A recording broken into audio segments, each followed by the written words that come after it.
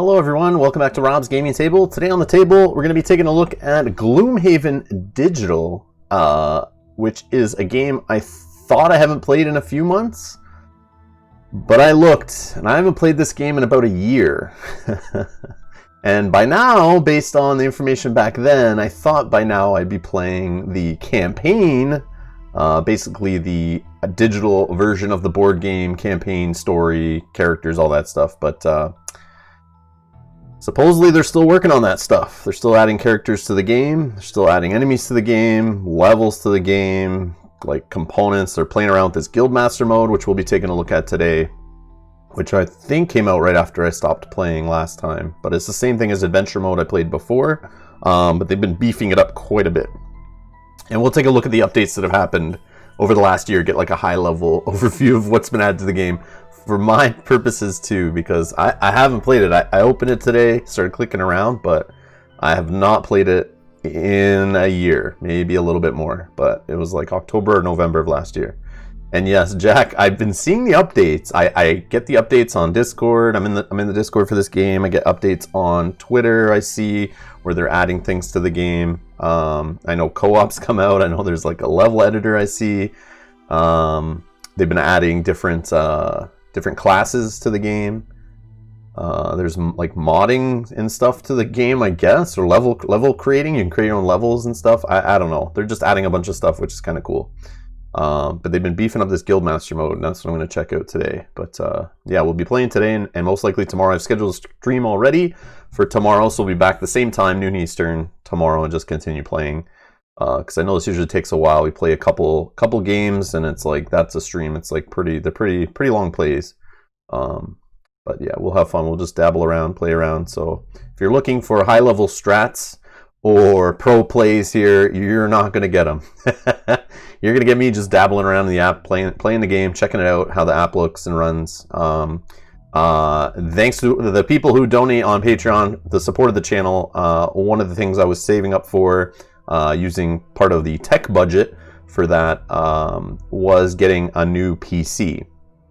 I originally was streaming off a laptop, two different laptops. I used two gaming laptops I was streaming off of. Then I found an old desktop that I was using for something else. I bought a graphics card a while back, threw that in there, and I was able to stream and play off that, and could run a stream okay, but it was kind of struggling, and they all weren't the best for gaming and streaming at the same time. So I built my own PC, put together a bunch of parts. Thanks again in part to support from Patreon. If you're interested in supporting the channel at all, it goes right back into the channel. Links down below.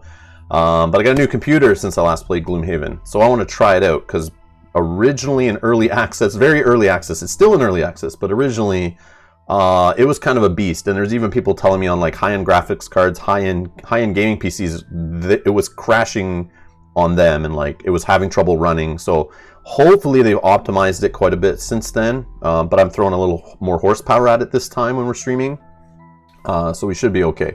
It can run on lower end hardware, you just have to like lower all the settings, but yeah, this time we're playing with everything cranked, so we'll see how it works.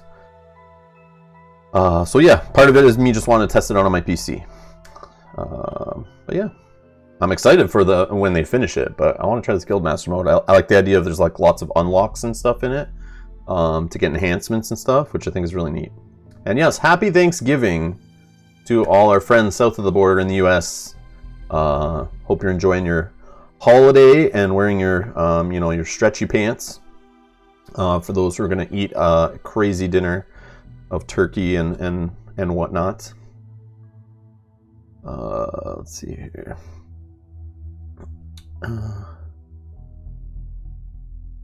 Jack in the chat. Hey Jack, they have supposedly they have a mod to add Jaws of the Lion characters.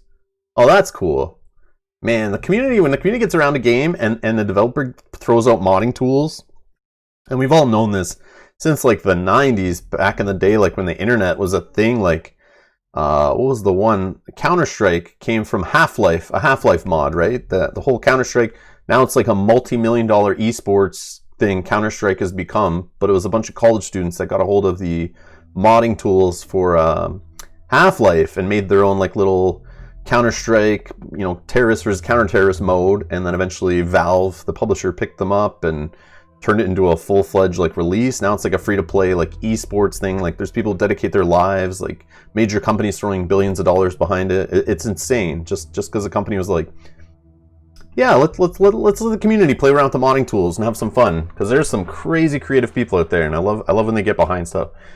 Similar thing in the board game space though. Gloomhaven has Isaac, the designer of Gloomhaven, made available all the fonts and all the templates and stuff to make Gloomhaven content. So that's another reason why he likes the whole, instead of the book like Jaws of the Lion, the whole tiles and tokens and everything being all separate, so people can customize and build their own levels and all that kind of stuff. And they make their own cards, their own campaigns, their own stories and all that. And I love when the community gets around something like that. It's crazy. I never usually play with any of that stuff, but I just love that that exists. So people who want to dive deeper than the budget behind the project will allow, there's people who will gladly spend their free hobby time working on expanding content of something. And I think that's like great. That keeps things alive, keeps things going. That some people love. And Brian's never seen Digital Gloomhaven. Yeah, it's been around for like a year and a half-ish, I think, or a year and 3 or 4 months or something like that. And they brought out an early access.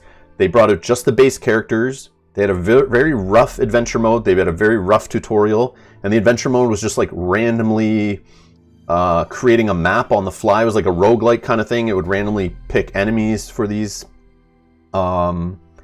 dungeons, and on the way you stopped in towns and you could buy items and all this stuff. Well, Guildmaster mode is that, but they've beefed it up and added to it. But while it's in early access, they're slowly adding things to the game, like the hidden classes, the different enemies and stuff. So there's only a few enemies at the start, but every update, every month or couple months, they would add a couple more classes, a couple more enemies, some different terrain, beef up the graphics, all that kind of stuff. They just constantly are updating. We'll take a look at some of that in a second here. Let's see. Yogi Bear says dual 3090s. No. I have a budget. And also, I'm not paying crazy like scalper prices for 3090s, but no, I just went with a 2060 Super, so it's like nothing crazy high end.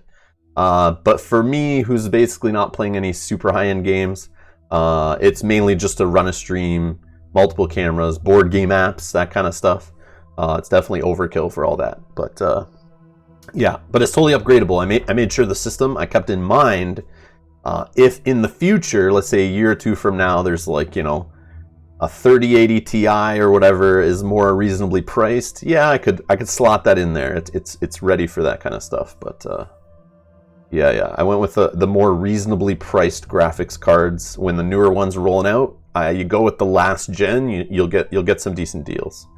So I try to do it the value shop kind of in mind.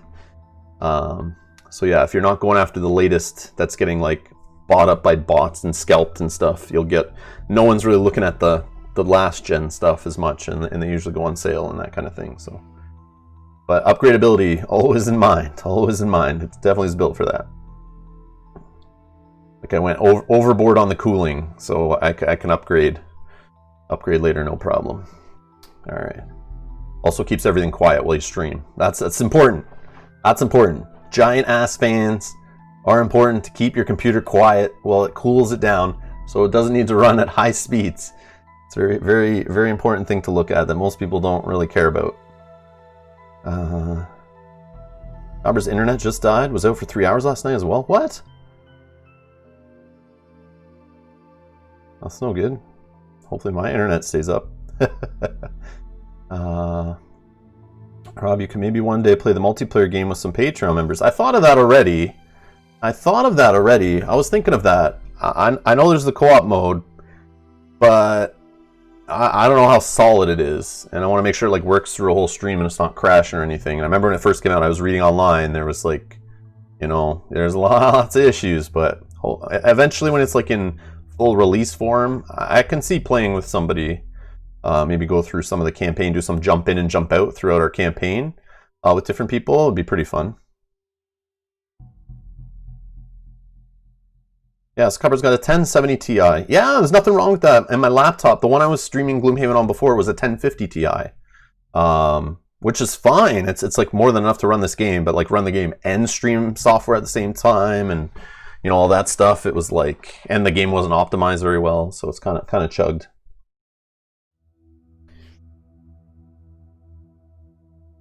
Those people have never had a PC/laptop melt before. No, but most gaming laptops nowadays and gaming PCs or pre-built PCs you get, they're loud. They just put in the minimum size fans, minimum size cooling, whatever's the cheapest cooling that will keep the thing running. And as soon as you start playing a game on it, it starts getting super loud, and smaller fans are louder. The ball bearings, if they're not using like really high quality ball bearings, they get loud. And this sounds like a jet engine. Anyone who owns an original PS4 knows exactly that. And over time, it just gets worse as the cooling isn't on par, isn't running as efficient, and it has to work overtime. So I'm sitting literally right beside the computer, and it has, I don't know, total with like, it's like got the water cooling in it, but it has fans on the radiator and everything, fans pulling air into the case. It has like 6 or 7 fans or 5 or 6 fans or something like that. But even running like a high-end game for hours, the thing's it just hums. There's no noise, so I don't have to worry about streaming and it's like super loud, just fans blowing my face off like my laptop would do. My laptop gets really loud when I'm playing some games on it. So cooling was a thing. So obviously a desktop can cool better. It's bigger, lots more airflow. The parts are further apart. It's not trying to, you know, push heat out of a tiny space. It's got lots of room to work and create airflow, which is nice. All right. Okay, so let's get into the game here, I guess. Or actually, let's see what they updated. Let's see what they updated. I opened it, I just didn't look through it yet. Okay, let's see. I think you guys can see this. Let me double check. Yeah. Okay, so I was playing around November of last year. I remember they added the Mine Thief, I think was the last thing when I was playing. I know they were patching it. They had a forest update, so they added some forest stuff to it. I think I launched the game to check that out. I'm pretty sure, but maybe I just watched some videos to see what was new. But I did remember seeing that in action. It was like, oh, that looked pretty. Another patch. Greetings, mercenaries. So a new update. I'm just looking at the images. We won't go into everything here, but just a high-level overview. See how much they've done to the game. So they're unlocking skins for the characters now. So I guess you could play like, I don't know, Craig Hart and put different skins on the Craig Hart. Is that what's happening? Oh, is that what they're doing? Oh, because you could submit your skins. Oh, so they get the fans. Not only are the fans beta testing the game for them and fixing or finding all the bugs and whatnot for free. Oh, paying to do that. They now want you to. They're getting fans to submit skins they're creating. So they're like, we can't. The guys are too busy working on other stuff. We need someone else to help create this stuff. Let's just ask the community to do it for us. Witness the power of the elements. Oh.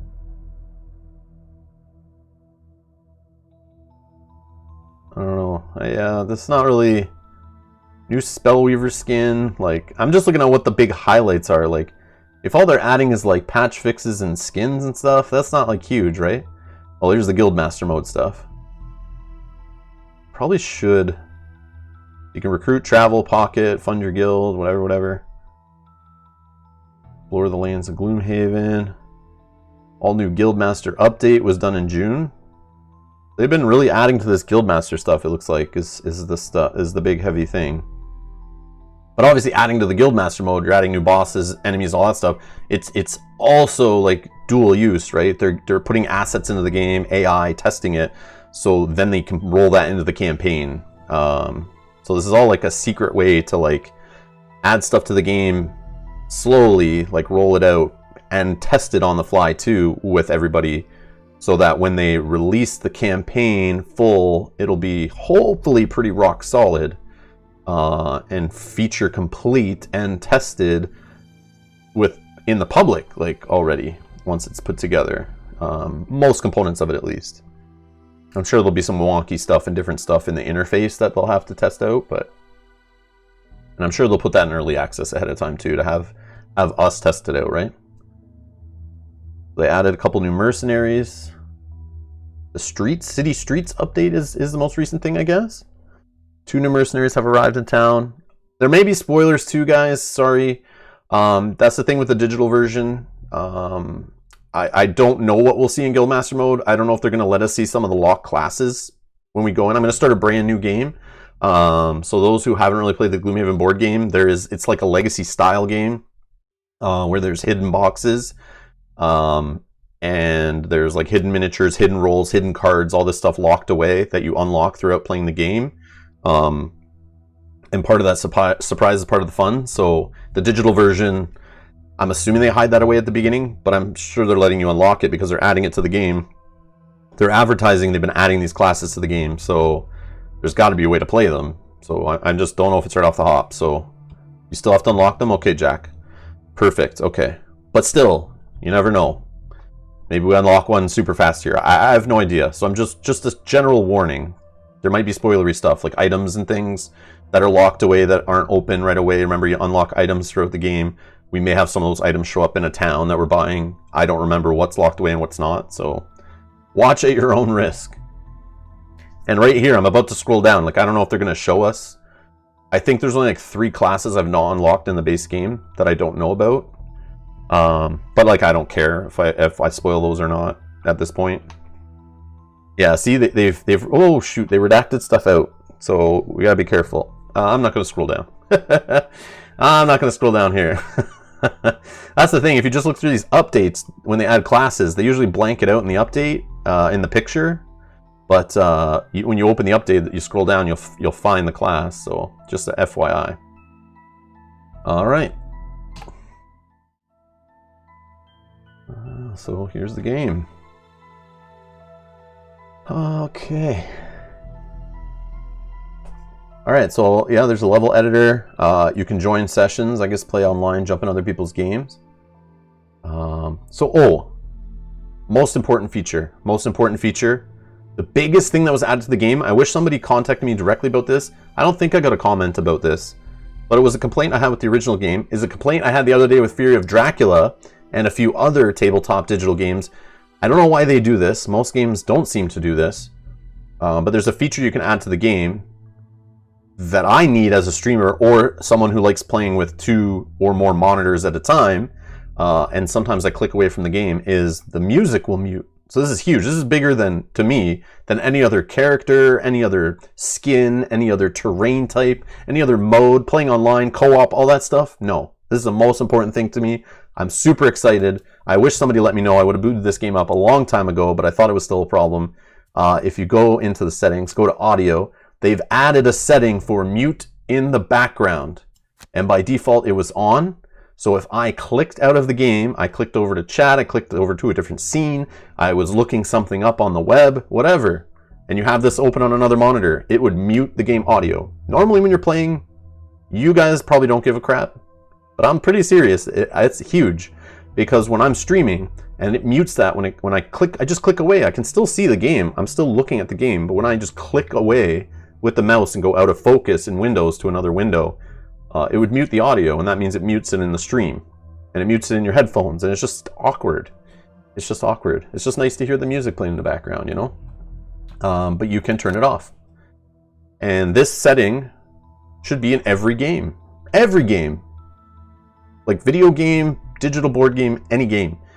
You should be able to turn this off and on as a setting. There's proof that it is a developer setting. It's nothing to do with Windows, nothing to do with your audio card graphics, nothing like that. I think it's great. But yeah. So I'm kind of joking. It's not that huge, but I am super excited that it's there. I want to point that out. So if any other board game developer, app developers are watching, because I know some of you watch this channel, because I get your emails later that are like, yeah, I was watching you play this digital game. Check out my digital game. This setting better be in your damn game. And put it in. It needs to be in there. It's an awesome setting. It needs to be in there for anyone who plays on more than one monitor at a time, I think. Especially a game like Gloomhaven, where you might want to look some stuff up online. You might want to be looking up class builds or something. You might want to be reading, you know, that kind of stuff. Or not maybe right now in Guildmaster mode, but, well, I guess you would be picking cards and stuff, right? You might want to build a certain class a certain way. follow somebody else's guide. So, do they have, we're not going to play through it here. Do they not have, oh, Guildmaster mode right here. Oh, okay, cool.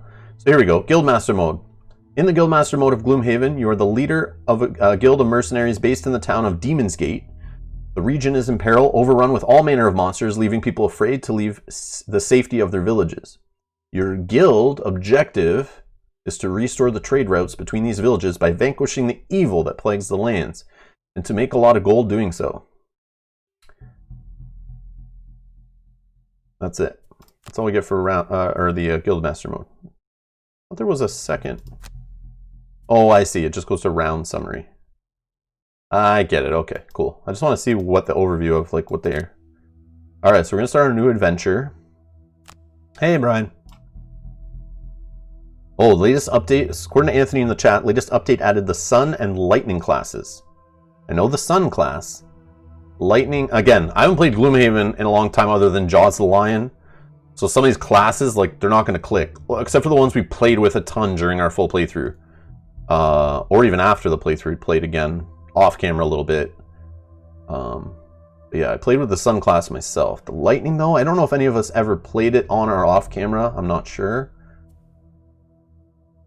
Okay, so we're going to go normal difficulty, I guess. I don't know if I should, but I'm going to. Guild name. Guild name. Anyone got a guild name we can use? Anyone in the chat have a guild name you recommend? I didn't realize we're gonna. I never figured this out. I'm not too stressed about what it is. Like it's you know, we'll just dabble with it, whatever. Rob play insane mode. Jack, again, I'm not a Gloomhaven pro. I haven't played Gloomhaven in a while, other than Jaws the Lion. Rob's Gaming Guild. George A with the name. I like it. Rob's Raiders, says Janet. Insane Line Posse. Yes, Brian. That one is awesome. Insane Line Posse. I like it. But Rob's Gaming Guild seems like something I would come up with, George. I like that one. Yeah. I don't know if Insane Line Posse. That would have been wicked for Jaws the Lion, though. Would have been wicked for Jaws the Lion. That would have been a great name. 2 more classes to be added by end of the year. Rumor is too many. I know that one. And Eclipse. Rob's Cult of the Mute. Order of the Four Legs. Hey, Paul. How's it going? Let's see here. We're going to go with... we'll just go with Rob's Gaming Guild. I'll just go with that. But man, Insane Clown or Insane Lion Posse is awesome.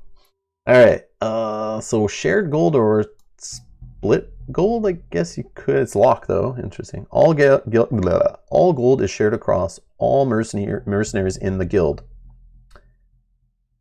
Okay. I assume it's because we're playing by ourselves. Maybe it doesn't matter. Oh, here we go. Tutorial. You can do a full tutorial, a story intro, or quick start. Tutorial. Get to know the basic mechanics of Gloomhaven. I'm sure I won't remember them all, but we're just going to skip that. Introduction. Experience the initial story and puzzle quests. Or skip the tutorial introduction. Initial story and puzzle quest. Should we do the story intro probably?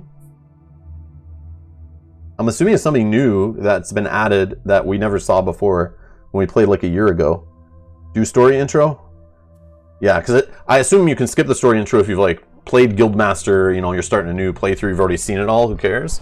But I say we do it because I've not played with this Guildmaster mode, so. Muffin's Revenge. Rob's Game Dungeon. Ah, nice. That's awesome. Yeah, we'll do the story intro. Hopefully it's entertaining. Loading. Alright, trainer. Look at this guy. That's some cool art. Great work getting through the basic training missions. Allow me to introduce you to the 3rd member of the guild. He ain't much of a fighter though. The Merchant. Look at this guy. Hey, not all of us particularly care to be experts at stabbing people. Oh, please excuse me. Greetings, Guildmaster. I'm the humble merchant of your fledgling guild. I deal with the important aspects of running a guild. In other words, money, which might, I add, is sorely lacking at the moment. What you can see right now is the world map. You've probably noticed it looks a bit barren at the moment, and well, I've got some good news and some bad news for you. The bad news is that the realm has been overrun with all manner of unpleasant monsters. Rogue bandits, wandering undead, dark cultists, you name it. The good news is that you're going to help us restore the routes back to the other settlements out there, hidden in the fog. The trainer says, before we can do anything about that, however, you'll need to get some mercenaries on the guild roster. Let's start with actually recruiting the poor old brute who's got himself into a spot of bother again. Sorry, I am brute. Recruit the brute to the guild. Okay. I am brute. Yet again, the brute finds himself in a precarious situation. Guide him out safely, and he'll surely join the guild. So enemies are living bones. And, oh, okay, you unlock. I get it. Okay, that's cool. All right, so I click here. I'm traveling to there. Unless I could do something else in Demon's Gate first. Nope.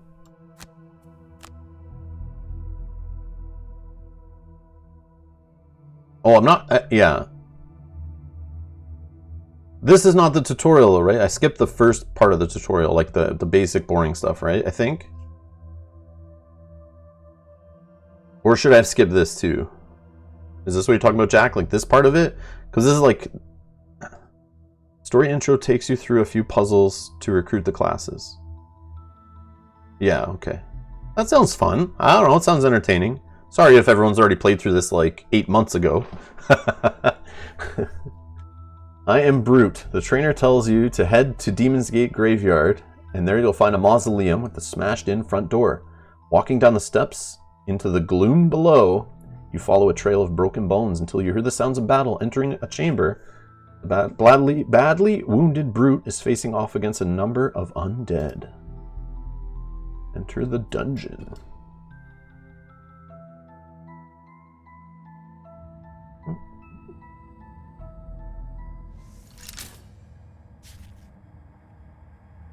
Trainer says, let's begin looking more closely at each individual character can do. In the scenario, Brute. That's the other thing. If they have... one thing I want to try in this mode is the Mind Thief, who I never played before. I don't know how he works. And or the Tinkerer. I don't think I've ever seen either of those in play in our physical game ever. And I don't think I played with them in the digital at all either, so... yeah, no other player I played with wanted to play them. I didn't care to play them. But in the digital space, I want to try them. So if they have a way that teaches you, like the Mind Thief and or the Tinkerer, I'm all about it. Let's begin looking more closely at each individual character can do. In this scenario, Brute has 2 level 1 Living Bone elites to deal with, which means their stats will be greater than their level 0 counterparts. Monster stats are combined with a base ability card drawn for the monster class. Oh, okay. Oh, so it's going to teach us about monster fighting too. Note how they both have innate shield 1 effect. Okay, so that's what this little shield icon is. Each point of shield prevents 1 damage from incoming attacks. However, an amount of shield can be ignored if the target with an attack with Pierce. I have it on good authority that these living bones are going to attack more than once this turn.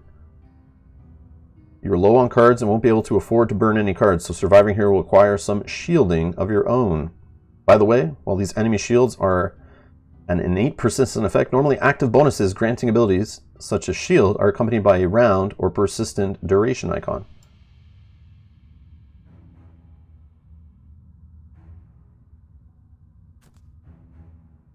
Your objectives are kill a living bones using an attack with Pierce, apply some shield of your own, use your minor healing potion. That should help you survive this round. Okay. Oh, they only give you so many cards to pick from? I don't know, is it me or the game does look better? I feel like they've like...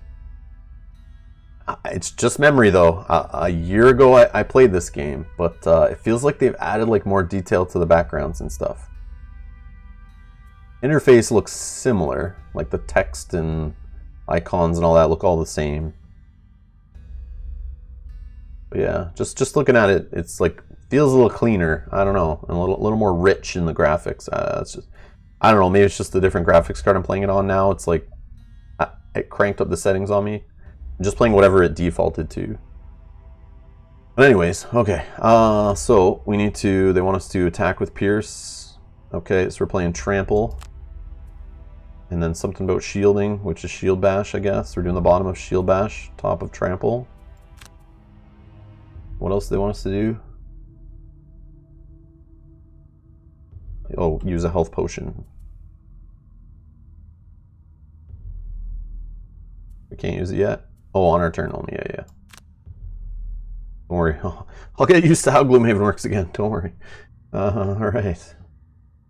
So Living Bones are going to move 4, attack 2, target 1 enemy with all attacks. Oh, that's fun.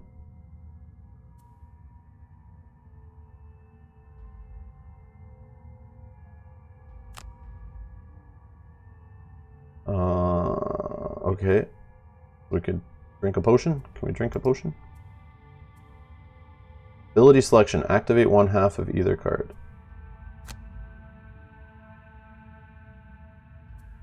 Drink our potion, because I will forget. I like the way it's highlighting everything. Okay, let's see. We want to... We're already adjacent, right? Yeah, we're adjacent, so let's just attack this guy with the Pierce, because he only has 3 health left, right?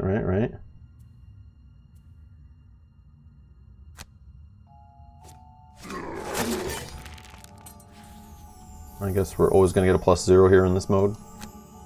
And we'll shield oneself.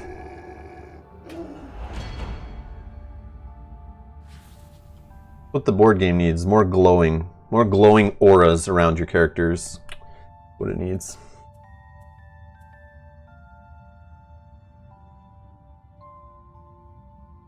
Oh yeah, thanks Jack. I forgot all about initiative. Oh boy. But I couldn't fail because they're going at 74. I think on purpose they did that so that I didn't have to worry about it. Woo! Yeah, I forgot about the initiative thing. Gotta make sure I figure out how to do that. Deal damage phase. Choose to take damage, burn 1 available card, or lose 2 discarded cards. I mean, I don't want to burn anything. But yeah, I'll just take it.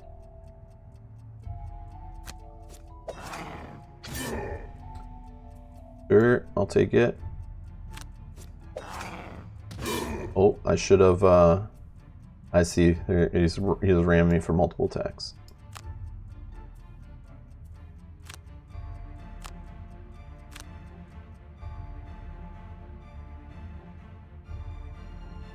Use one of the mercenaries' available cards to burn. Yeah.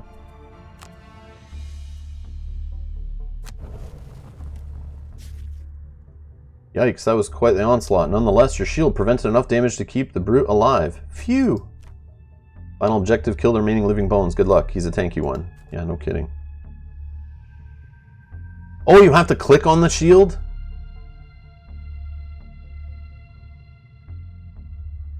Why doesn't it auto just apply shield? Like I have to choose that? I didn't realize that was a thing. Oh man. I wondered like it was there. Like maybe I should have went through the tutorial for this mode. Now I'm realizing like they've changed like weird stuff. There's an item. Interesting. So you choose.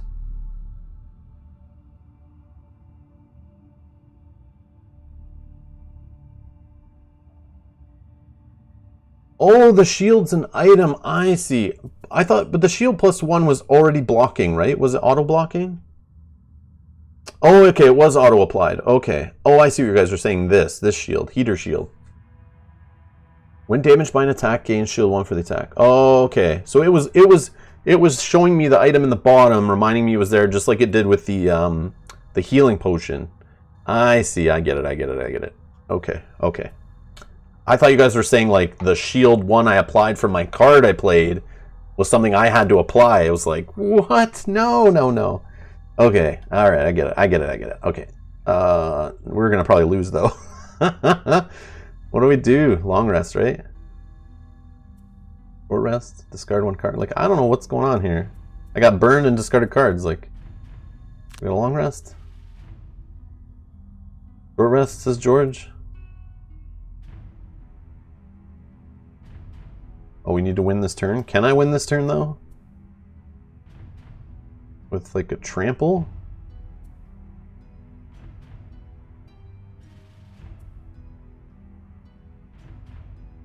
Oh, kill the remaining living bones this turn. I see. Okay.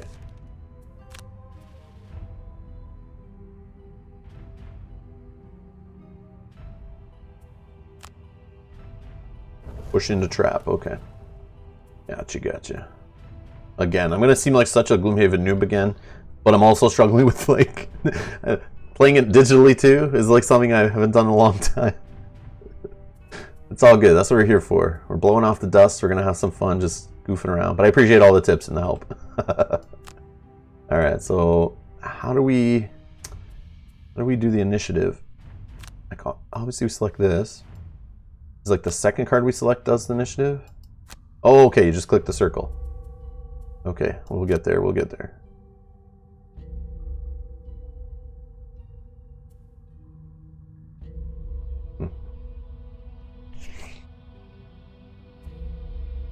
45, move 4, attack 2, target 3, yeah, whatever.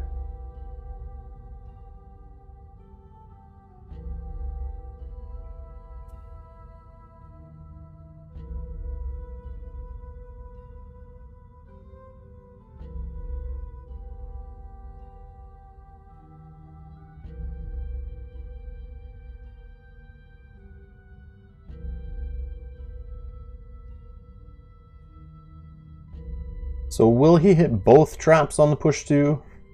I forget how it works. Does he stop on the first trap? Or can he get hit by both? I forget how it works in the game, but we'll find out, I guess.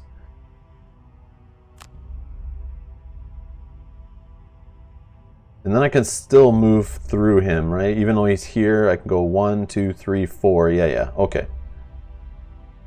Yeah, so let's do this guy.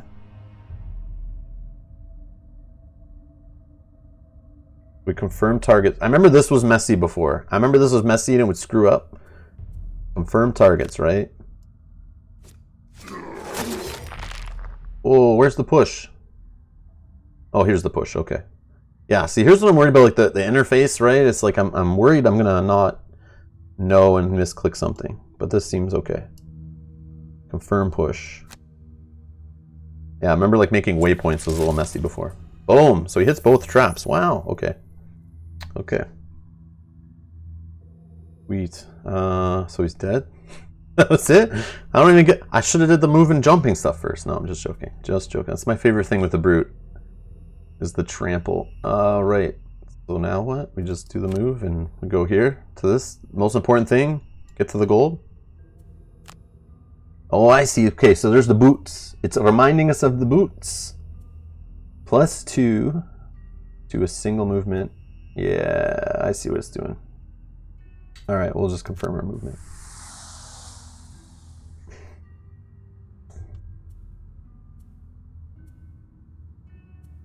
Hit the rest. And Brute's turn. Victory! Save the Brute yet again. I hear he decided that adventuring alone is not working out for him, so he's agreed to be the first mercenary in your guild. Yay! Let's get out of this dusty crypt and see who else we can recruit. Exit the dungeon.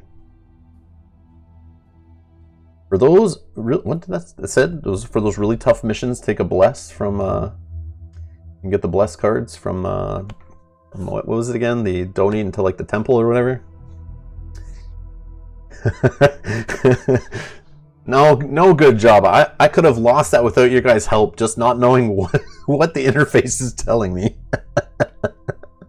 Imagine I just started burning all my cards and had no cards to play with. I'm sure it would stop you, right? Or can you fail that? Oh my god. Alright. Claim rewards. Trainer, the brute can sure soak up some damage well, but he's not the most mobile. Unless he's got his boots on. Merchant says, having ample funds is going to be the utmost importance in getting this guild off the ground. Do you know anyone good at gold acquisition? Scoundrel, right? Yeah, there's the symbol. I know just the woman. She's also a dab hand at poking holes in those who get in her way. She is in the process of liberating some gold right now. Shall we lend her a hand? Recruit the scoundrel. If you fail, you restart. So George, you failed before? Also, George, you play Gloomhaven now? That's the thing? I know you avoided it before. I know it wasn't your thing. So you now it's in digital, you're playing it? Is that what's happened? What got you into Gloomhaven? That's awesome. I thought it was a game you're never really going to play. Oh, you play Gloomhaven Digital. Okay. Okay. Good to know. Good to know. Glad you've crossed over. Welcome to the dark side. All right.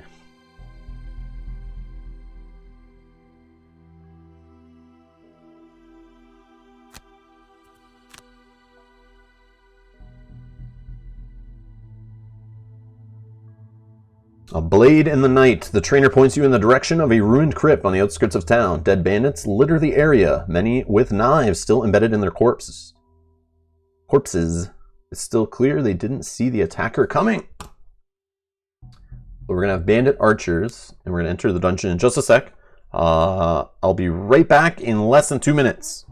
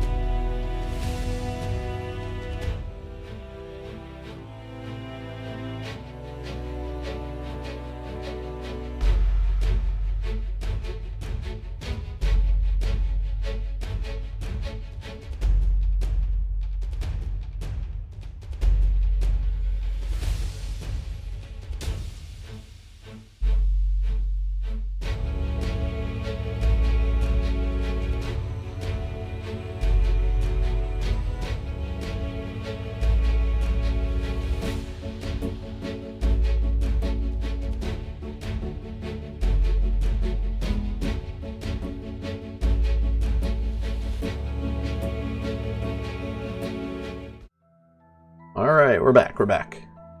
No worries, Anthony. Thank you so much for stopping by.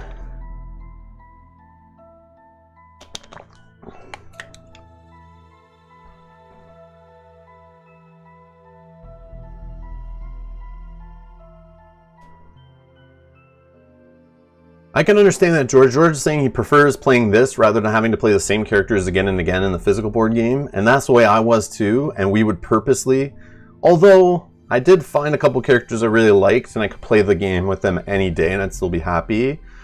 But there were certain characters or people were getting kind of bored. So what we would do is purposely find out scenarios that we could go to. And we would do it off camera too, between episodes. And sometimes I would go back to a specific location we're playing just to like level up a character and unlock a different class or whatever, just to like retire someone faster. We would replay something just to get the extra experience or whatever. But for someone who doesn't want to replay the same missions over and over again, replay the same characters, yeah, this can help spice that up a little bit versus the way the board game's laid out. Enter the dungeon. Be careful when equipping... Oh man, I can't even read this so fast. Damn, game, load slower. Alright, trainer, meet the scoundrel. She's incredibly nimble and mobile, not to mention able to combo off huge amounts of melee damage when things line up just right. Let's help her out of this sticky situation. Firstly, you need to kill 3 archers this round before they attack. You'll certainly need something that can hit more than one target at a time. I'm thinking...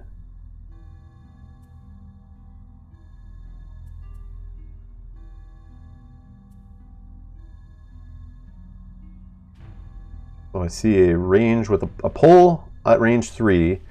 I'm going to be able to pull this guy onto this trap, right? And then the throwing knives, which I know this card.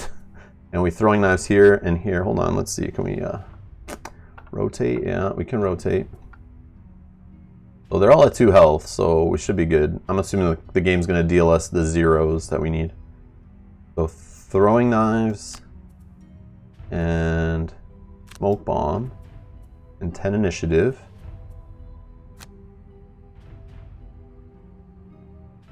The game definitely is working more smoothly than it originally was a year ago when I played it, but it's still in early access. There still could be bugs, but before, like, the app did not look this pretty. It did not run this smooth. It did not load this fast, and it was like, it was a CPU hog. But right now, like, obviously I'm playing on a different processor now than I did before, but I bet if I played on my laptop, like right now, with streaming software running, everything running, and this game, 15% of my CPU is in use. That's it. Like nothing. On my laptop, actually, yeah, this is 12 core processor. My laptop was, what was it? 10 cores? No, I forget. 2 less cores than this. I think it was a 10 core. It was like an 8th generation Intel, but it was like the H that has the extra 2 cores. But anyways, it was maxing that out like 100 CPU like before. The game was going, and then the longer I played it, the choppier the game got. So we'll see. After we're a couple hours in, it would start dropping frames before, would start freezing my computer up. But it looks like they've got it under control already just based on what I'm seeing so far. But I'm keeping an eye on it, man. But like a year ago, this is definitely didn't run this and look this nice and run this well. So I'm liking what I see. And there were people with better gaming computers that told me this. They had the same issues on their computers too. Okay, so we're ending selection. But yeah, it's all the stuff with Gloomhaven's here. But I like this randomly generated mode, which I can't wait to get into. Where we get quests, like you get missions you can pick, and you go to towns and you can buy items and you can unlock enhancements and get new cards and like, you know, just level up in the game. Like it's neat. It turns into like an RPG, like a video game kind of like,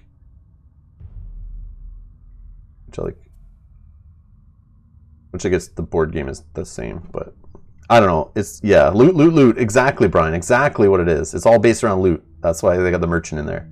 Okay, so we are, or the bandit archers are moving to attacking 1, range 5 with immobilize.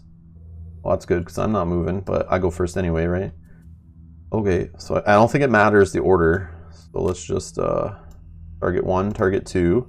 Like, look at this glowing. I love the glowing ores that lighting up my, and I love it. I love it. Can we get a different angle? How do we zoom out again? Just scroll. Yeah, we got the scroll. There you go. We're floating in the abyss. You can get like right in there. Actually, can we? They're like options. So we're playing 1080 full screen. Where is this graphics? So we're playing on Fantastic, which is that the highest? Yeah, that's the highest. This is what it defaulted for me. Fantastic, pixel lighting count 4. I don't know. There's no options. I guess you can just change that. Texture quality full. Oh, you can cut down on the texture quality if you know you need to, but this is like the highest textures.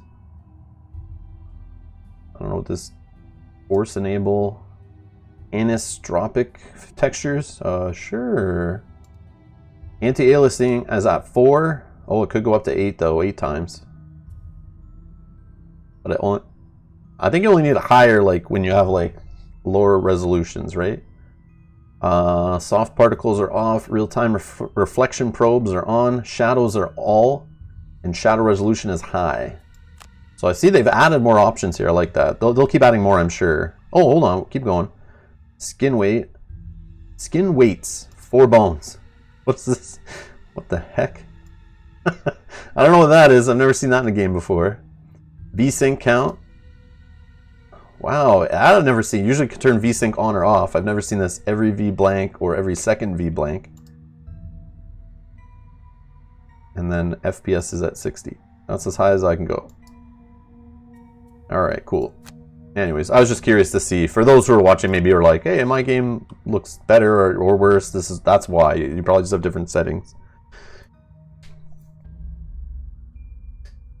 Tara says, I would still miss playing with my group, so I don't think that would happen, but who knows? Oh, I see. You can play with people online, though. There's a co-op mode. You just have to get everyone to own the game. But you could get in a Discord and play, get like a voice chat on Discord channel going or whatever, and then you can, or any other, you could Skype or whatever you use to voice chat with people, Zoom call, whatever. I don't know, whatever people use now. And then, yeah, you can play remotely. So supposedly there's co-op where you can play with other people now. I just don't know how well it works or what, you know. I'm sure we'll see. It'll show us. I'm sure once we get through the tutorial, we'll see the options and stuff. But yeah. Confirm my targets. Did I do this already?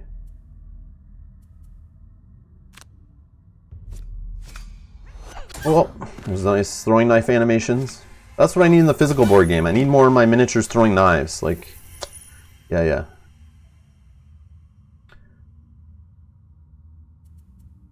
Let's pull this guy. Range 3. And we're going to pull him here. And then when you click the button, you have to say, get over here! And then the cat falls on the trap. And he's dead. I mean, I like the animations. This is nice. I remember every time I go to pull or push or anything, or like run or dash or whatever, I remember it would like freeze. The game would freeze for a second while it like churned up to do those actions. So that's not happening now, and I like it. I noticed this.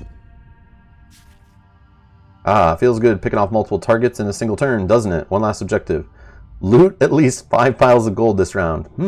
A tip for you. Sometimes the top half of a card allows you to move too. Loot abilities pick up all the gold within the radius specified by the value, so you work out where you need to stand and get lootin'. I'm not sure how loot works in this game. I've never really tried to get all treasure and gold and stuff off the ground, so I have no idea. Alright, so we have to short rest, right?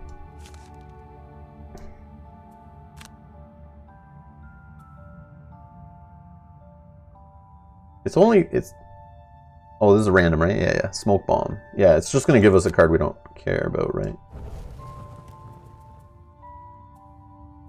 Well, loot 2. Hold on. We just need to be here? Yeah, loot 2. Yeah, we just need to be here. Alright. Well, this card. I mean, to move on the top. Must be this one.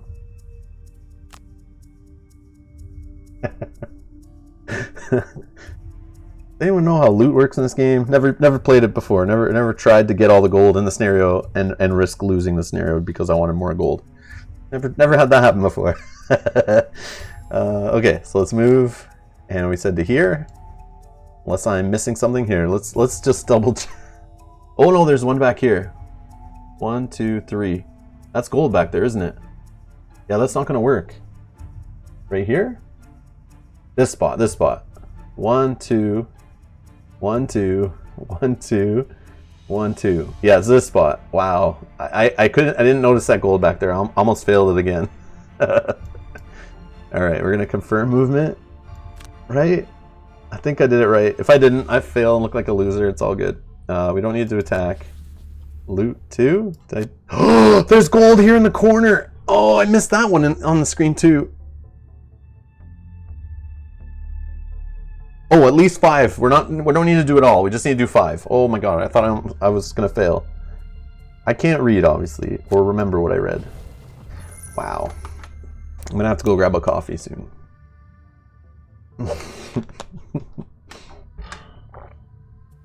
End the scoundrel's turn.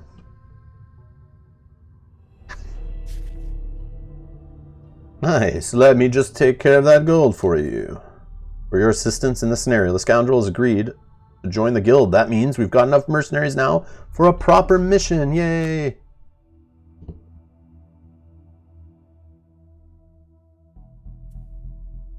Claim rewards. First thing we should do as a guild is re-establish a trade route with Gibbet Hill to the west. We've been having a small problem with bandits in the woodland en route, but with the brute and the scoundrel to assist, that's nothing that shouldn't cause you any trouble. It'll give you some much needed experience on the job and allow you to get some new items in stock once the way is clear. Go knock some bandit heads together. It's a travel mission. Toss a coin to your hangman. These guys are funny. Unlock the Gibbet Hill trade route. Toss a coin to your hangman. Alright. Oh, Mel's here in the chat. Alright, hey Mel. You need Mel. Do you want me to bring you a coffee? Oh, wow. Man, this is awesome service. So if anyone didn't know, I installed a bot in the chat that just will bring me coffee when I mention it verbally. It's this new thing. Not a lot of people know about it. Something only I have, I guess. So yeah, it's called Mel at Rob's Gaming Table Bot. So yeah, sure, Mel, if you on lunch break and you have time. Thank you.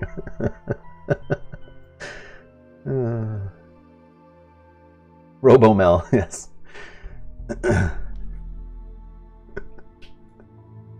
Hello, Robo-Mel.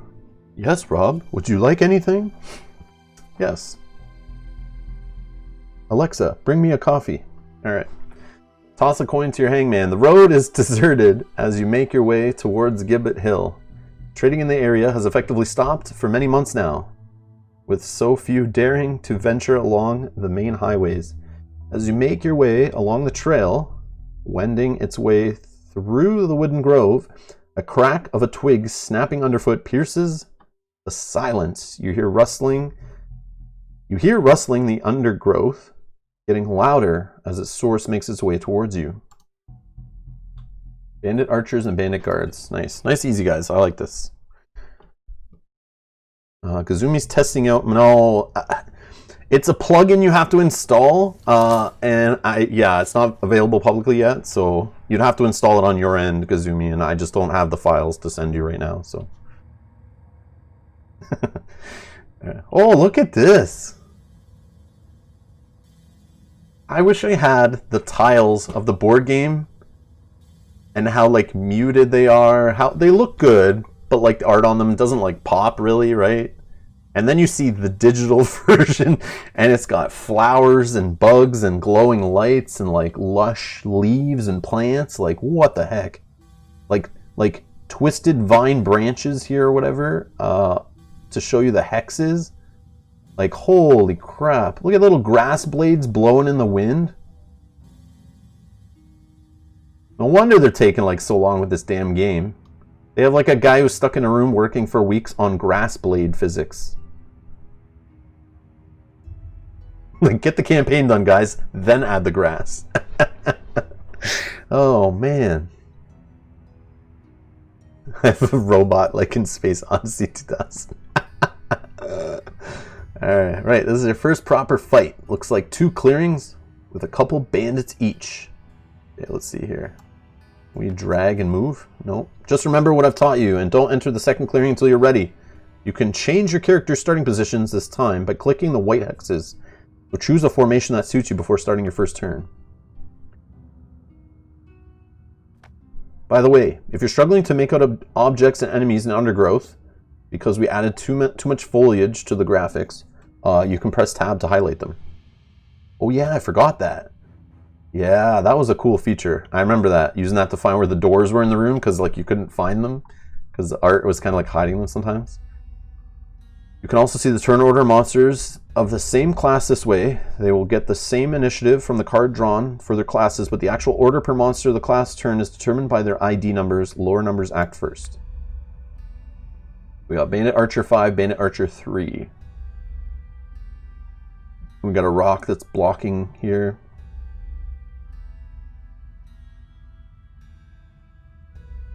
Start turn. For each hero, select 2 ability cards or choose rest. So we're on the Brute.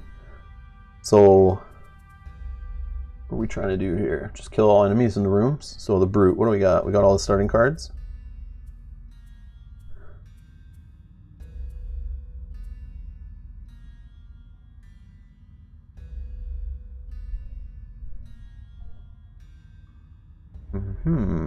So the Scoundrel and the Brute, that was who I was using, I think, when I was playing this adventure mode before. They're like an awesome pair.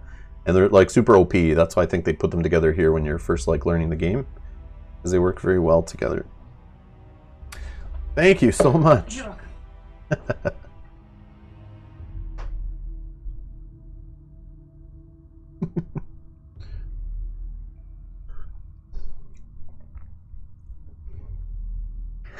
And that bot makes okay coffee. Alright. One dev spent a year on grass. George A says, I'm not sure the grass graphics guys would be best experts to code in the full campaign. Well, I just mean they could be doing something for the campaign, the grass guys.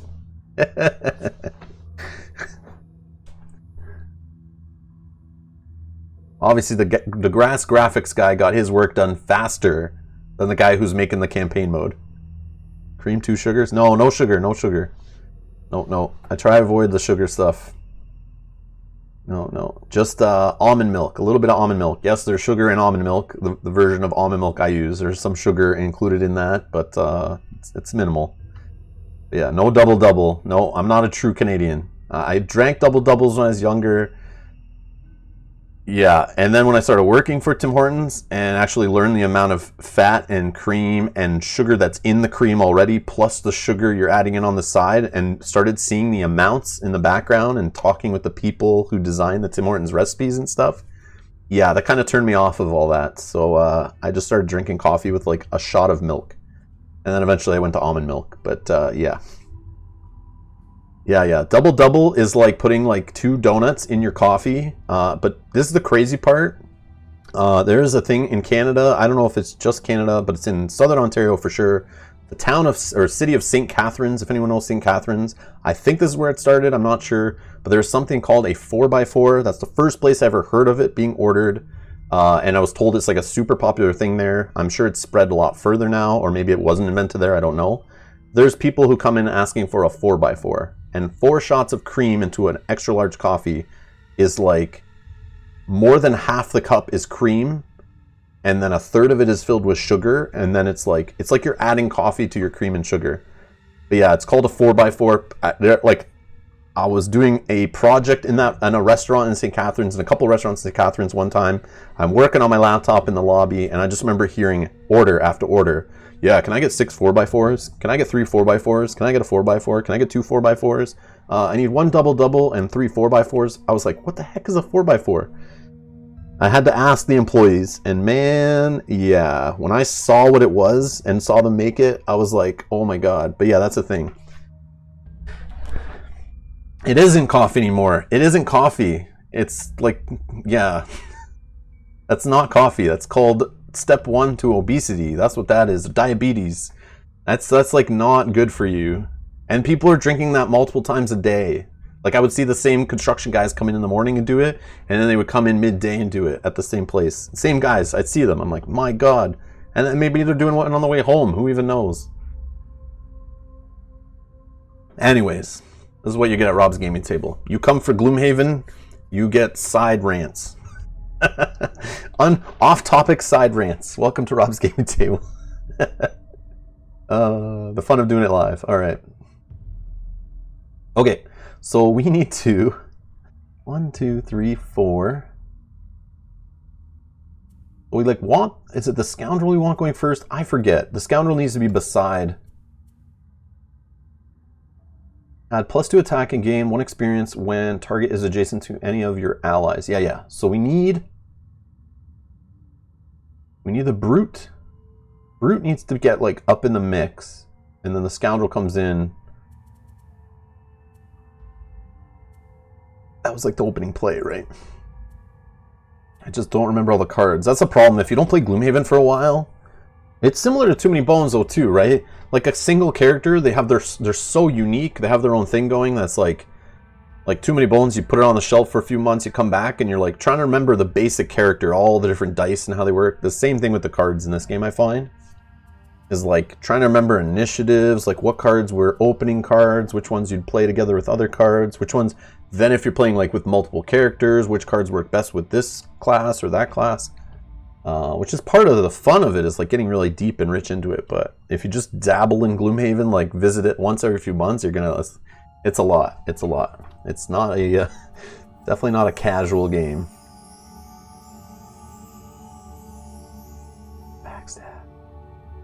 It Jam's here for the side rants. I know a lot of you guys are here. You guys like the side rants, and it's all fun, and that's why I'm down with it too. But I'm just joking. I don't care either, right? Velko, you were talking about Turkish coffee before, I think.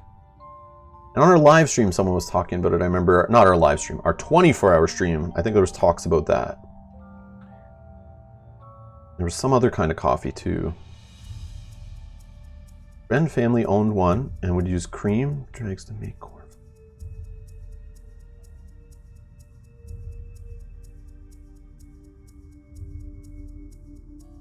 Or is it Canadian Club and you're just blowing on it to fool us? Yeah, yeah. A little bit of Crown Royal in a coffee mug. What?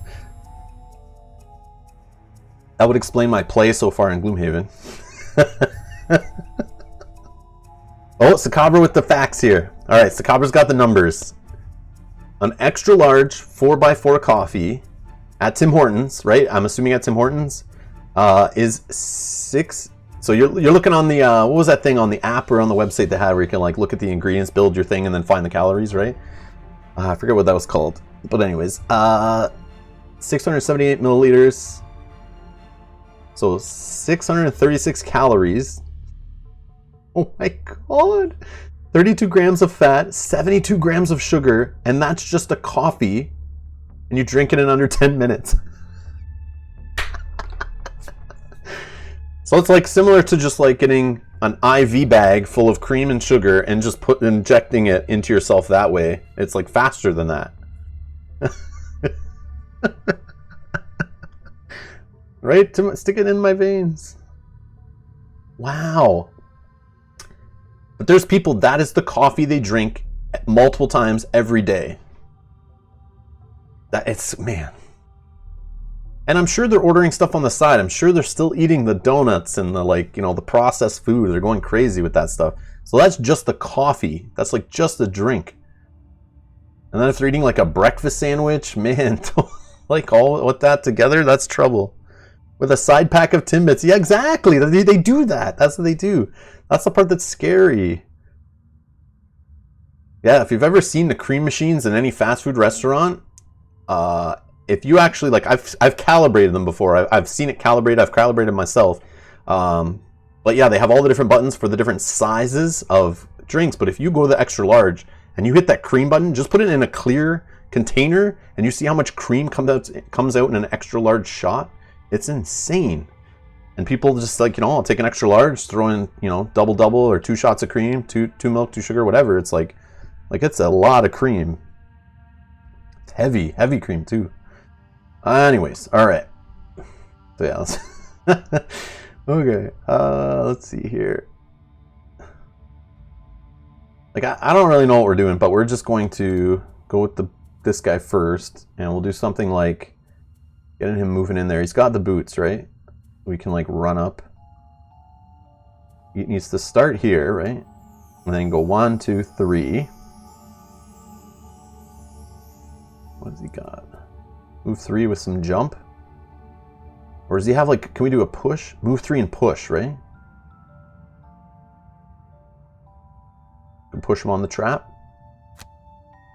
Feels good. Move 3, push 1. Sweeping blow. Okay, I like that. Do we have a range attack we can do?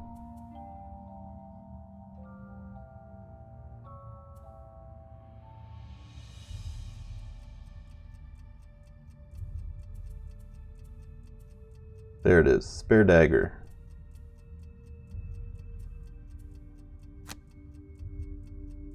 Yeah, I don't know. Let's do this. So 27. The only problem is a scoundrel goes like super early, right?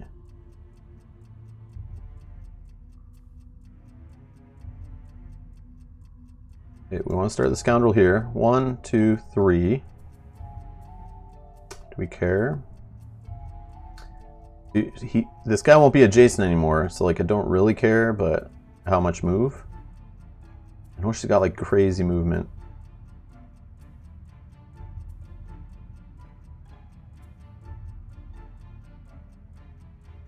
Velico says, I like side rants better than Q&As, to tell you the truth. Oh, I'll still rant in the Q&As. I try not to, because it's all driven by you guys, right? So VSM or VS Malenkov. Hopefully I said it right. Thank you so much for subscribing. I appreciate it.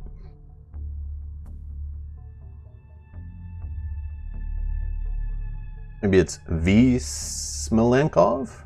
But thank you so much.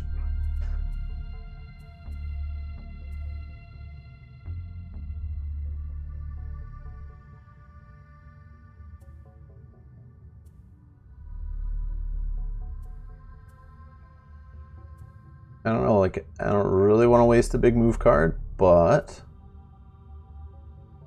can I move up and go 1, 2? Maybe she just goes first, hits this guy. Can she target 2 from here? 1.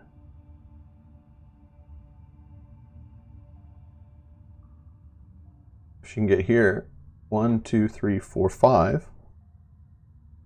Yeah. Let's just do the 5 move. Where was that one? And then we will just do a ranged throwing knives.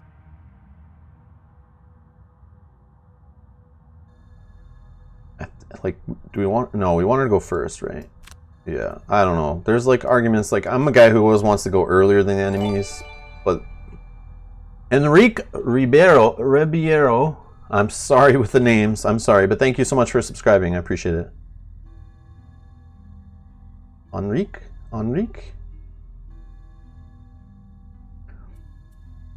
Alright. Here. So she'll go first. Yep. Okay.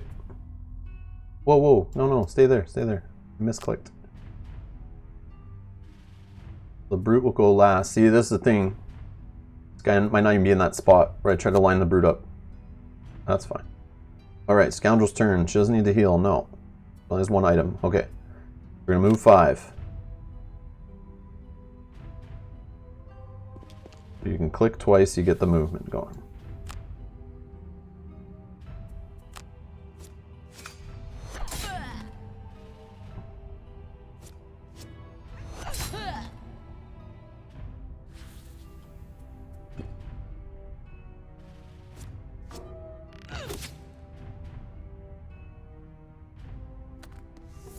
Oh, putting traps all over the place. Look at this. I didn't even read the card that they had there. Create a 3 damage trap in an adjacent empty hex closest to an enemy. Ooh. We'll just take the damage, that's fine. Oh, she's trapped. Only she had a way of disarming traps. Okay. Or actually, I'll be able to pop the trap with one of these guys, right? That's the plan.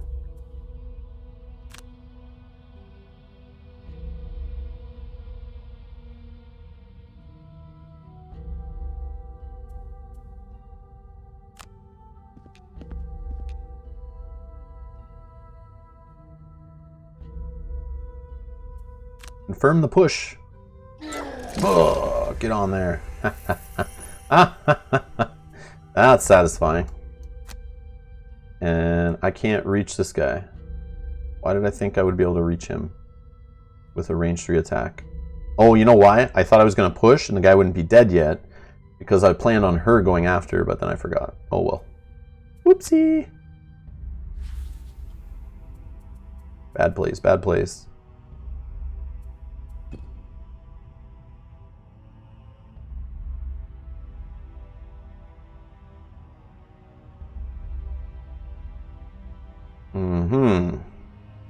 We need to get on these gold positions. 1, 2, 3, 4.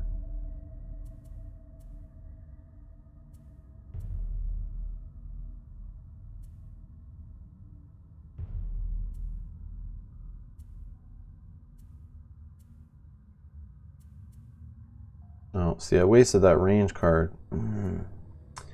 Maybe I can just pull. Here, let's check out the Scoundrel. Does she have a pull? Yes, she does. We can pull this guy onto the trap. He dies, right?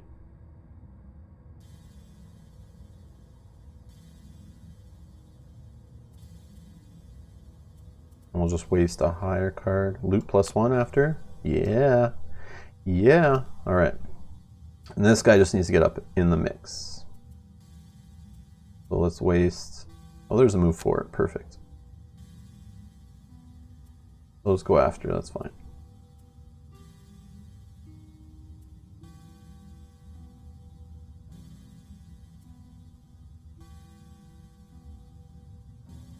Trying to think of burning a card that I won't need in the next room, maybe. Field Bash. I like it if I run into the room and there's a lot of guys, though. But I don't think they would do that to you in like the tutorial, but... Back 3 and Pierce.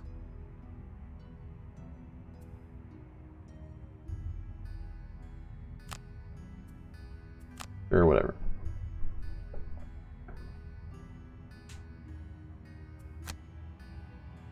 Scoundrel's turn. Get over here. Ah.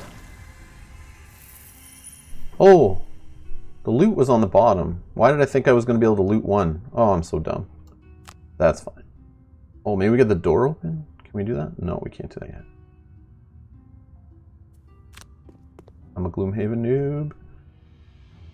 Alright, we just end our turn, skip the rest of the movement.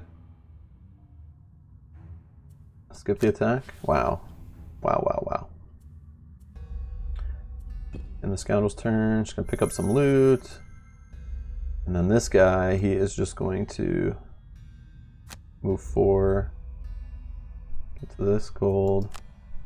I don't want to waste the boots yet.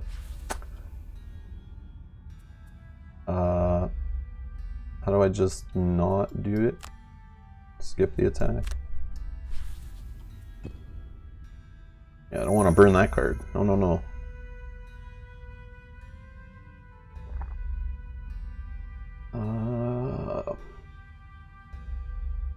Okay, we need to get this door open. Like, look at this door. This is cool. Like, little, oh man, look at the glowing lights, changing colors. And I'm down. All right. Here, let's rotate. Well, let's see what's on the other side of the door. Oh, we can't. What is it doing there? That's cool. Like trying to hide it from us. All right.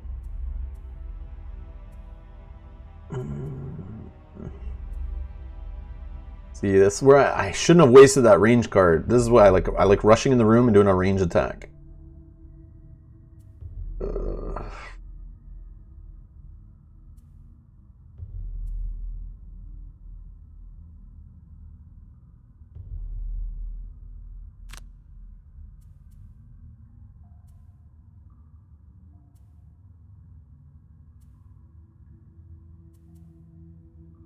No, maybe I just move in.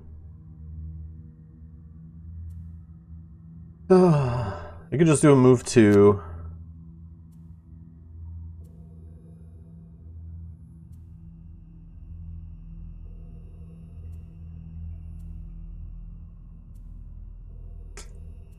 I don't know. There's gotta be a better way to do this. No, let's maybe we can jump on someone.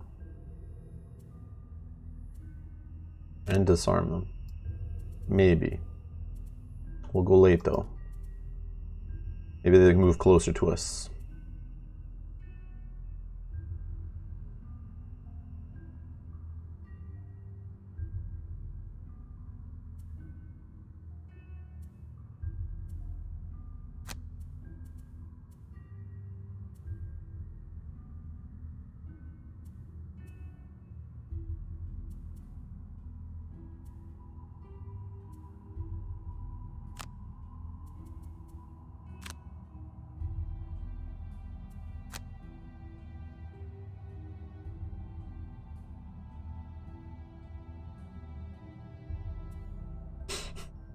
Yeah, Brian, don't feed your kids hockey cards. No, no, no.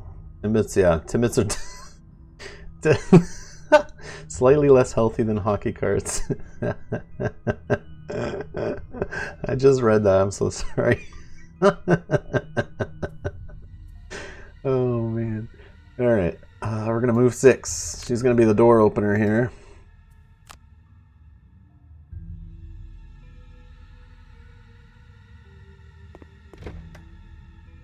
Got some more movement. Who do we got? Who do we got? What do we got here? Whoops, wrong way.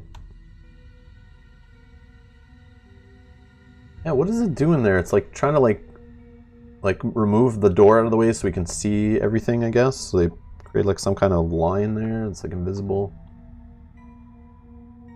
I guess it just goes with the border of the floor to kind of make the tiles the priority. That makes sense.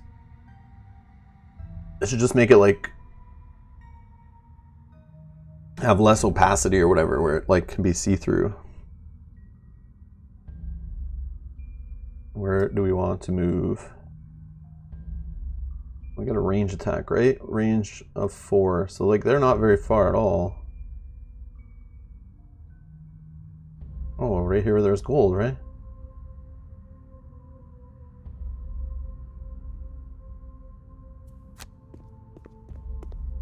Okay, skip the rest of the movement. Attack this guy. Ooh, 1 away. And we'll end our turn on the loot.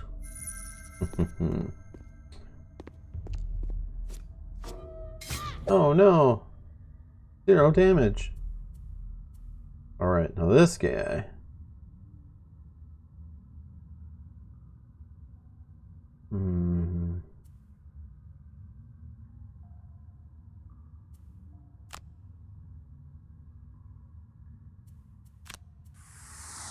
Hey, Michael. Michael says hello from Germany. Hello from Canada. And yes, Brian, you need to come to Ontario. In the summer, you said, right? Someday when I get home to Ontario, we have to set up a meet to talk shop. I ran a bunch of quick serves. Oh, he ran a bunch of quick serves along the way so we can swap horrors. Oh, man. Oh, wow. Yeah.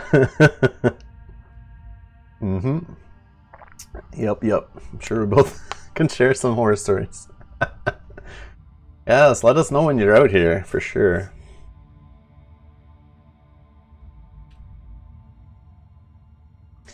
Let's see, attack with the disarm. Yeah, we're just gonna attack. I mean, it's better just to take out a guy, right?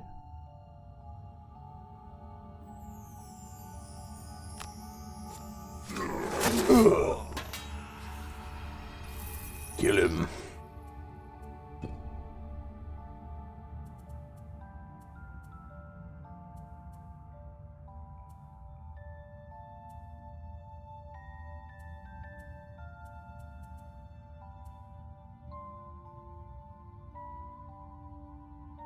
I created the air element, right? It's waning. Yes, okay. So we can add some more attack. We'll skewer this guy.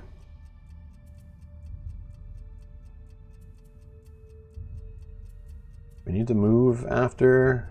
Oh, we gotta loot, right? We want more gold. Like, does the gold carry over from this mode to our to the regular mode? If so, I want to get gold. Surprise, surprise. Okay, so we'll just do a regular move after, right? I'll just grab some of this gold in the corner here.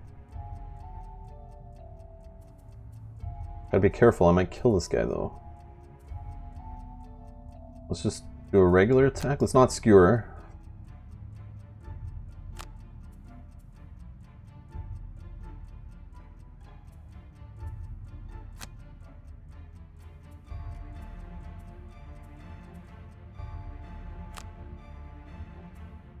I think I want it to go one more turn.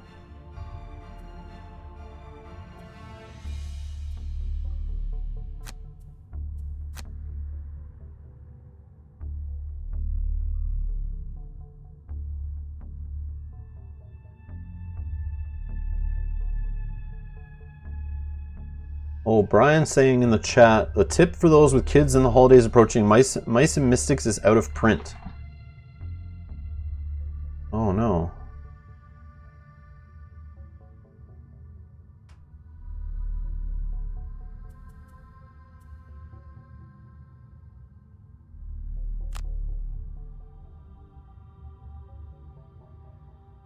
They're moving. Cornet 35, moving 1, attack 2, range 2. Okay, whatever.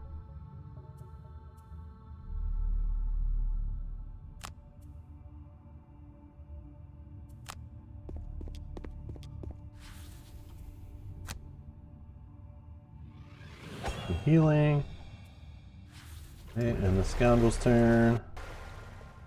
This guy is going to just... I mean, I don't really care. I'm just going to do a regular attack. Oh, we just click right there.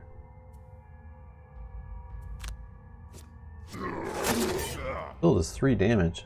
I did not expect that, or I would have done this top card. But we only need 2 move anyway.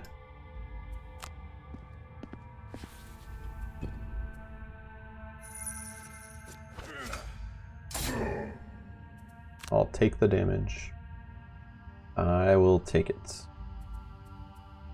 Guy just needs to do a move and a thingy, whatever. Short rest. Is the loot one okay? Can I even...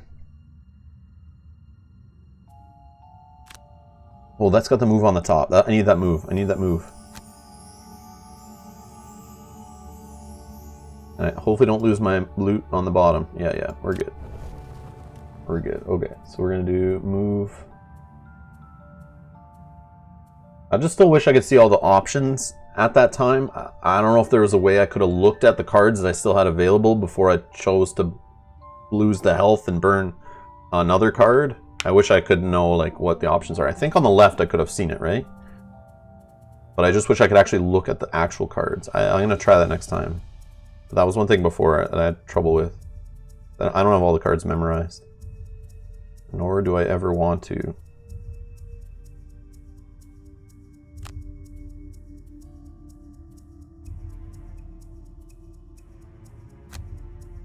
I guess the loot too, whatever.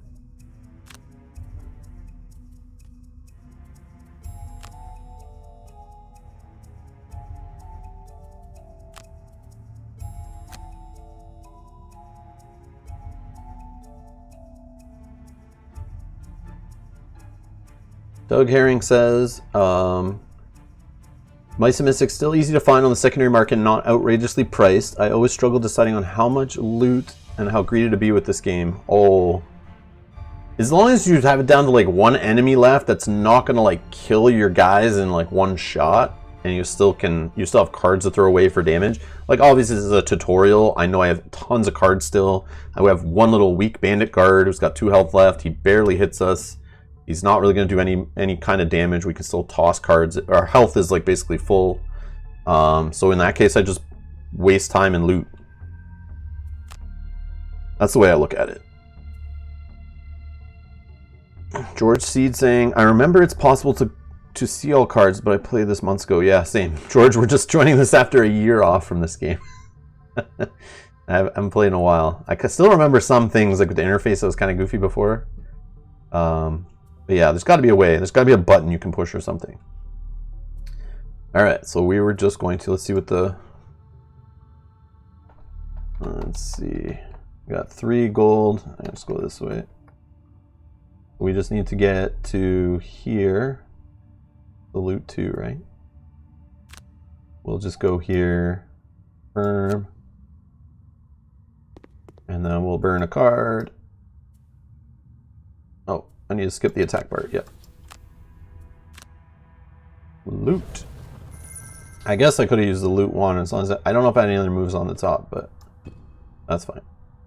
Bandit card. Oh no. Come to me. Oh, he's not moving? Of course he's not moving, but that's okay. We could have ended it right there.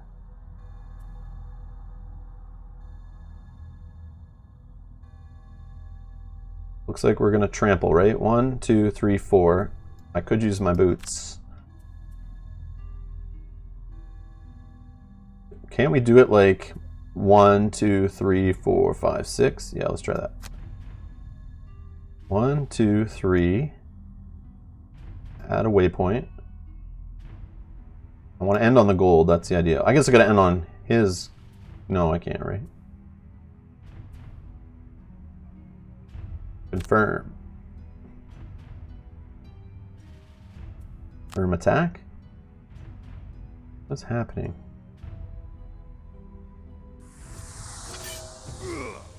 Yeah, see, that used to like freeze up and stutter before it would actually go through that animation. I remember. Okay. Now, this can still hit him, right? Because he's 2 away. I did that right? I know with range attack, one of them has to be like in the red hexes, but I guess I'm just attacking those 2 hexes, so that still works, right? Yeah. Yep. AoE for the win.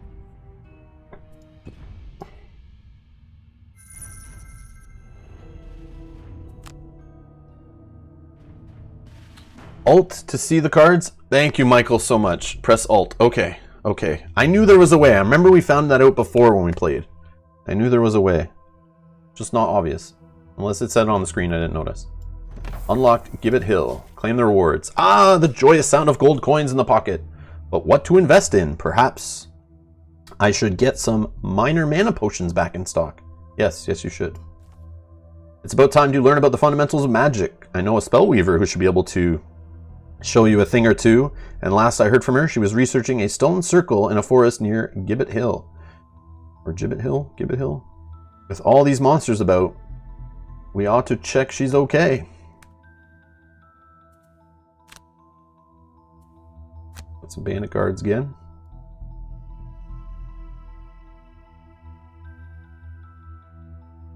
Master the elements. Asking around Gibbet Hill, you are directed down a forest path towards some long-forgotten ruins. As you reach a clearing, you hear a commotion ahead. It seems some bandits have cornered an orchid woman. Is this who you have been told to find? Yes it is.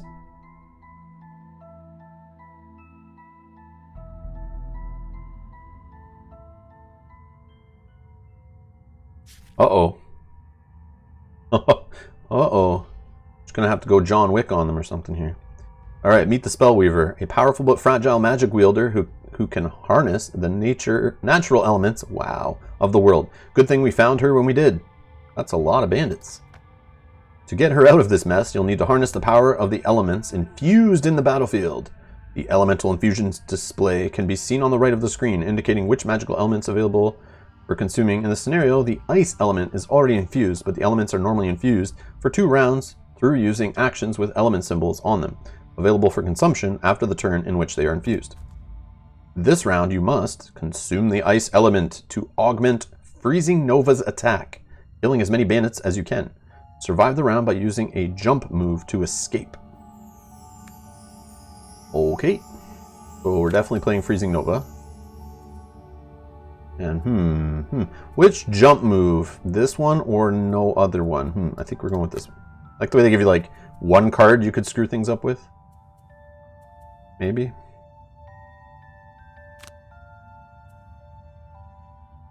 Probably check my items too.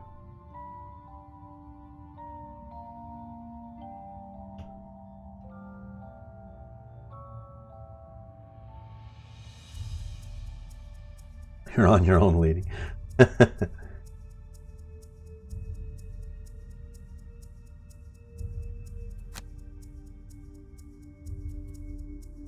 Okay. So it's an attack to target all adjacent enemies. You immobilize them. You can consume the ice to add a +1 attack. Yeah, that seems like a thing. Should I click, skip attack? Consume ice. Oh, you optionally, yeah, that's cool. +1 attack. Oh, I like the way it highlights it. That's cool. Do I just choose? Oh, okay. I have to click something. Confirm targets. Get ready for the special effects. Boom! Oh, so good. All right. The other guys are mobilized. Oh, that loot one. That loot one. Oh, it's a burn card. What are we doing? Oh, we're just trying to get to the corner here, so we're out of harm's way. Or here. I don't think it matters.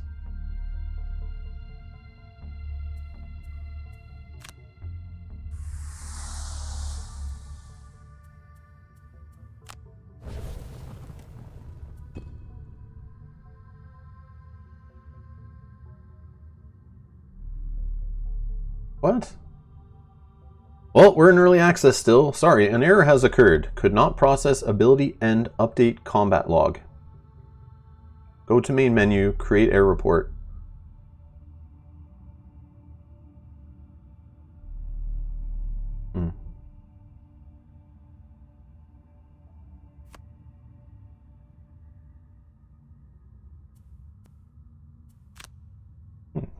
Where is it going to put us?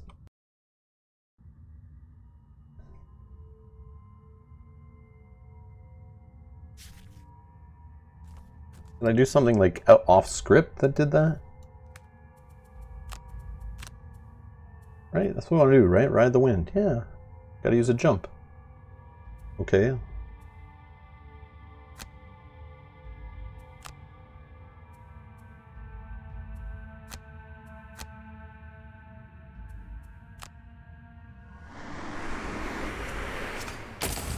Hey, Mark.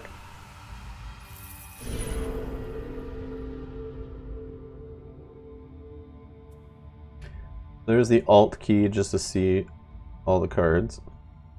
Cool, cool. Okay, let's go into this corner. Let's jump up here. Maybe that will not break it. Can we go up there?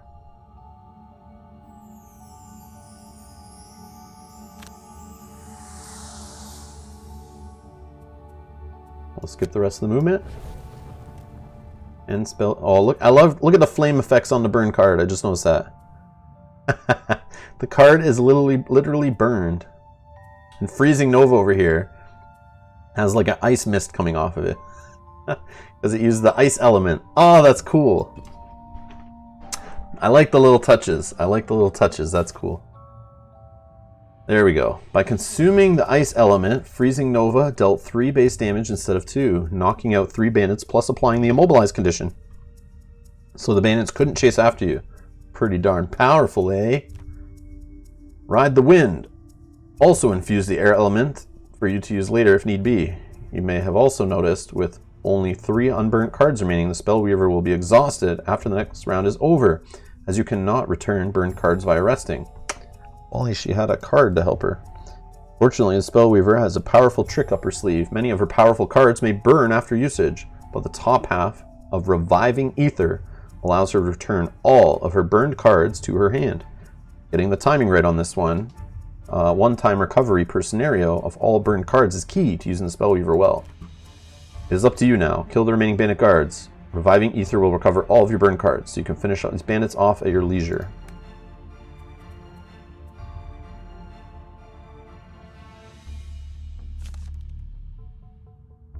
Or rest.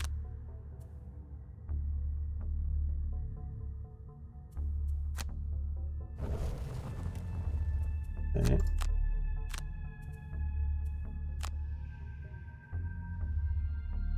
Get him. Tara says, I miss my Spellweaver. Well, for whatever the price of this game is, you could be playing your Spellweaver in minutes. Without even taking out the box, finding all the tiles and components and enemies. You know, save yourself 6 hours of setup by just installing the game and playing. I guess installing the game and getting it all going does take a little bit of time. But I bet it's faster than getting the board game set up.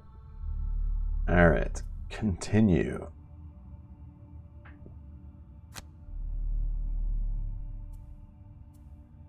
We have to do this one. Get all our cards back, right? Straight into the darkness. Range attack. Let's get him. Boom! Dropped him.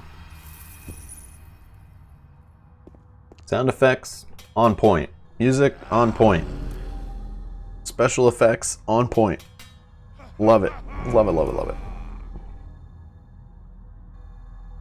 They're all strengthened. Trap me in the corner. What can I do? Burn a card. Attack 3, range 3, target 3.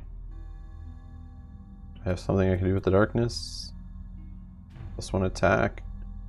Now, are they gonna... They already went, so I can just kill one of them right now, right? Mana Bolt. Or they didn't just go, sorry. if I go early enough, is what I'm saying, I can go before them, but then they will go 1, 2. I need to do like an above view. How do I do the tab thing? 1, 2. Yeah, they'll be able to get in there and hit her. I should probably just burn this card and kill them both.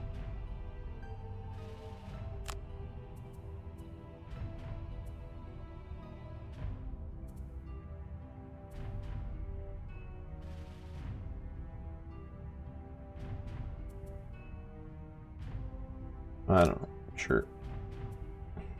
Oh, but that's not early enough. She needs to heal. She needs to heal. Yeah.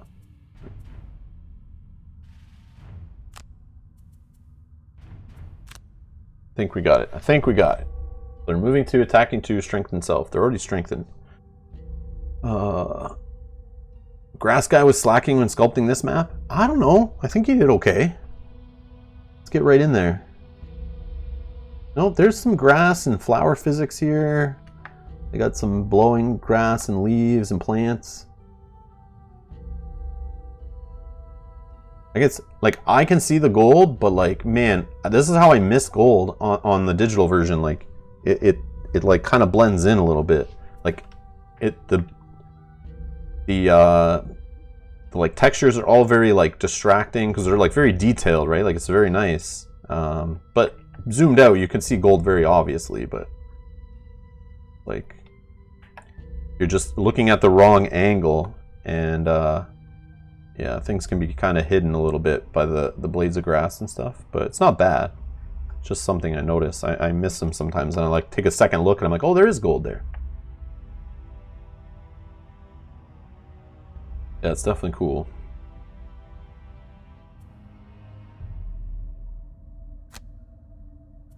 Alright, let's kill him.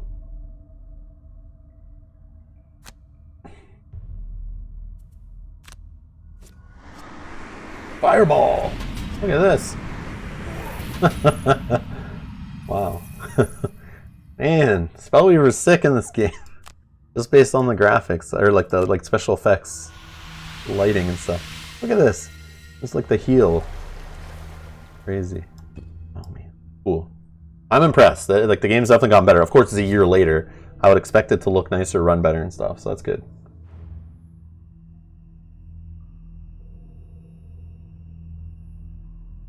For helping her out of that bind, the Spellweaver has agreed to join your guild. As you saw, her abilities can be incredibly potent, but she can be a difficult character to work with due to the complexity of her tactics.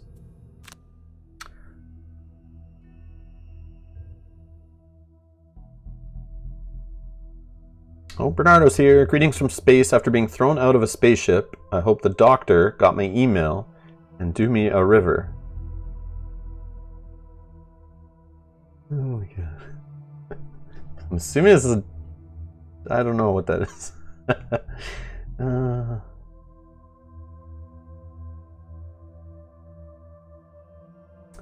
Mark B says, oh man, I still have to complete my Gloomhaven campaign for the board game. Just played 12 sessions and Tainted Grail, 2 less time. Yeah, it's not enough time for all this stuff. That's why, like Gloomhaven, we played that over years. Like, years it took us to play through that. But we would, like, sometimes wait for Justin to come for a third player, and we would go back and play other scenarios we kind of didn't need to because we're trying to, like, grind out characters. But we could keep playing our Gloomhaven board game to keep unlocking stuff. Like, we weren't finished completely. We beat the story, we unlocked most of the things, but there's still lots we haven't seen, I'm sure. Not lots, but a few things. But yeah, like, here's the thing I was thinking too. This game, like, they haven't finished the digital campaign. Like, you still can't play Gloomhaven in this. You can't play, like, the proper campaign, start off, go through those same scenarios, stories, and all that stuff, and make those choices, trying to play through the game digitally to speed things up. So, like, what happens if that comes out after Frosthaven is out? Are people going to be all in Frosthaven and not really care? I guess, like, there's still people coming to Gloomhaven now and still finding it for the first time and enjoying it. So I assume the same thing will happen digitally, right? But what I worry is once Frosthaven comes out, if it's you know, with the city building and all that stuff, if it just is the better version of Gloomhaven, like you just rather would play Frosthaven, and it gets everyone's attention, gets everyone's hype, and everyone only cares about that game, and the character classes are more fun, and blah blah blah, you know, like the game feels better all around. And then the guys who make this game are like, hey, everybody who's all playing Frosthaven like crazy and loving it right now and thinks it's a better game, we just announced that we released Gloomhaven Campaign Digital, and then crickets, nobody cares because they've all moved on to Frosthaven. It is different audience, somewhat overlapped, but different. Yeah, that's true. That's what I'm thinking. Like, I'm just curious, like, from a business or like fan base, like, you know what I mean? It's kind of like when a sports game or Call of Duty's, these like video games that are like yearly releases, like as soon as the next one comes out, doesn't matter if it's like really good or better or anything, just the next one, everyone just kind of migrates and like leaves the other one behind. So like what I can see happening is they're like, oh yeah guys, we got Gloomhaven finished in digital form, you can play it now. And people are like, yeah, we're working on Frosthaven right now, we'll come back later. And then these guys are sitting here like, or people are just like, where's the Frosthaven stuff? We want to play Frosthaven digital now. Frosthaven's the new thing. And where's Jaws of the Lion? Where's Jaws of the Lion digital? You know what I mean? It just, you know, they're so behind with this. It's going to take them so long to make Gloomhaven. Hopefully getting Frosthaven digital or Jaws of the Lion digital or whatever, hopefully that doesn't take as long based on what they've built here. And maybe they're already working with Isaac in the background on the digital stuff for Frosthaven. Who knows what they're doing?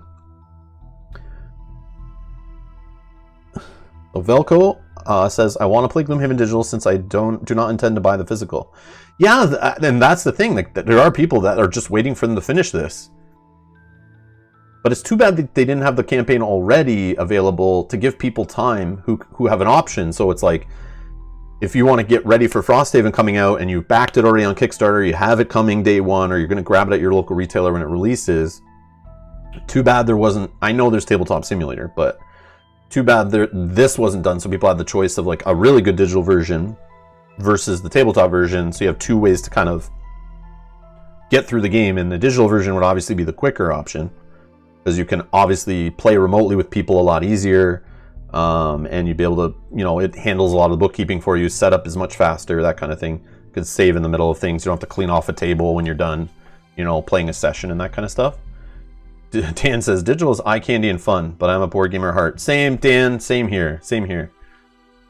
But like I said before, when I played the digital version last year when I was playing this, when it came out, it's like, it scratches that itch of playing Gloomhaven. And you don't, like, if you're sitting there, it's like 10 o'clock at night, you're finished your stuff for the day, you have an hour before bed, you're getting ready for bed or something, you just want to play a little Gloomhaven. You can't do that with the board game. Unless you have it all set up on a dedicated table, which I did before, and there are people that do that. They have literally a dedicated table where you buy Gloomhaven or Frosthaven or Jaws of the Lion, and you just leave it out on the table until you're finished. And it just sits on that table, and you set up for the next scenario. Maybe you set up for a scenario one day, and then you plan to play it a few days later. That's like what people do with Gloomhaven. That's what we used to do. I used to set up scenarios in advance before a weekend of Gloomhaven playing, and make sure set up all the components out, have it all ready, so we can play scenario after scenario really quick to avoid that setup time. But the digital app satisfies that, I feel, so far. And imagine once it's available, like, you're like, oh, I'm going to go grind to try to unlock such and such class. So you can, you know, hop on the computer for an hour, go play a scenario, try to, you know, complete your personal goal or whatever of your character, and try to grind it out. And then you can even do that while your other players aren't even available, and you can play, like that kind of thing. Like, I'm excited for that kind of stuff in the digital version as an option. But yes, the board game, obviously, like I love playing the board game more. But Jack's saying, Rob, did you read the pledge manager for Frosthaven delay the closing of it until January? No, I haven't read all of the email updates. I kind of look at them here and there, but yeah, I don't really follow it too closely. I just know something about he injured his hand before I saw that one, and they said there was going to add some time to the progress or the process of delivering the game. I just knew, like, it's a Kickstarter. Like, I don't care about all your excuses and your fluff along the way. Like, it's a Kickstarter. Add 3 or 6 months or more to the promised delivery time. It's just expected. I don't care about any of that stuff. But that is good that the Pledge Manager is still open for those who want to mess with it and stuff, but I don't think there's anything I really care about messing with in there. I just want the game. Like, whenever it's ready, I'll be ready to play it. So, however long that takes, I just want a good game. Sorry, a great game. So, if he needs to delay it till 2022 to make an amazing game and, you know, like they keep delaying it, whatever, I'm all good. That's fine. There's so many other games I can play in the meantime. It's all good. Michael's asking, will Frosthaven play like Jaws of the Lion with maps in the books? They are making an optional... the books, they are making them... they are designing them now for Gloomhaven and Frosthaven as optional purchases, supposedly. Supposedly, that's what one update said. I don't know if it's changed since then, but because so many people are requesting it, they're still going to make Frosthaven the same way as Gloomhaven with you know, separate components that you can make your own custom levels if you want and go crazy with it, and build some cool scenarios that can be large and whatever, but they're supposedly making the books alongside of it as an optional thing. But who knows?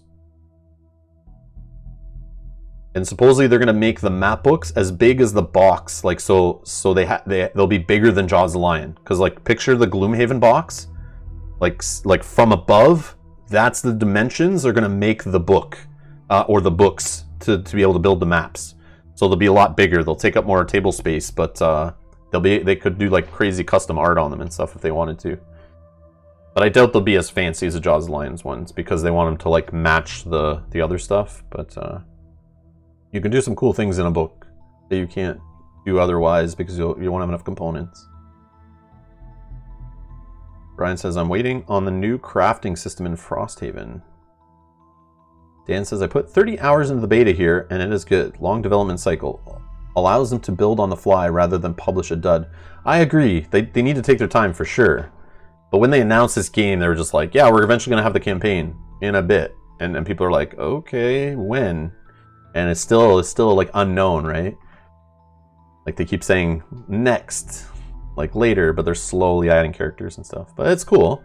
It's cool. Obviously, they got enough people buying into it that they've been able to fund the project and be able to stretch it. I'm going to buy a bigger table.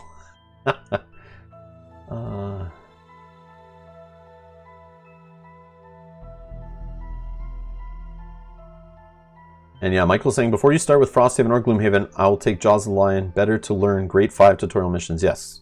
Yeah, anybody that asks nowadays, hey, what's this Gloomhaven? What's this #1 board game of all time? What's this stuff I need to get into? Should I start with Frosthaven, Gloomhaven, whatever? No, you start with Jaws of the Lion. Start with Jaws of the Lion. So you have to play through all of Jaws of the Lion. Then you got to go play through all of Gloomhaven. Then you go to Frosthaven. So anyone who's just coming into the hobby right now, yeah, you got a couple game sessions ahead of you before you can catch up.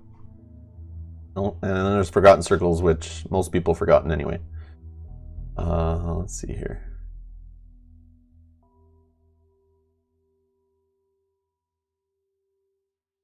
Oh yeah, I agree. Velco, I understand. Yeah, the setup and stuff. Yeah, play digital. That makes sense. And then saying Frosthaven comes out, no one guarantees Frost will be better. I'm not saying it will. I'm just saying if it is, if it becomes a hype machine, like everyone's like, wow, this is like amazing. Like you'll see it'll be the talk of the town. People will forget Gloomhaven. Not they won't forget it, but there's also a chance they could mess it up. And people will just be like, oh, this is doing some weird things, or you know, these characters don't feel as good as the ones in Gloomhaven, or you know, maybe it's a little wonky or something. I don't know. And Mel's here. Mel Marison. Hi, Rob. First time viewer interested in the digital version. Don't think I'll buy the board game. Ah, that's cool. That's cool that there's that.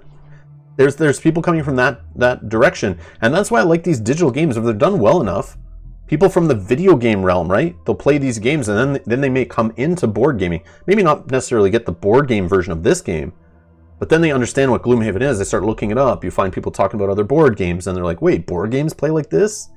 And then it brings people into the modern tabletop hobby, because there's still too many people out there that are like, "I only know Monopoly and you know Sorry and stuff. Like Scrabble. I didn't know there was other games." Like, showing text here. What's up, all? Interested in the digital so that I can finally experience this game on my own? Yes. Yeah, if you're playing solo, this is the way to do it.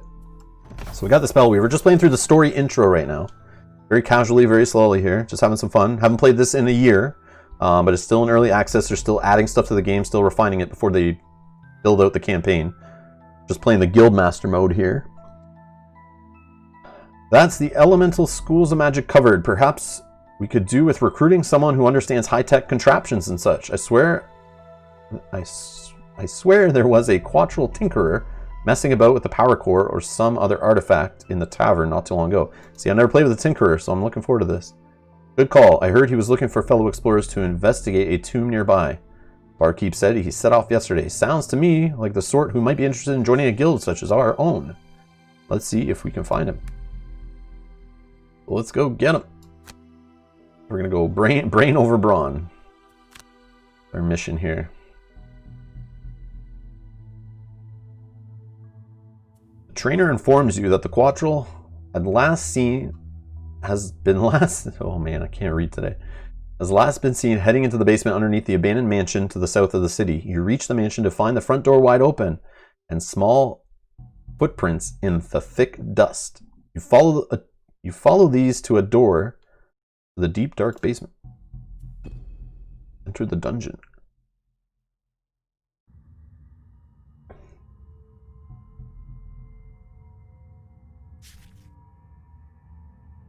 Meet the Tinkerer.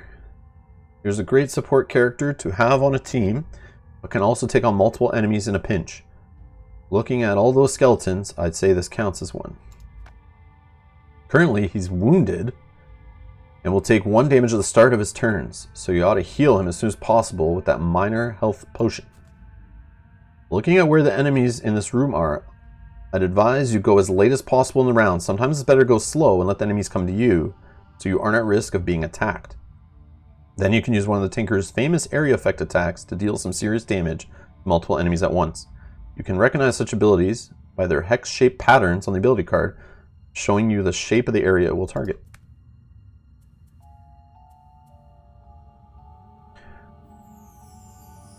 So he's got Ink Bomb, attack 4, range 3, gain 1 experience for each enemy targeted. Ooh, that's a burn though. Grades Darkness. Attack 2, range 3 with some poison.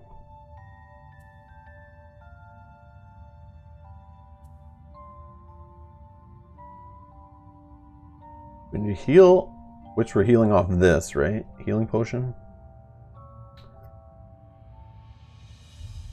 We need to hit 3 living bones. So I think they want us to use Ink Bomb to go at 74, I would assume, right? So we can hit 3 of them. That makes sense for the AoE. That was on the top. So the bottom.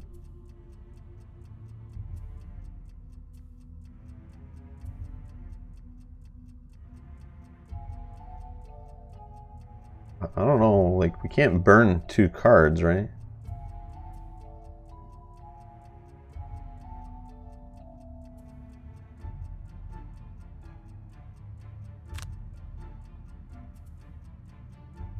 I don't know. How much are these guys gonna move? 1, 2. What's the range?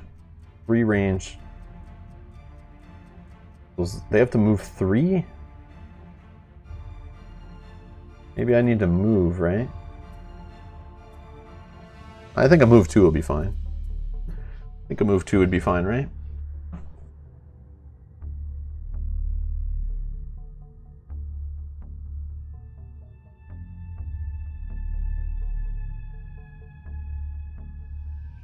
Velko says, I'm looking forward to the new Descent more than Frosthaven. I kind of am too, actually.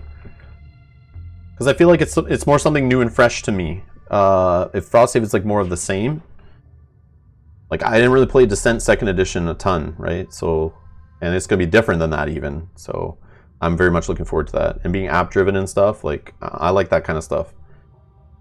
So yes, I am more excited, and I haven't even seen gameplay yet of Descent. And I'm kind of more excited than Frosthaven. But I will be playing both. So I don't have to sit there and choose, but yes, I understand the excitement level. Yeah, Doug, I never played the Tinkerer, so like the digital version is like a good place to try it out. Same with the Mind Thief. Nobody in our group wanted to play them. And then once we started unlocking characters, like nobody ever wanted to go back and play them. But I know there's other characters that play similar, right? Like usually the classes you unlock, some of them will kind of be similar to other characters and be in that same kind of, I won't say much more, but like some have some similar tactics. Yeah, I think we're good. So we're gonna move 3. Perfect. Perfect. What we want.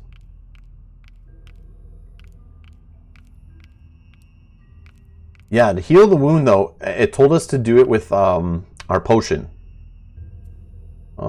Yeah, we can take a damage. From our wound, right? Yeah. We're gonna heal.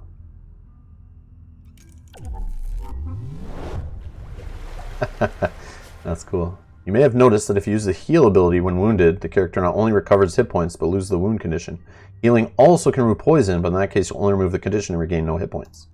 Yes, I know that all too well. Okay.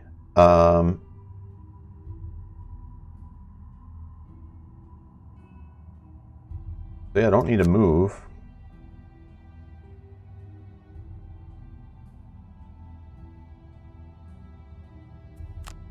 Hit him.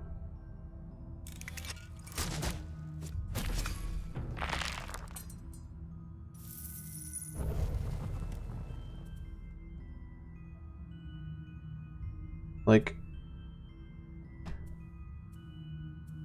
I have 1, 2, 3, 4, 5 burn cards. If I burn another one, then I'm only left with 1 active card, 1 discarded card. And if I short rest, then 1 gets burned. So like, I shouldn't, right?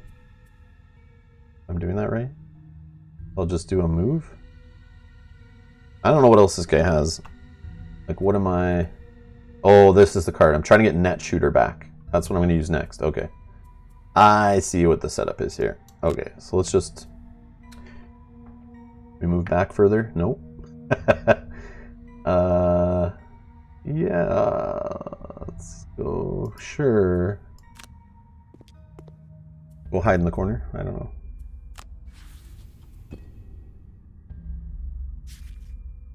Boom! Ink Bomb was pretty good, eh? I'll leave you to finish off the rest of these bad guys. Did you know you can rotate the shape of an area effect by pressing R? No, I didn't. That's cool. Alright, so short rests. It's gonna get rid of Toxic Bolt, right? Yeah, okay. I think I'll pick this card and this card. Moving 2, attacking 2, targeting 2. Okay. Well, way late, so we're good. Alright. Oh, I can immobilize. This guy's got some good stuff. Alright, let's hit R. Boom! Woo! Alright.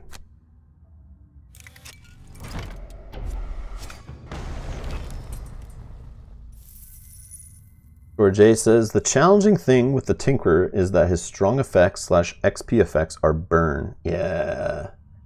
What's his hand size, though, by default? Do we see this? Or not his hands, like his card, his health, whatever. Is 8? Is it only 8? Probably why I never wanted to play this guy. Yeah, I like... Oh, it's 12? 14? Okay, that's not bad then.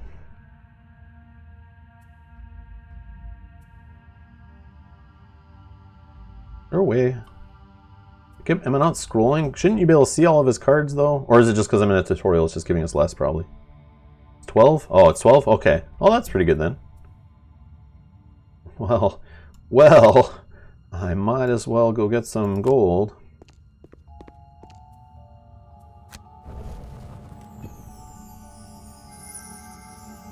Victory! Yeah, Spellweaver's 8, and that's why I never was interested in Spellweaver. Spellweaver has cool effects, but then the Spellweaver balances it by getting your cards back, right? Which is cool, but you still are only looking at the same cards. I like having more options in general, especially when I'm building the deck before a scenario, and I'm picking what to take in, what to put in, and what to take out. I just love it when I have like so many cards. This guy packs quite a punch. That little guy packs quite a punch, eh? What are you talking about? Let's sign them up and look for some paid jobs for the guild to take on.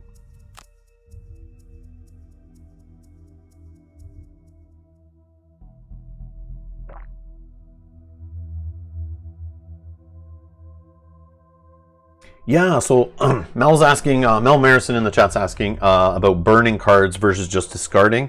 So that's one of the beauties in Gloomhaven. But before every scenario, you have a certain amount of cards available to you. Even when you first play a character, you create a class, you get their sheet, you make some choices based on a pool of cards. So you'll have, let's say, 14 starter cards, but you only can play with a max amount, and each character is different. So let's say it's 10. So there's 4 cards that you won't play with. So you can choose out of that 14 to build your deck for a scenario. You play the scenario. Let's say you during the scenario, there's a discard pile, which you will get back when you rest. And in general, the burn pile means it's like usually you burn a card for a big effect, or you burn a card to save yourself some damage. But it's kind of like your life. So when you run out of cards and they're all burned, you can't usually get them back until you're done playing that scenario. Whether you lose or you fail, you get them all back. And then so if you fail, you can try again, and you can pick different cards. Try the same scenario again using different cards to see things. It's kind of cool. It's like definitely like a puzzle. It's very puzzly. And then as you level up, you unlock even more card options, and you get choices at each level of which cards you want to add to your pool of cards to pick from for each scenario. So there's so many different play styles. You can build a character so many different ways because you may unlock certain cards and not others. Then you retire that character, and then you can even start another character in the same class, and then pick different cards along it as you build, and then put different cards in the deck as you play, and play the same class a different way, which is really neat. That's one of the big selling points of the game. One of the things I love is the whole leveling up, getting cards, making really meaningful choices outside of the session you're playing. There's like bookkeeping in between a lot of that, which is really neat. That's why it's the #1 board game, I think. It's like, it's very deep and rewarding, lots of decisions. Feels very meaningful. I don't know, it's really cool. But even during a scenario, it's like the choice of, do I play this for just a basic effect? Do I skip the effect? Or do I go all out right now and burn this card? But I'm only in like the second room, and there might be 3 or 4 rooms I need to go into. But I'm not sure. Do I push it, or do I risk it? Or if I don't burn this card right now to do the huge effect, could I die because I don't kill this guy now and he hits me too much? And then I end up failing the scenario because I run out of health? So you could lose by either running out of cards available to you in a scenario, or you could lose by running out of health. So it's like 2 ways you can kind of fail there, or by not completing your objective or whatever, depending on what the scenario is having you do. So it's really neat. It's all every scenario is like a puzzle, but there's like the puzzle of building your deck before going into the scenario, and then the puzzle of, based on those pieces you put in your deck, using those pieces to solve the puzzle of the scenario. It's really, really something else. Card play is really cool. The initiative, going early, and Michael's saying going early or going late. Like, man, like that, I've played hundreds of hours of Gloomhaven, and I'm still like, I don't know if I should go early or go late. Like, I'm still like, do I go late and risk that they don't move, then I can't hit them? Or do I go early, I get up next to them and I can hit them, but maybe I don't kill them and they can hit me back? Like, it's that puzzle of like, you don't know what the enemy's going to do completely unless you play them a bunch. Even then, it's random what the enemy will do out of a set. Each enemy acts and behaves differently based on their own deck of 8 cards that determines how they work. Yeah, it's just so good, so good. So we got the Tinkerer. We're getting a proper mercenary guild together now. Speaking of paid jobs, I've met someone who has requested our help. Keeper of the Oak. Yes, peace be with you. I'm the priestess here. Sworn to the sanctuary of the Great Oak. I thank you for meeting with me, as we at the sanctuary are in dire need of assistance. You see, the holy crypt in the catacombs beneath the sanctuary has been broken into and defiled by deranged cultists, raising hordes of undead to their nefarious bidding. I beg of thee, please help be rid of this menace. All too common an occurrence these days. Anyhow, sounds like an opportunity to try out our 2 latest recruits together. Get to it. I see what they're doing here. So we have to still unlock 2 more after this, and then play with them. And it is who is it? The Craighart. Who's the other one? And the Mind Thief, right? Craighart and the Mind Thief we don't have yet.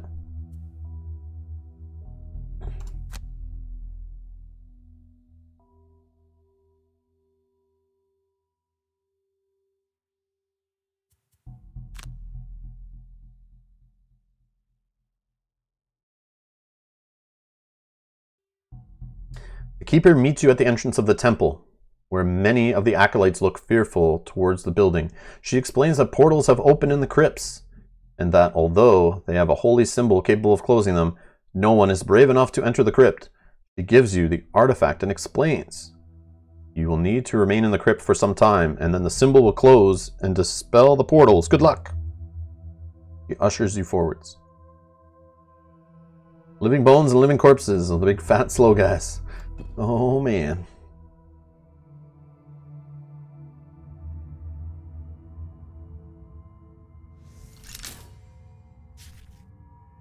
Bernardo's saying, one of the last updates in Frosthaven made me smile. The designer mentioned that when he released the original game, he did not really playtest. That's why he justified lateness of Frosthaven. Lightning in a bottle. Oh, that's good. He didn't really playtest. Interesting. Yeah, I've seen him he's been playtesting Frosthaven characters even back last year at conventions and stuff. Raz is here. Oh my, this scenario. What? Narrator, the crypt is bathed in an unholy light, emanating from the mysterious portals in the corners of the room. You brace yourselves for battle against whatever evil may come through.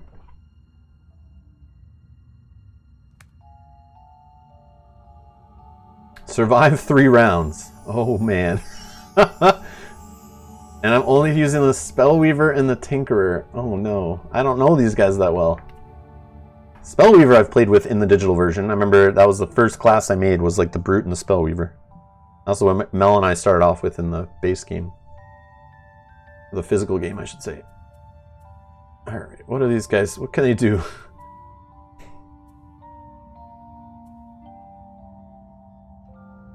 So let's survey the room. That's always first. Always first. Yeah. So we have 2 traps. Gotta use those to our advantage. We have a table that I wish we could use to just, like, you know, body slam this guy on, like it's wrestling or something. But we can't. 1, 2, 3, 4. 1, 2. So this living corpse guy is slow. We know he's slow. He has to get around. He has to get around the trap. He has to get around the table. Like, we have to worry about the bones, though. These guys can be pretty quick, and they can hit multiple targets, especially if we're beside each other. They can be trouble. But we should kind of separate, I think. Okay, let's read the Tinkerer's cards here. Let's start with that. All right. Energizing Tonic, 16 initiative, heal 5. Oh, it's burn. All burn. Come on, get out of here with the burn. Heal 3. Okay, I don't care about heal yet. Move 2, heal. Oh yeah, he's the healer guy, right? Poison. I like that he has poison. That's cool. We know about these ranged AoE attacks, which are cool. Immobilize. Yes, immobilize is the key.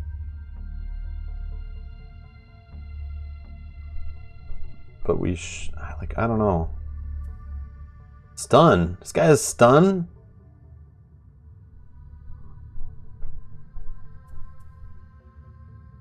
Attack 2, range 3, targeting 2.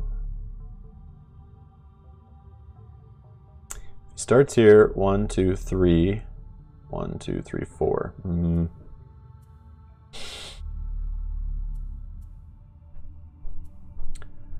Heal 3. One adjacent ally recovers all their discarded cards. May recover all their discarded cards. Wow, that's cool. He's very supporty, right? Attack 3, range 3. You and all adjacent allies add +1. Oh, there we go. I like that bottom effect. The hook gun. Okay, I found it. The hook gun. Range 3, pull 2. Yes, that's for you, buddy. 1, 2, 3. Okay, so we need to go here. We're gonna hook gun this guy. We need to do something a little earlier, though. Although,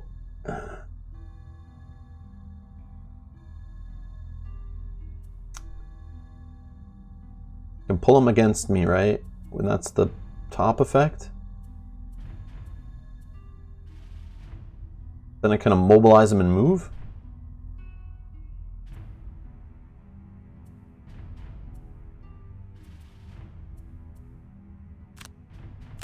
I don't know. See as a chat. Just 3 rounds. You shouldn't worry about burning. Oh yeah, true. Go crazy with the burn. Anyone played co-op? Michael's played it co-op.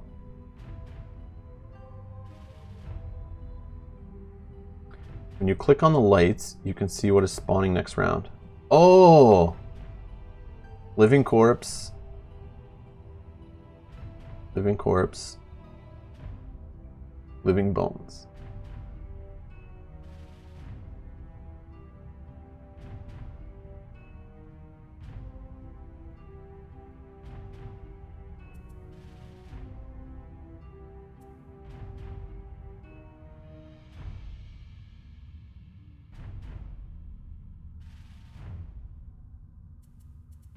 Okay, so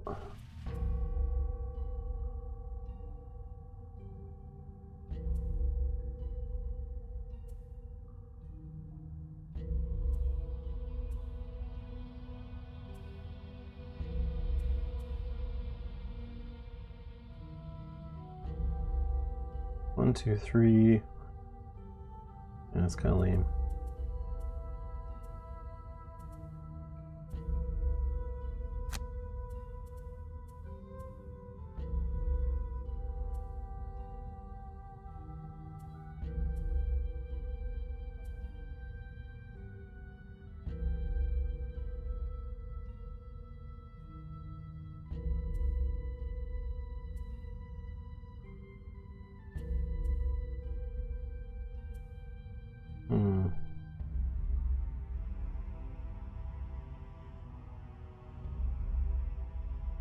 I think this freezing nova is going to be real huge. I need to create like elements, right? Like, I need to place something. I know I can't use the element now, but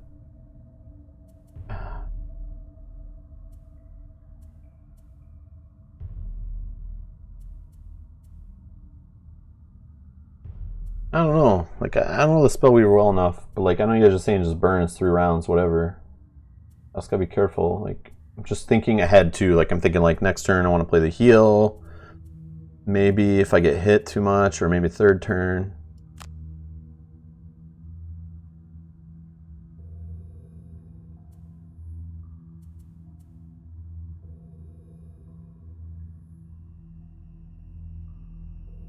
Oh, so for, yeah, so I see Michael's explaining it there. So looking at a card here, Mel's asking in the chat.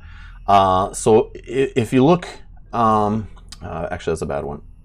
So fire orbs, for example, the cards are multi-use. One of my favorite things in any game, when a card can be used for multiple things and you're making a decision, like you have 4 decisions on this card, you could do the top effect. And you pick 2 cards a turn. You do the top of one and the bottom of the other, and you can do it in either order, but you can't do the bottom in the bottom or the top in the top. But on this card, I could choose to do the top effect. But if it's a really powerful effect and it needs to be burned, it will show this little flaming card in the bottom right. I could also move 3, but this card just goes to the discard. It has no burn effect. Or on any card, you can always just use it as an attack 2 on the top.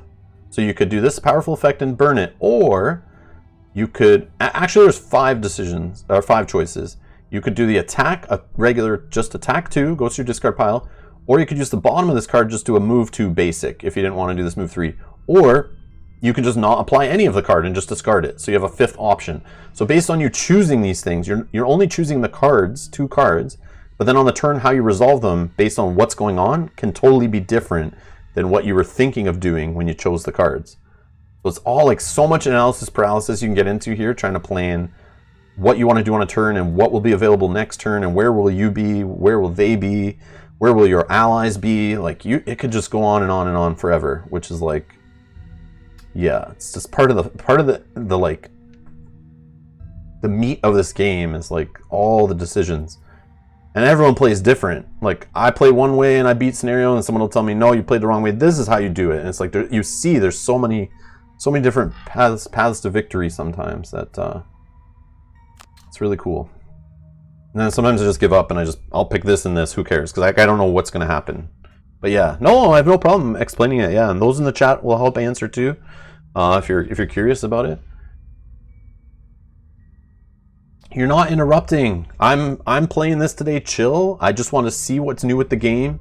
I'm not here trying to rush through a playthrough of it. I'm just like, we're casual today. We're chatting it up. Like, no worries. So we're just here to discuss and explore. I'm not trying to make a playthrough series of like, let's play through the whole Guildmaster mode or anything like that. I'm just like, let's play the game today and tomorrow, see what's new. Yeah, we'll come back to it again, of course, but yeah, I just want to see what's new. It's been a year. I was like, what? It's been a year? I got a new computer. I just want to play the game a bit, see how it runs, and dabble. So today we'll get through, hopefully, this story mode. That's the only real goal I have. But even if we can't, that's fine. The only thing stopping us is we have a stream later tonight where we're playing the finale of our Lord of the Rings Journeys of Middle-earth Shadow Pass campaign. So I'm a little stressed about that. It's the final scenario. It told us this is your final scenario. Whether you win or you lose this scenario, it's the end. So I want to win it. So in my head, I'm like very stressed. Like you get one chance, right? So it's like, I know you can reset now. They added that to the game, but yeah, Bernardo, thank you so much. Bernardo saying Rob is really cool on a stream. Yeah, we're chill here. I don't have like a, you know, I don't even have an exact time when I wanted to end. So it's like, today's casual, so casual. Tomorrow will be the same way. I get stressed out if I play Gloomhaven too serious, like, and we're playing live and I just ignore you guys and I just played hardcore through it. Why am I streaming then? I would just record that on my own, edit it, and put it online. But the fact that I'm live streaming, I do it for the interaction with you guys and to chill and just talk and hang out. So, Mel, I know you're new here, but that's what I do here mainly. Even when there's a bunch of us at a table, sometimes when we have 3 or 4 players playing a board game and we're live streaming, sometimes we get deep into it and we get super like strategic and hardcore focused on the game. We'll kind of forget about the chat for a bit. But even then, we like playing and getting involved, and we like people commenting and asking questions and suggestions and voting on choices and stuff like that. Yeah. So that's like, we mainly do it live here for that reason. Like I just fell in love with that aspect of it. So, but yeah, ask away. And if I miss your questions, there's always helpful people here in the chat that will, you can ask general questions, and you're seeing Michael in the chat's being super awesome and answering like right away too. But yeah, I figure I can add on to that by showing you visual stuff too with the game that Michael can't do in the chat, for example. But yeah, people will answer you in the chat because we have a great group here, like a great community, and that's part of the reason I do it live. So it's great. You guys are awesome. But yeah, the whole idea of the channel is to show off these different games and get them in front of people who maybe didn't know about them, and maybe even pull some people deeper into the hobby or into the hobby that maybe didn't know about modern board games and how that industry is like booming and growing and only getting bigger. Yeah, lots of great stuff out there. All right, so we got the living corpses doing move to immobilize, and then muddle, target one adjacent enemy. We shouldn't be able to get to us and immobilize. All this is not going to happen, right? Living bones, going at 64, move 1, attack 2, target 2. We're only moving 1, so they're not even going to get to us. That's good. So we're taking it easy on us here.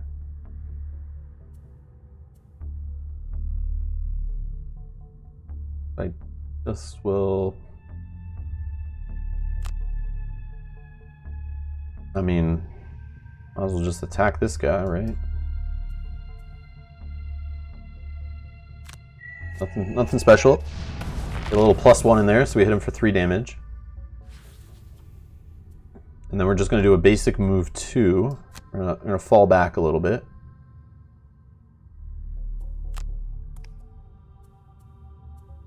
Skip the rest of the movement and the Spellweaver's turn. Okay. We want to do some funny things with the hook gun here. 1, 2, 3 range away.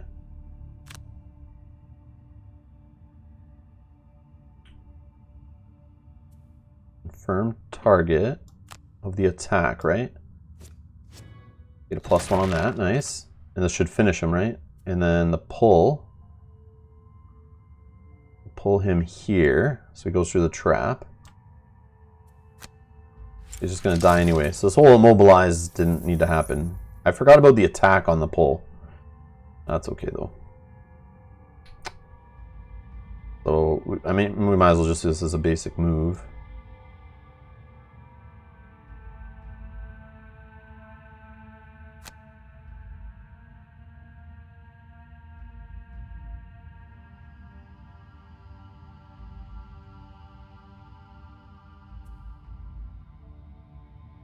I just don't know how early this guy goes. Can I get cute and go get gold or not? 16s, 18s, 20, 17. Not too bad. I want to do it, but then I'm right here. And it's going to be a Living Bones, who has already 2 move. I just don't want to be beside the Spellweaver for the Living Bones, that possible card that can like attack both of us or whatever. Oh, they even give us potions?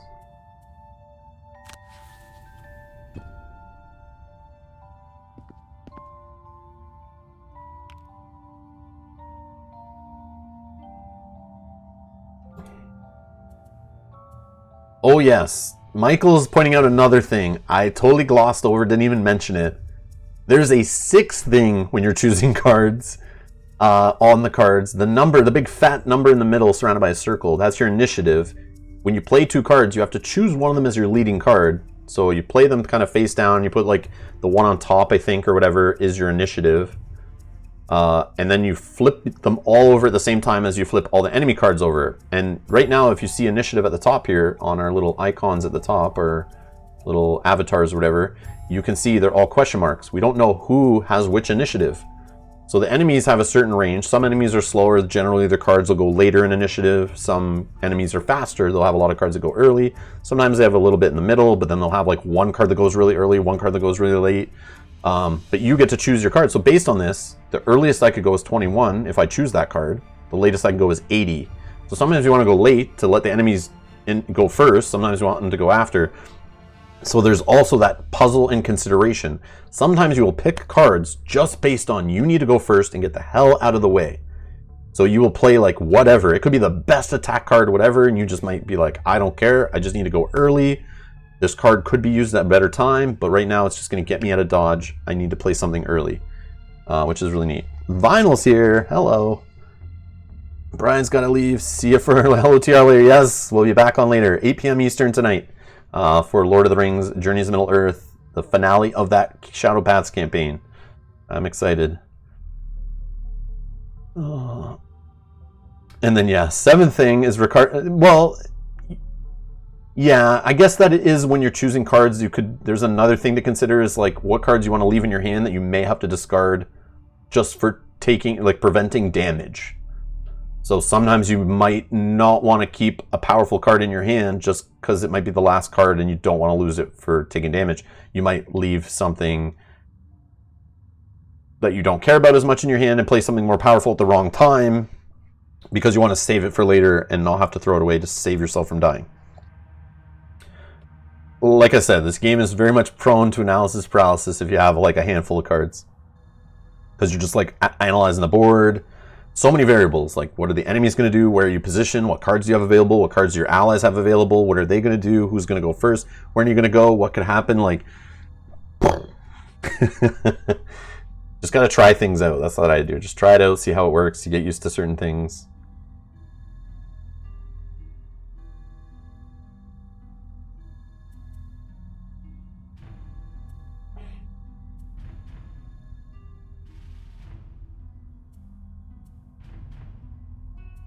Probably... Oh, so these guys... This guy spawned, this guy spawned. But there's no spawn here.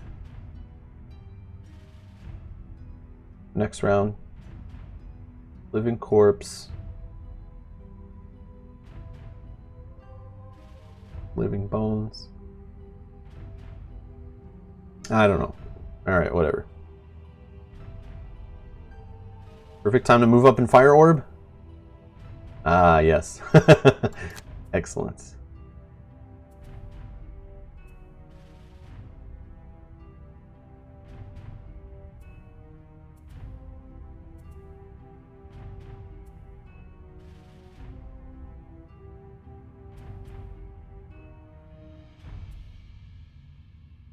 1, 2. Yeah, she needs to get to like here, right? Just any kind of regular move.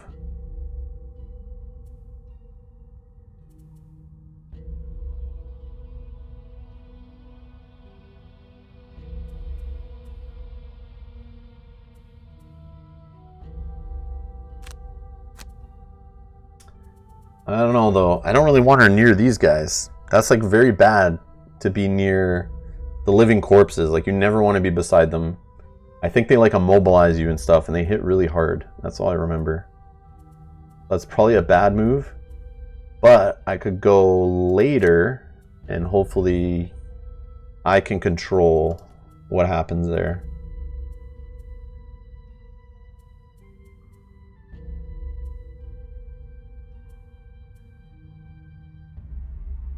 Good morning, Reese.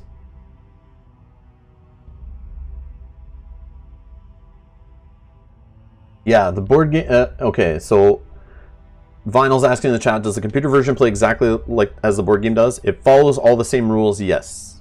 Follows all the same rules, but we're playing a special mode called Guildmaster, which like we're playing the tutorial stuff right now, the story intro or whatever, where it's unlocking the first starting 6 characters, giving us a little demo of each one, testing our abilities, but then eventually it'll go into more of an open kind of a map that's surrounded in fog. You get to pick certain jobs, you'll have choices, and you're just trying to earn money and level up your characters and buy enhancements and unlock other classes. It's like this like randomized like roguelike mode, but you're playing with the same characters, you're playing with the same rules, playing with the same enemies, but it's like randomly generated dungeons and boss encounters and missions and towns you can go buy stuff at, and it's like using the foundation of Gloomhaven but creating this like randomly generated way for everyone to just still play the game while it's not finished yet. But they keep adding new stuff to that mode till they have all the characters, classes, enemies, you know, level types, scenarios, all that stuff ready. Then they'll release the campaign where you can play the exact board game, and that will come sometime next year, hopefully. But I was saying that last year that it would come this year, so like I don't know if it'll really come next year or even longer. But yeah, you can't play the exact board game yet, but you still are playing Gloomhaven. I don't know if that's like I can explain it like properly, but so like this scenario, you won't find this in the campaign. It's just they created their own little story and narrative with it and stuff.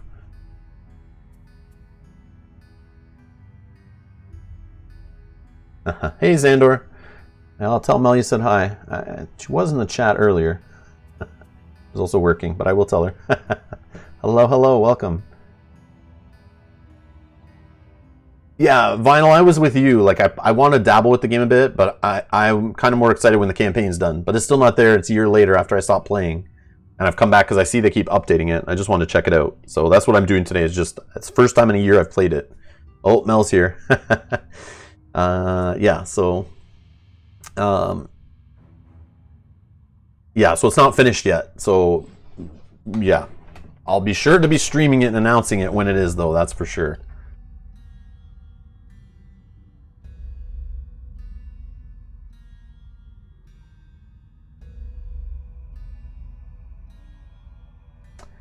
Yeah, Mel Marison. I'm sorry, yeah. My wife's name is Mel also. So what, yeah. So Xandor's, yeah. He's not saying hi to you. He's saying hi to my wife. Yeah, I could see that be confusing. Okay, let's see here. This guy.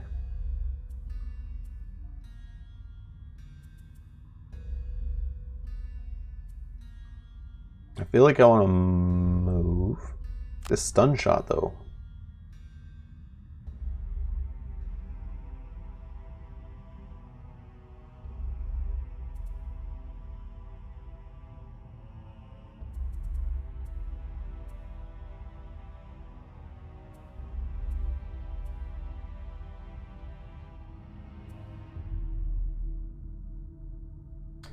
I don't really know what this guy's doing.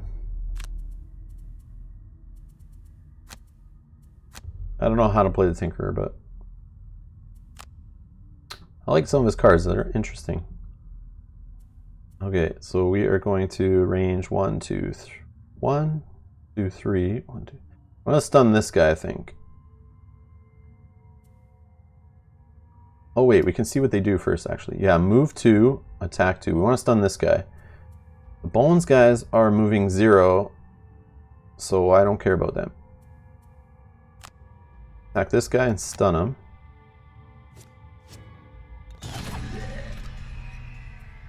So he'll skip his next turn.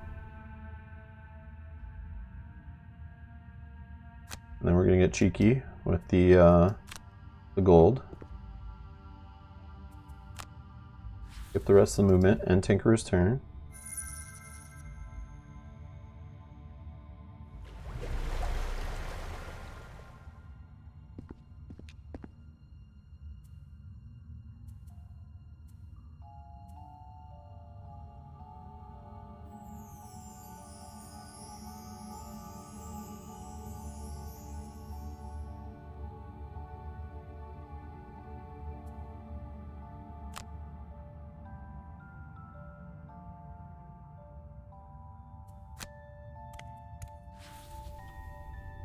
We're gonna do this burn effect, and we'll attack. Let's attack this guy, and this guy. Gonna generate some fire. Oh! Hadouken!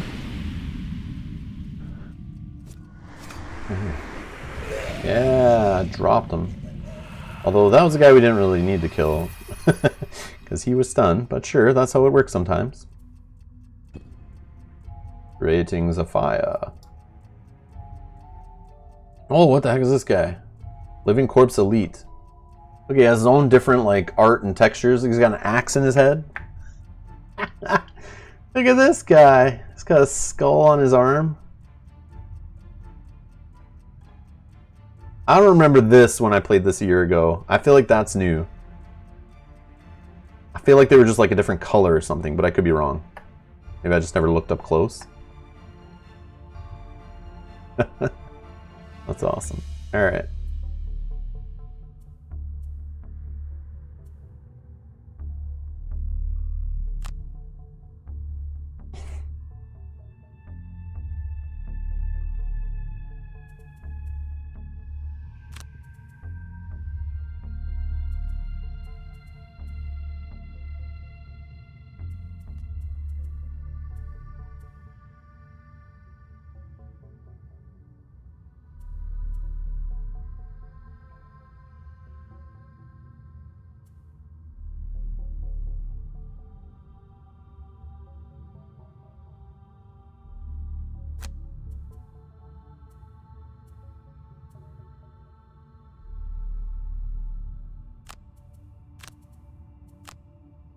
Just try to go early, hit some guys, move away. I don't know. I think we're okay though. 25, 66, 66. Move 1, attack 3. Okay, the move 1 is fine for all the living corpses because they won't get me where I'm at even right now. So I don't even need to move. The living bones though, they're all moving 3. They're attacking for 0, so only the damage from their card flips. But because I'm beside each other, they're going to attack twice. But the Tinkerer can move away first, so we don't... Hopefully we don't get smashed by all of them, but maybe we'll even kill some. I doubt it, though. That's interesting. Okay.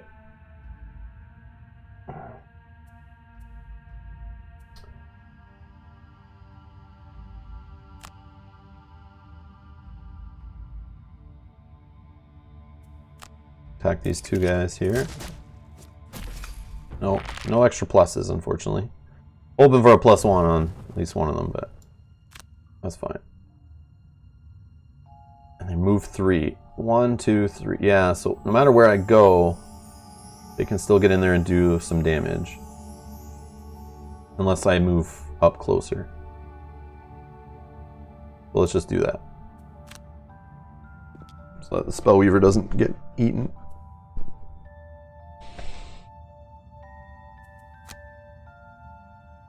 Heal all adjacent allies. Okay. Well, there are no adjacent allies. I don't know why they do this in games. Like, I have no one to heal. Don't even give me the option. Just say, like, you know, skip it. It's all good. Unless, yeah, I'm not adjacent ally, so there's nobody. Yeah, things like that are weird, like where there's no other option. Just skip it. Just say it on screen, like, no one to heal or whatever, you know? No adjacent allies to heal, skipping ability. Oh, they're big whiffs, big whiffs. Even drawing -1s off the attack modifier.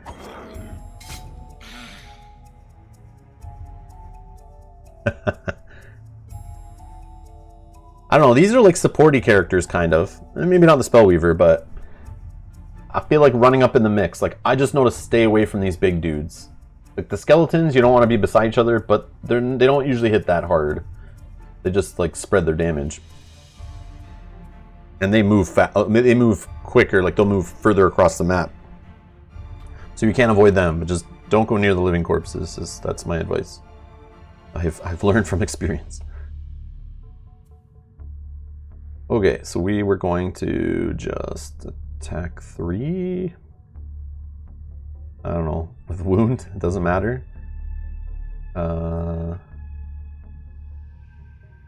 Yeah, no, they're not gonna get us anywhere, so like, who cares? Let's just hit this guy, confirm, whatever.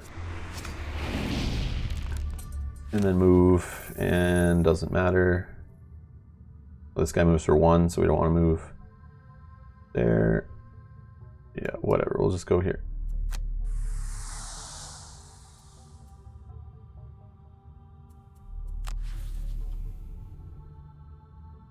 Now, if I were trying to collect all the gold in the room, yeah, I'd play a little more risky, whatever. I know they give us potions, so like I feel like they give us all this extra stuff because a newer player could get really messy and out of control. So they give you like the healing potions, extra cards. But really, it's like to survive 3 rounds against living corpses that barely move, just stay away from them. You don't have to worry about them. And then just fight the skeletons and kill a couple, and you'll survive. And they even made sure they flipped cards that don't really make them as aggressive, but they have cards that could do worse to you, but they just didn't show up. I'm sure it's scripted, though. The portal suddenly blink out of existence. Whatever dark magic was reanimating the undead seems to cease, and they collapse to the floor. You have survived the undead onslaught and restored peace to the sanctuary. I also could have burned cards and done cool things and killed some guys and whatever, but it's like, whatever. I want to play it the same way I would play a scenario. Is very careful. That's the way I play. I'm not going to change my play style just because it's like, it's only a one-room scenario. Like, I'm trying to get back into the habit of Gloomhaven and play the same way. We have a pretty good success rate in most scenarios, I think. Plus, I don't know those characters that well, so I just play cautiously, I guess. So the Keeper of the Oak says, I cannot express how grateful I am. Truly, thank you. With the threat to the sanctuary gone, we can finally resume restoration of the temple here. It will be some time before we are ready, to resume our normal services, but I hope we can be of help in the future. I bid you farewell. Merchant says, hang on a second. We did that for free? I thought we were supposed to be looking for paid Oh, never mind. Join a guild, they said. It'll be fun, they said. You'll make heaps of gold. Pfft, grumble, grumble.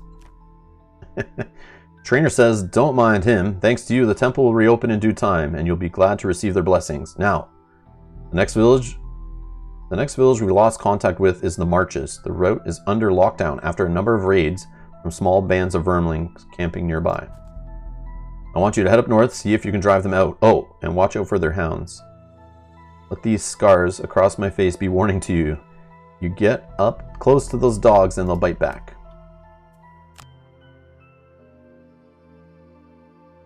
Vermling scouts and hounds.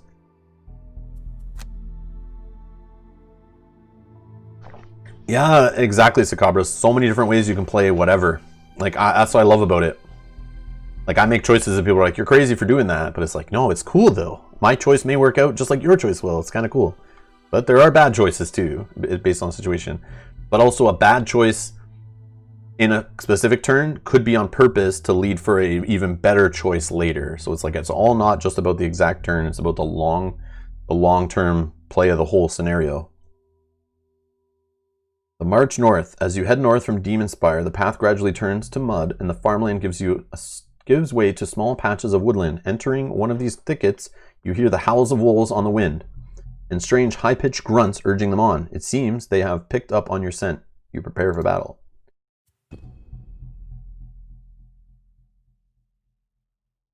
Hello, Hans. Welcome.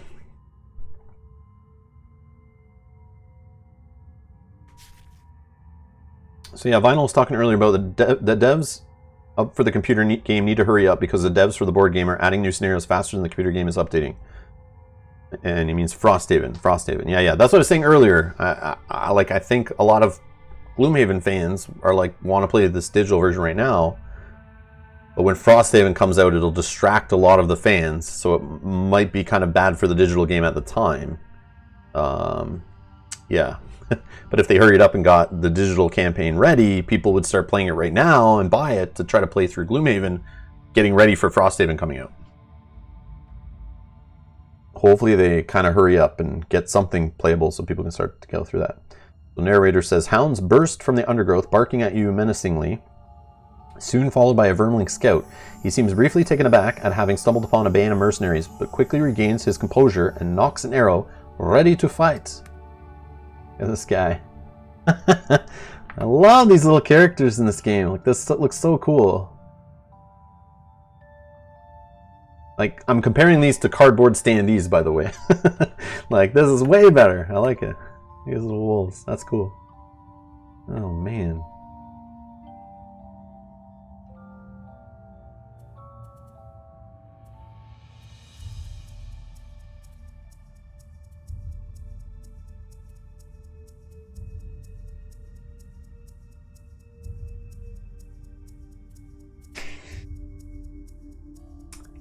Kill all enemies in all rooms. How many rooms do you think there are going to be? 2 at least. There's a door. Yeah, there's a door. Alright.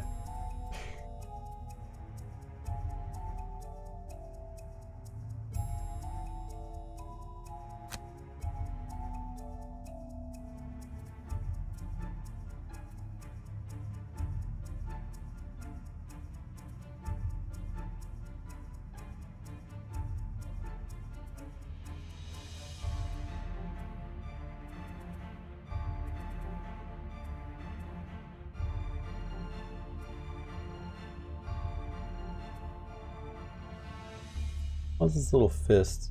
Oh, retaliate. Oh, retaliate. A retaliating character inflicts X direct damage to any attackers within range. If a range is not specified, then it only applies to adjacent attackers.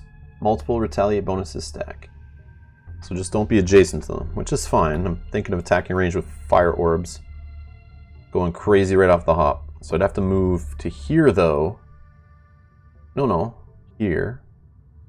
Wait. 1, 2, 3. 1, 2, 3. Yeah, right here. I need to move. Or do I have a different starting position available? I don't think so, right?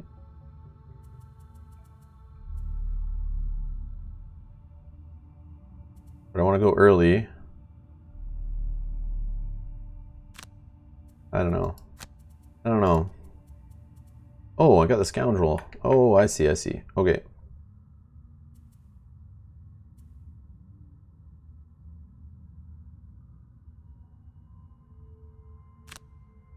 Let's just do some throwing knives. And then let's get the door open.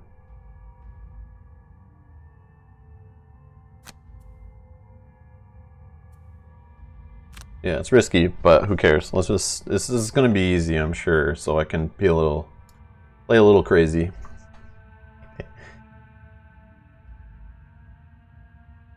Alright, so the hounds are move 3, attack 2 with immobilize. Okay, going at 6? What the heck?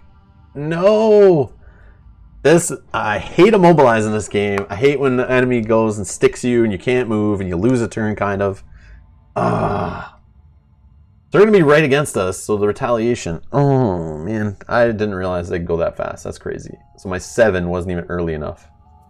And a 10. 7 and a 10 wasn't early enough. Oh, my God. All right, we're gonna have some fun here. Oh man. Hey, Gaming Rules is here. Hello, hello. Just popping in to say hi. Not played the game in ages. Yeah, the game, like, definitely more polished. Looks great. I haven't played it in a year. Like, exactly a year. Today is our first game. Our first game in a year playing with it. Alright, so yeah, let's take a damage. That's fine. Yup, that's fine. So we're stuck. We're mobilized. So our next turns, we can't move. Fun times. And they have Retaliate. That's also fun. So let's see. So attacking 3 at range 3 is not... I can't reach this Vermling guy in the back now. That kind of sucks. But I could still attack both these guys. For 3. Creating fire, which might help on future turns. Or I just do a range 2 attack on this guy who's not adjacent, so I don't get hit back. Do I really care about getting hit back, though? Not really, right? Let's just get him. I wish I could reach that guy. Let's burn a card, who cares? Fireball! Yep, killed one wolf. Oh, of course the one adjacent to us we didn't kill, so we're gonna have to take a damage back. That's fine. That is fine. Get a Retaliate.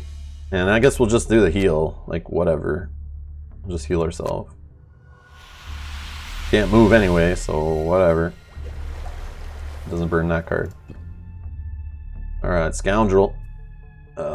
Can't move. Range 3 at least, so at least this can do something. But the move 5 going in, opening the door, yeah, that's annoying. Okay. Either way. Let's target these two guys. Yeah! We got the +1 on the attack modifier. Take down the Vermling. Sweet deal. I'd love to move. Let me try to move. I can select nowhere. Let's get movement. Stupid immobilize.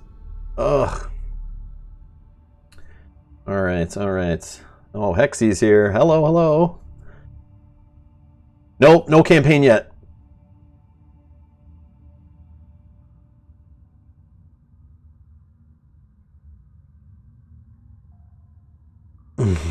Hexy says, after playing the first 7 scenarios of Jaws of the Lion, I decided that Gloomhaven makes a better video game than a board game. Mainly because of the setup, I assume, and some of the housekeeping that just gets taken care of in the digital version. Alright. So now we could move, assuming this guy doesn't stick us again. Can we see, like, their possible cards? I wish I could look at these guys. I wish I could look through the enemy decks before to know what's possible, but that's okay. I guess it's part of the fun, just, like, learning them in the digital version.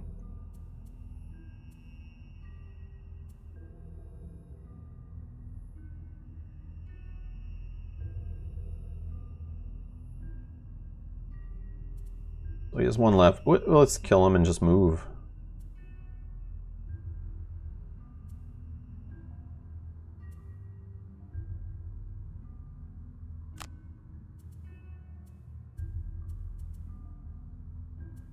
Can we create ice? No. Maybe she's the one that goes and opens the door? I don't know. That seems like a dumb one to play too. I don't know, sure. Sure. When you get that door open, where's your big move? You have another big move, I know you do. 6, backstab. Feels dumb playing it for this. Or flanking strike? No, I'm gonna save that. Heal. Like, what are we gonna do for the top? Quick hands, a little move and a stab? Yeah, let's just do that. I don't have any other range. Sure. Guy's going at 7 with a muddle. Get out of here. Oh. It's gonna have the Spellweaver kill him, but now it's like... whatever. It's not the worst, but... she might not even attack on her next turn. Yeah, I could move to attack and then just go open the door. Yeah, let's do that. Stupid dog. Let's get him. Skip the rest of the movement. Attack. Confirm. Yoip. Move 6. Let's go here. Open door. We should still have movement left. Alright, who's in the next room here? What, we got a party going on in here? What is this? What is this? Got torches? Look at this. I need to check my board game box after. I don't have torches in there, I don't think. I don't remember these banners and torches in the box. What is this? So, you have located the sparsely defended Vermling encampment. Driving the enemies away from here should make the trade route safer once more.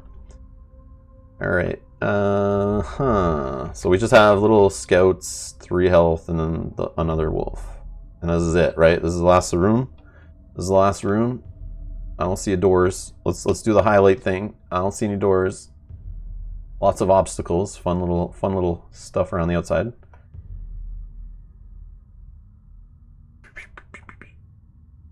Go like this. All right. So this guy's gonna move 4 and muddle. He's gonna get to us anyway wherever we are, so don't really care. And then these vermlings are just gonna move 4 and attack 0. These are the range ones? No. These are the 3 movement, 1 attack. They're scouts. Looks like they have a bow. Yeah, they're the range ones, right? This says a range of 0. They must have range on their cards, right? Is that how they work? I forget. Yeah, just come. That's fine. I ain't scared. I ain't scared of no firmlings. They're celebrating Festivus, clearly. I don't see the pole though, Sakabra. Where's the pole? The metal pole. I'm looking. I don't see the pole or the table to host the grievances at. I don't see that either. Yeah, they have a lot of range cards. I thought so. Attack 2. All right. So Spellweaver is chilling over here. She needs to get in the party. So we're gonna do a move 8. And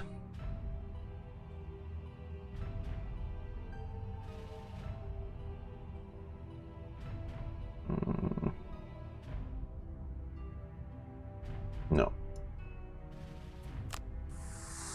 Generate some air also. I don't know if that's helpful. Skip the rest of the movement. Burned another card, whatever. Stab the dog. Which also immobilizes him, but he's already adjacent to us, so but if we go earlier than it, we move away. And he retaliated, that's fine. Whatever. Oh, the tables and the crates. And the flag. The pole. Oh, I see it back there. Yeah, sorry. I see the pole.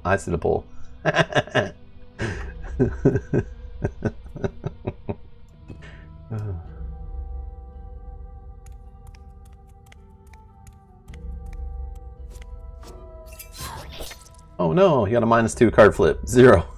Not only does he hit for 0, he's negative. This guy got -1. Man, they take it way too easy on you in this story thing. Then they're going to send us out in the real world. We're going to get smoked. Alright.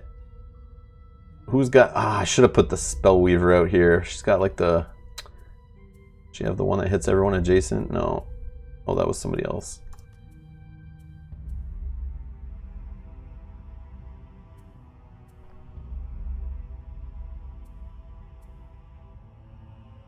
Yeah, we just need to kill these guys. Let's have some fun. Where's this? On your next 4 attacks targeting enemies adjacent to none of their allies. Oh, they're all adjacent to each other. Never mind. Attack on the bottom. Attack on the top. Going at 4. If that doesn't go earlier than the wolf, I don't know.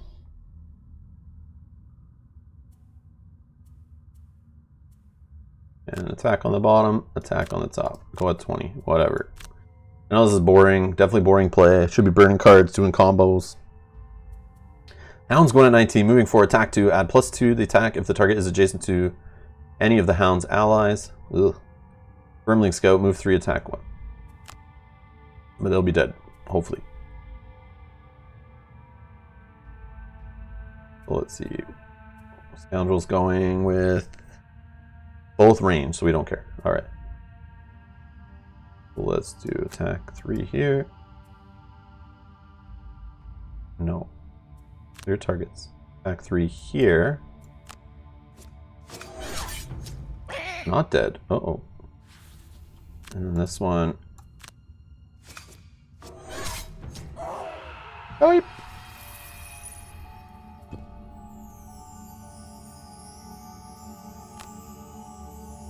oh yeah, let's consume the element, of course. Get some extra attack on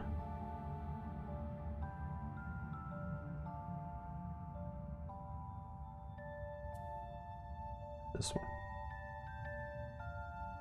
Their targets. No, sorry. This one. Boom. See ya. Boom. See ya.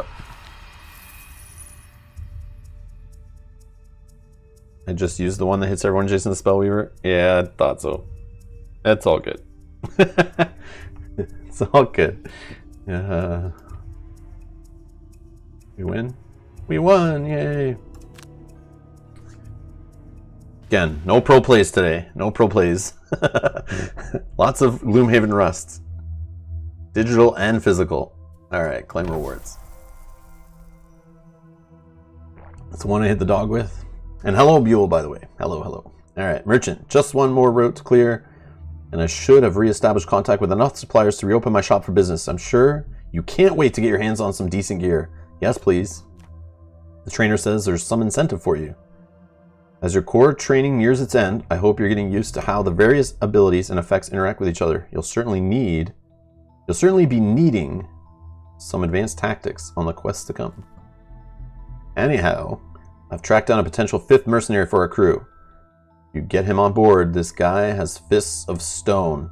And I mean literally. Ooh, Cragheart time. Heart of stone, even rock-hard mercenaries need a helping hand sometimes.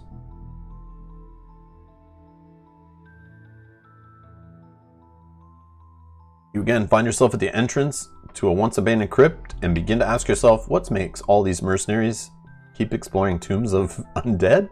Gold, it must be gold. You enter the tomb expecting to find another individual in need of your tactical knowledge. Enter the dungeon.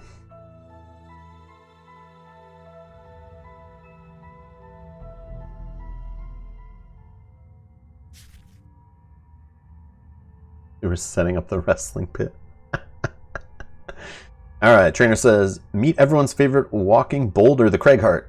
You're badly outnumbered here, and will need to employ some defensive tactics. Let's go over how Retaliate works and see how we can use that to help old Craggy out of this mess.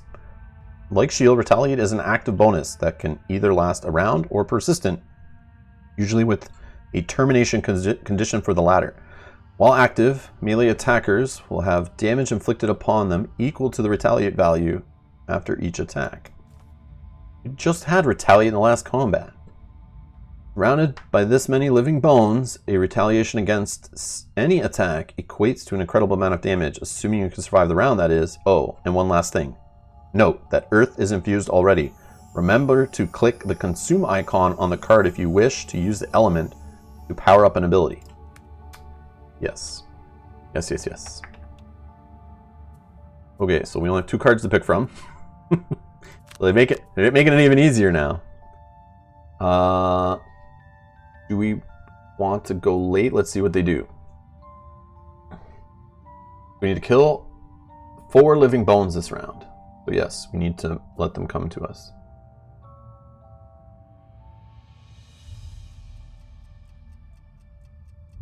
The top card here, attack on avalanche attack, I can consume. Be attack 5. I get to hit 2 guys adjacent to me, and there are 2 right in front of me. So that's fine. That can happen already. But then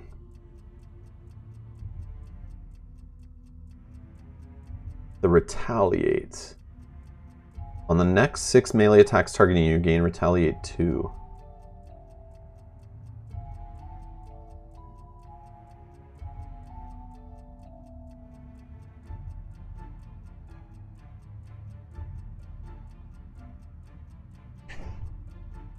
So they're gonna get a card, I'm assuming, that's gonna attack multiple times. Like, I want to go late, right? Let them attack me, they get retaliated back against.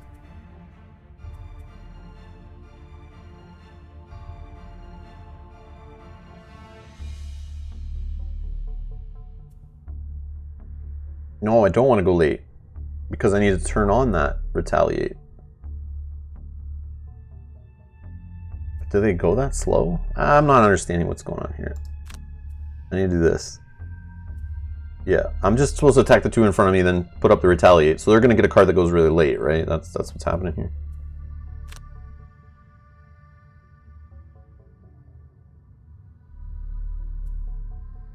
Move 3, attack 1, target 1 enemy with all attacks. Yeah, there we go. There we go. That makes sense. That makes sense. That's what I thought would happen. Was like the multiple attack one, because I'm like, how am I killing these guys that have like 4 health left? And they have shield. So like, something's got to give. But I see they're going to hit me multiple times.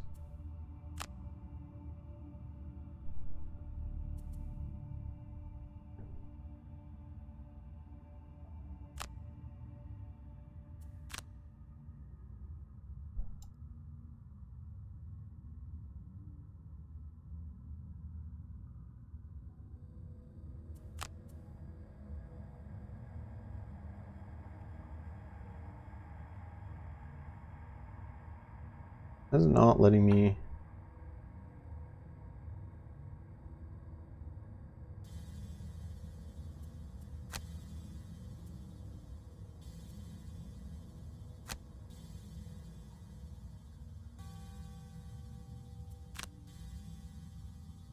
There we go. That was weird. Firm targets. Smash these fools. See ya, boys. The next 6 melee attacks targeting you gain retaliate to. Sure. Confirm. Beats his chest. Come at me. End his turn. We don't need to heal, so we're not going to drink any potion.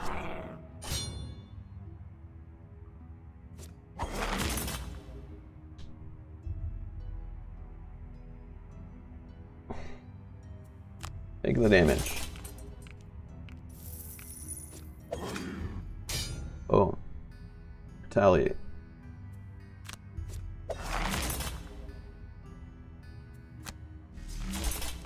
Look at this guy, just ripping them apart.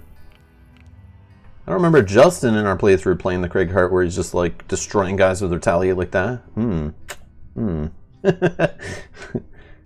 took a fair bit of damage.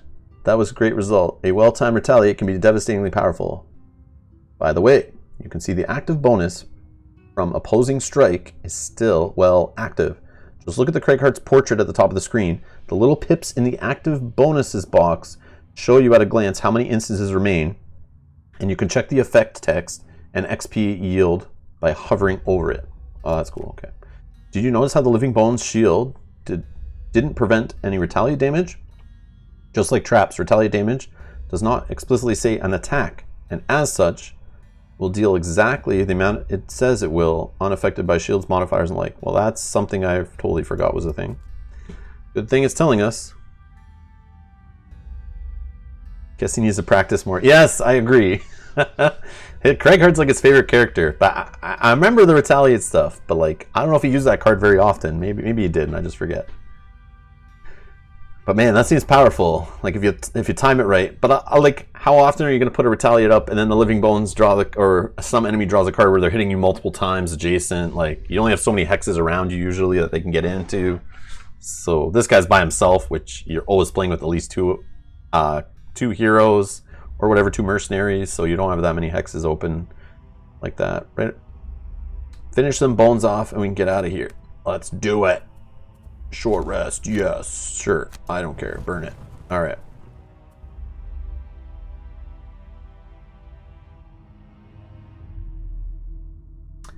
Yeah, we're gonna do the top of that, and I don't care. Just kill him. 64. Oh yeah, we can on opposing strike. Oh yeah, that's cool. That's cool. Okay. So move.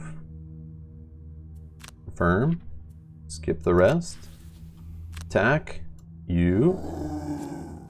Boom. And he should still be retaliating against them, right? So, I mean, for fun, sure. Drink. Well, I like the little animations. Look at him pulling the rocks up out of the ground. That's cool. Using the earth. Oh, getting the loot. Don't forget the loot. Oh, I saw a stutter there. Receive 4 damage? Sure, why not? Retaliate kills it. Yeah, so now it's doing the stuttering stuff. Was the game like using more CPU and stuff now? No, it's still low. Yeah, they definitely fixed the like CPU leaks or the threads or whatever was happening there. The memory is all good. Yeah, the game is definitely running more efficient than it used to. That is for sure. They've definitely optimized. There's like no leak. Because before it would like, at this point, it would be chugging really heavily and be using way more CPU. It would have maxed out my CPU on my laptop, but like it's, even so, it's like only using like 14%. And that's with the streaming software on top of that. That's like crazy. Yeah, they definitely fixed something. The graphics card's not even like working. This is great. Not even doing anything. All right, take some more damage, sure. But yeah, you can see it's starting to stutter a little bit there with the effects, but it might be because I'm like zoomed in all the way, maybe. But yeah, I'm noticing a little bit of the stutter that it used to be very bad after playing for like an hour or two. But we've been going for a while, and it's still pretty decent. Well done. That looked like an unmanageable situation at first, but as you saw, if you play your cards right, you can navigate even the trickiest situations.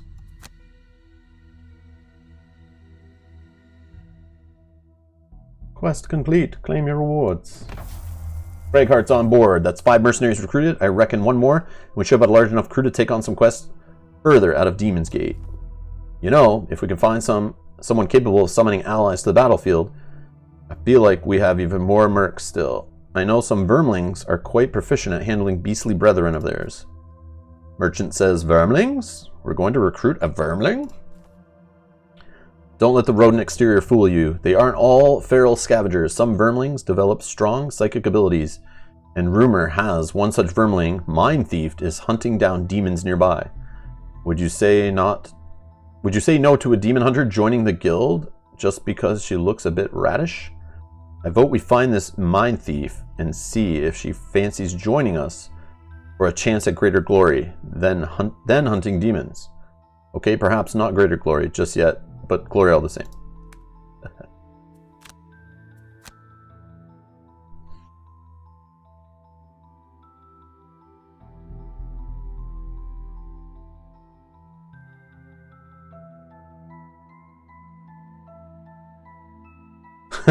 Bernardo's kids are mesmerized watching your stream.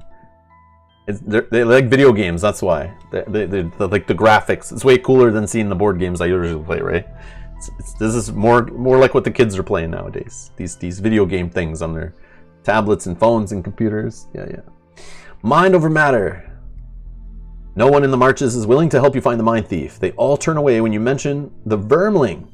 As you're about to leave, a small girl runs up and says, "The rat lady was here. She said she is going to drive away the demons from the abandoned dungeon under the keep to the east. She gave me this." She shows a small straw doll in the shape of a rather unpleasant rodent. You head to the keep and venture down the musty steps to the dungeon below. And Bernardo, I'm not sure I can say the names without butchering them, but Raphael I know, and Miguel Angel? I don't know if I'm saying that right, but hello guys. Hello. Night demons. We're going to be playing against night demons. Fun times. Oh man. Great.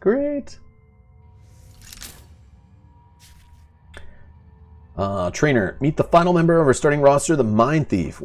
What she may lack in physical prowess is made up for in her ability to control the actions of enemies and summon allies to the battlefield. Summons. Autonomously act directly before the turn of their summoner, always performing a move X, attack Y, where X and Y are the respective base stats. Yeah, summons is something I'm not really like. I don't have a lot of practice with in Gloomhaven. I remember like Justin was playing with one of the summoning characters. As Mind Thief was out hunting demons, you're about to face a more serious enemy, the Night Demon. These harrowing creatures have an inherent ability to give disadvantage to all attacks targeting them, making them often tricky to deal with. Perhaps you can try taking them down with a non-attack source of direct damage. They'll only have 3 health left. For this round, summon an ally, kill a Night Demon. Top tip for you, enemies will prioritize your summon if they're at the same range. Use this to your advantage. They say hello. Sorry guys if I say your names wrong. I'm so sorry. You guys know from watching the stream that I can't pronounce anything properly. Jack says, Rob, do you have any plans? Do you have any plans for if you finish the Lord of the Rings campaign early? Is there any backup games or any plans to start the new campaign?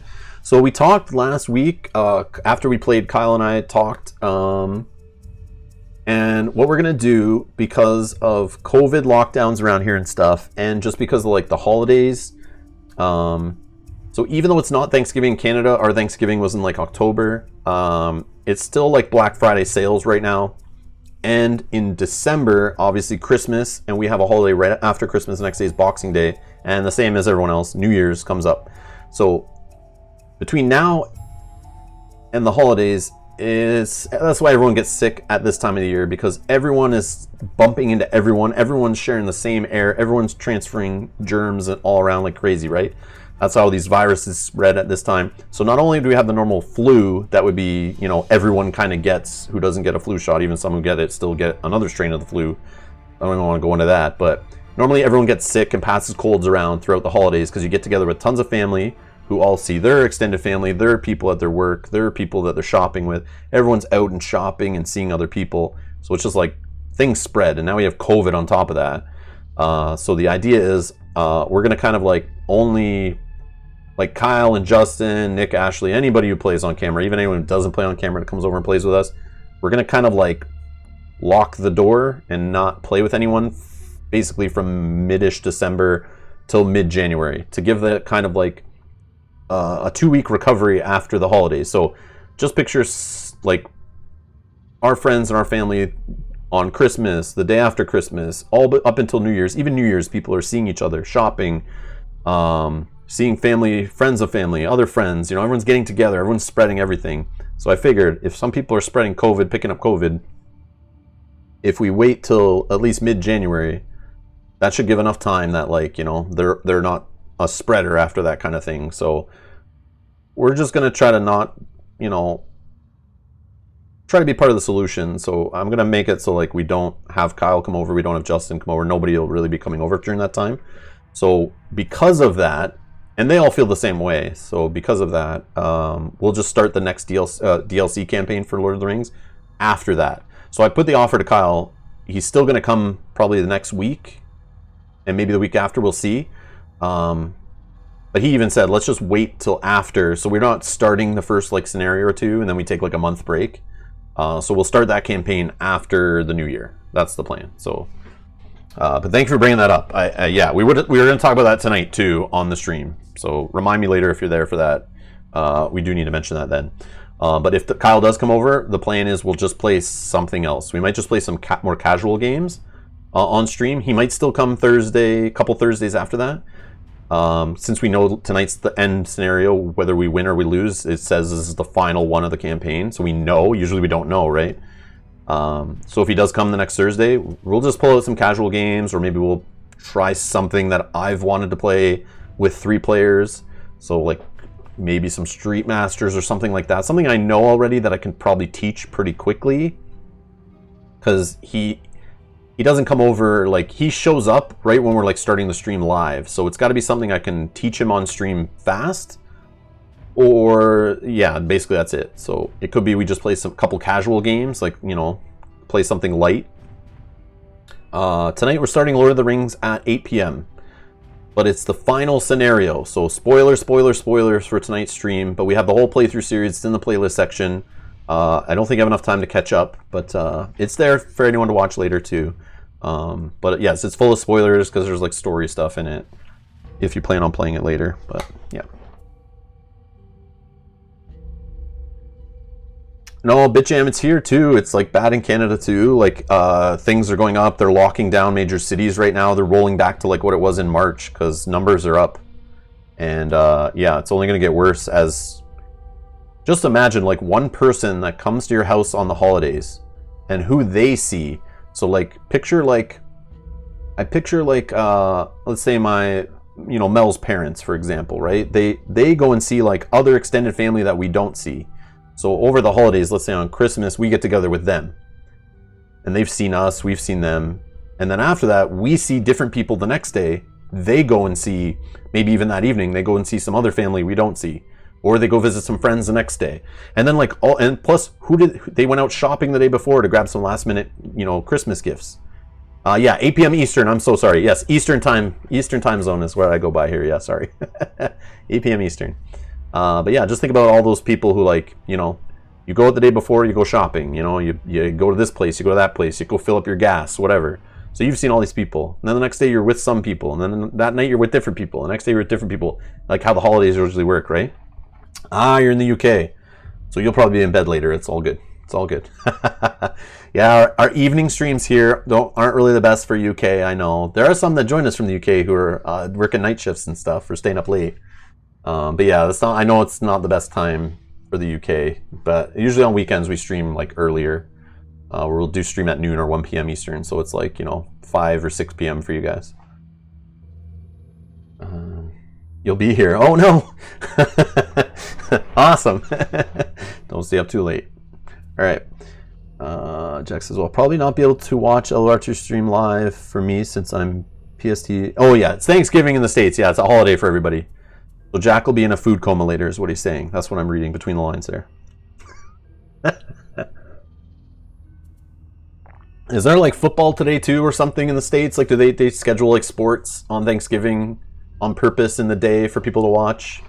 I don't know if that's a thing. Is that a thing? I just know U.S. Thanksgiving tied to holiday shopping. Like we used to love crossing the border and going for Black Friday shopping. Yes, Dad. Yeah.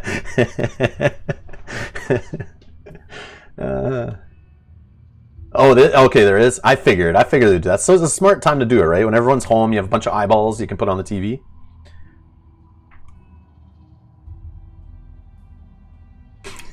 They're on dropping the diss to the Detroit Lions. Oh man. I don't know NFL that well, so I'm not going to comment. And BitJam's watching football right now. Awesome. Okay, that's cool. That's cool.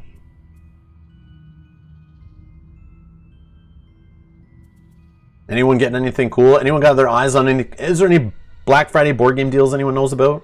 I'm sure there's different deals in the US and then Canada and stuff. We have a couple local retailers here that do like 10% off their entire inventory, and then they do like some other things will be like, you know, 60 or 80% off some like kind of trying to get rid of the junk out of their inventory.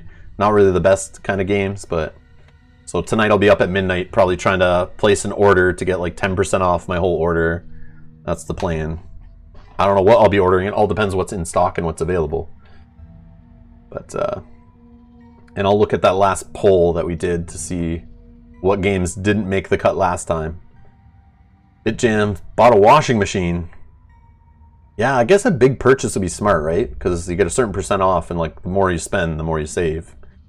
In theory.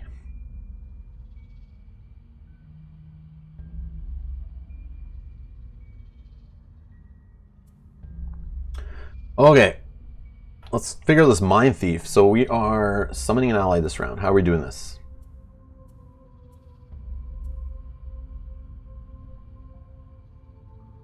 What the heck is an augment? Until I've never looked at this guy's cards ever. I don't know what this stuff is. Ah, there's a summon. I recognize that stuff. Summon a plague rat. That was the only summon, right? That they've given us here? Okay, that's obvious. And we need to kill a night demon. So hold on. This guy does what? He's got 6 health, 2 attack, 1 move. No range. Does poison. Killing a demon. That's a top, but like...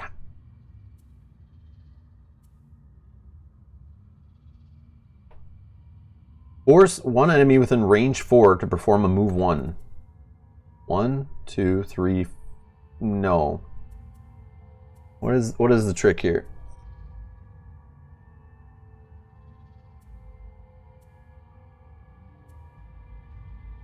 Oh, here we go. Force one enemy within range 5 to perform attack 2 at range 0, targeting another enemy with you controlling the action. Not the 1? I think that's the 1. Submissive Affliction. But like, that's not a guaranteed kill, or are they going to purposely give me a +1?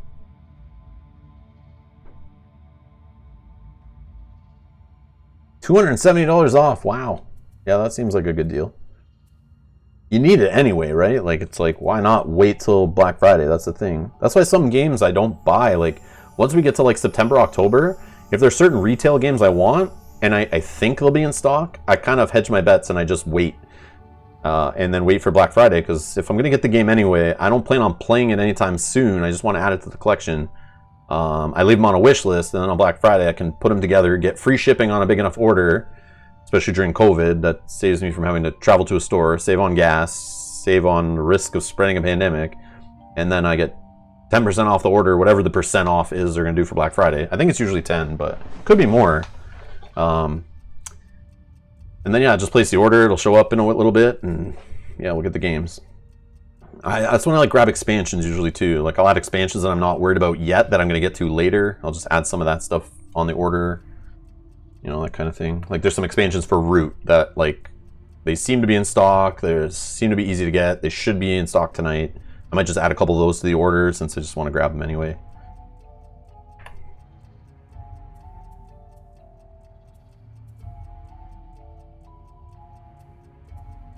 I think that's like our best shot is this thing. I don't know. Oh, you know what? No. I'll go super late. Super late, and I'll use the move. Oh no, how much damage? Oh, the traps are 3 damage. Yes, that's the key. Range 4, move 1. Yeah, they just have to move. That's the only thing.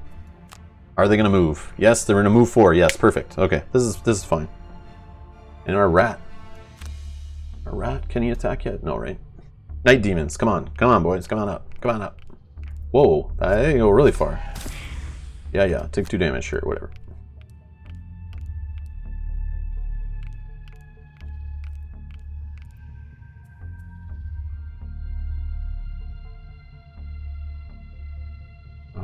Sure.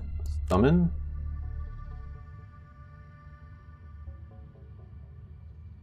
Here? I don't know. Oh, that's so cool. That's so cool. He came out of the ground. That's awesome. Look at this guy. That's cool.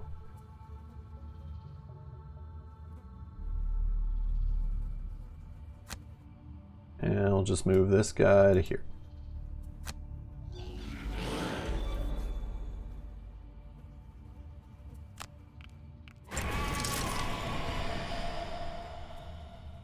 And the Mind Thief's turn.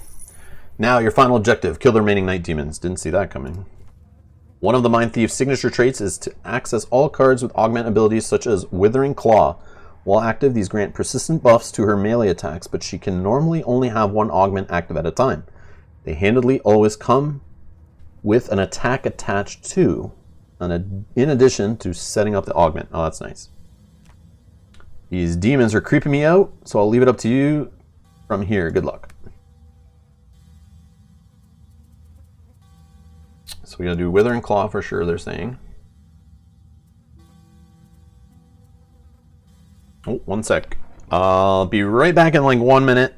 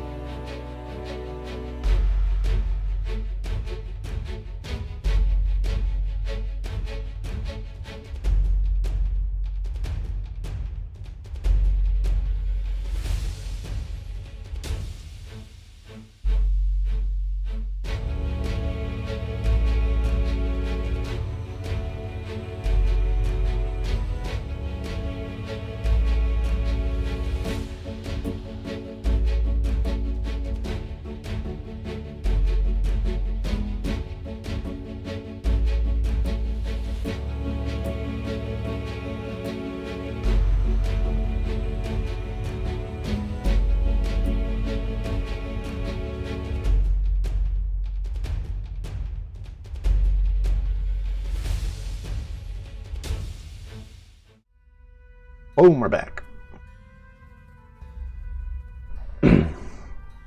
All right.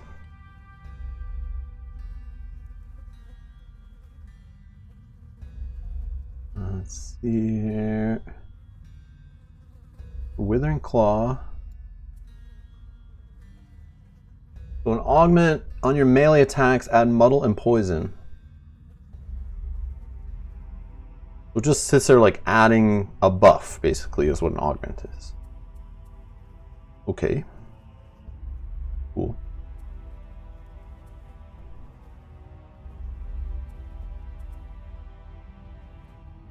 Oh. We'll disarm. I guess we don't need that though.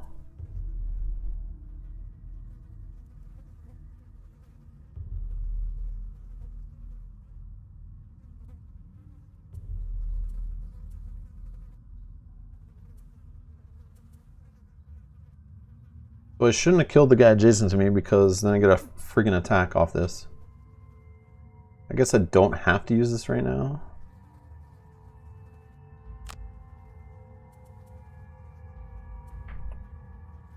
Let's just burn a car. Let's kill this guy in front of us. Oh yeah, the rat will go too. Range 5. 1, 2, 3. Yeah, we can kill this guy.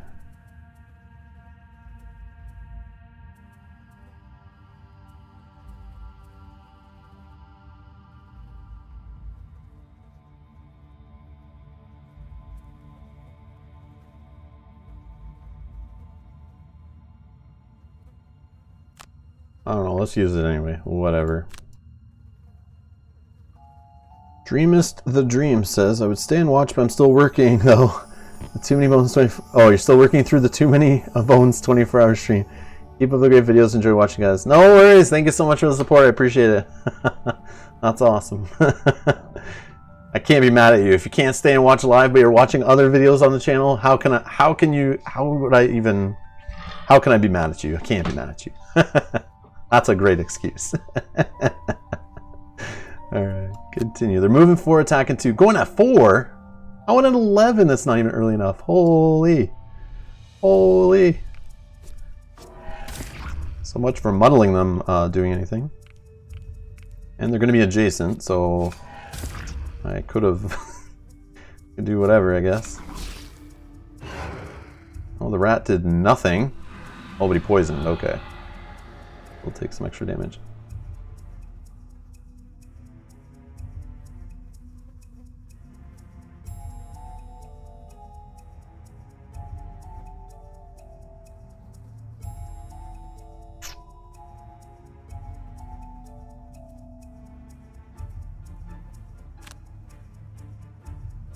Target this guy is immobilized. Okay, great.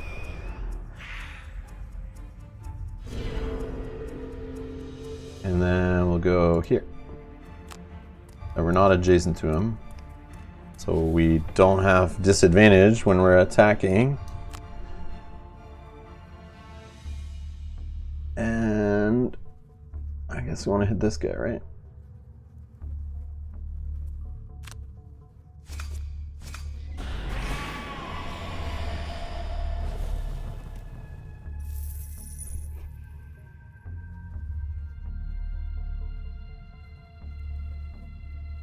Yeah, Raziel is saying in the chat, that's true. The nice thing about the digital version of Gloomhaven is that there are different maps and story, which is kind of refreshing and adds new experience. I agree. I agree. Yep. And there's not many people out there who've played like every scenario on the board game or Jaws of the Lion so much too that they don't want to replay it. And the cool part of the replayability behind Gloomhaven scenarios is trying them with a different party makeup, right? Trying different characters, different player counts, like. Yeah, so many options there. And then, not to mention, if you play with like 2, 3, or 4 different characters, you play with the same characters in the same scenario, and just based on the enemy decks or based on your card choices or character builds, like it's mind-boggling the amount of variability just for a single scenario. But yeah, I agree. I like it does feel fresh. Like it's still the same mechanics, but I like what they've done here so far. But we're just still playing the story intro, but. I remember the adventure mode before, and yeah, it's fun. I like the randomness of it. Andy's here. Hello, Andy. Saying happy Thanksgiving to all my American cousins. Alright, let's kill this guy. He's not going to move.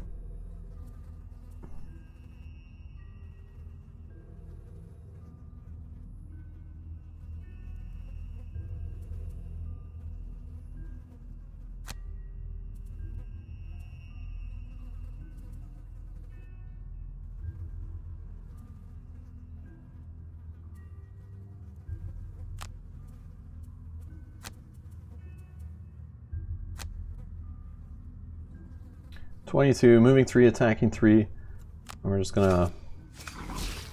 This rat... Okay, got 2 damage to her. There we go. And he's poisoned. So we're just gonna move 3, attack 1.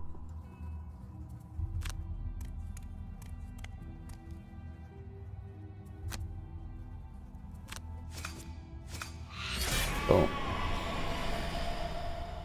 And then for fun, we're gonna go invisible.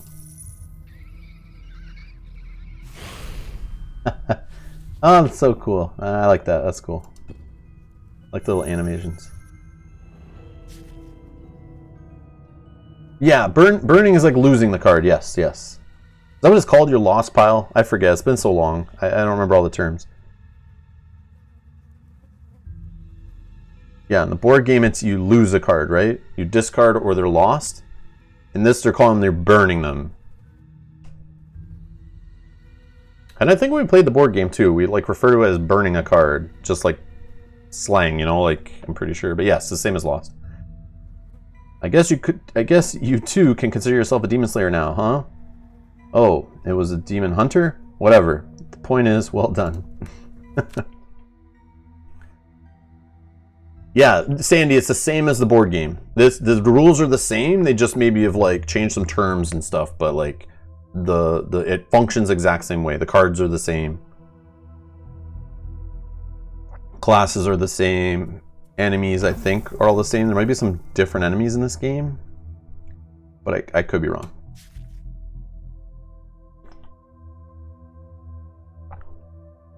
Now we've got the guild going.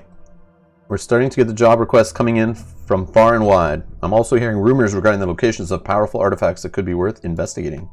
In fact, you should check this one out. A few nights ago, a falling star was said to have been seen landing in a forest clearing near Gibbet Hill. But when villagers went to investigate, there was no trace of anything having landed there. A day or so later, they started experiencing minor earthquakes emanating just north of the village, not far from the clearing. Nothing up here except an old, decrepit crypt. And the villagers, being villagers, are too scared to investigate. Sounds like a magical artifact of some kind to me. You should go check it out. I recommend you bring along the Craighart and Mind Thief. They should be easily up to the task. Didn't see that coming.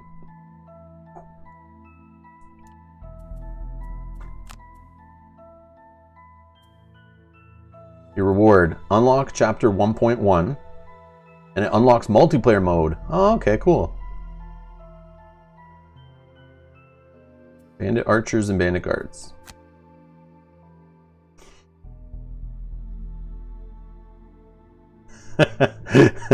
Jack says the only real difference from the digital compared to the physical is no mess.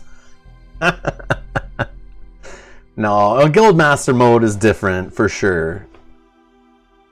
It's like you'd have to create quite a few components to make like you'd have to make like decks of cards that I know there is the random dungeon stuff in the physical board game. This is more similar to that, but they've now added kind of a story to it, which is cool. After following the directions from the villagers at Gibbet Hill, you come to the entrance of an old ruined crypt. It is clear someone has been here recently, as the entrance has been disturbed. Be on your guard. Into the dungeon.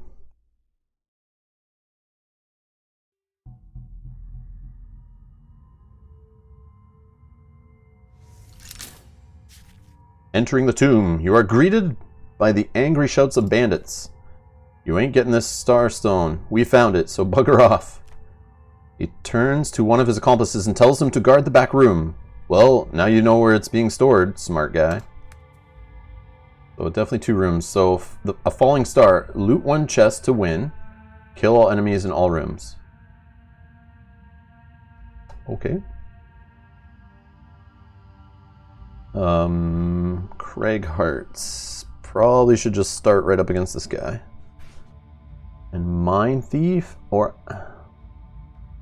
is that where we want to make a Plague Rat? I don't know.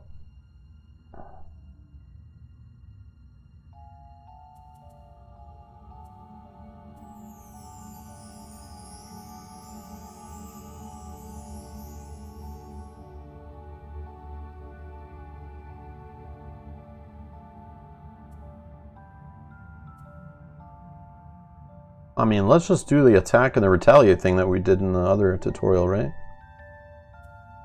Where's that? Yeah, this opposing strike. Let's set this up.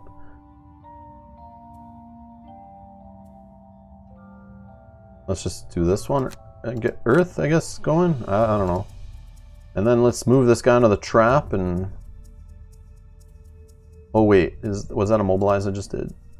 Yeah, that's probably bad to immobilize a guy I want to move on to a trap, right? Yeah, that's bad.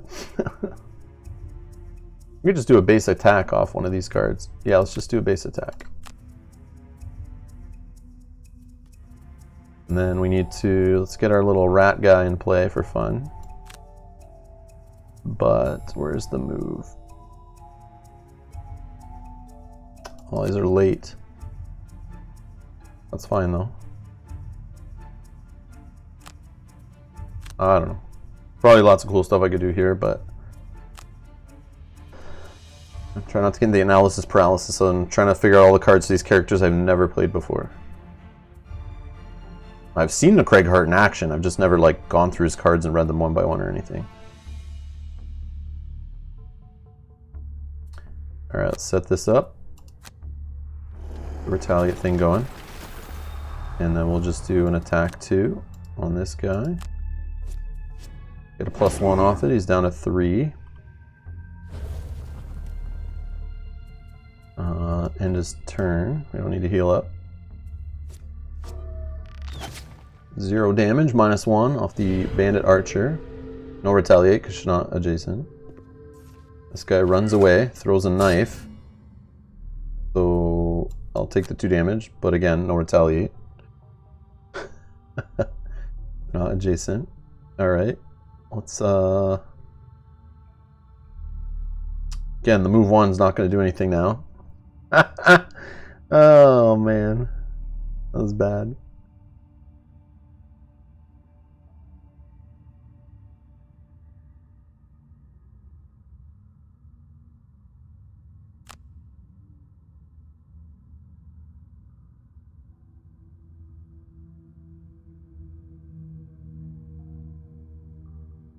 I don't know. Sure. Actually, does Craig Hart have AoE? Whoops. Too late.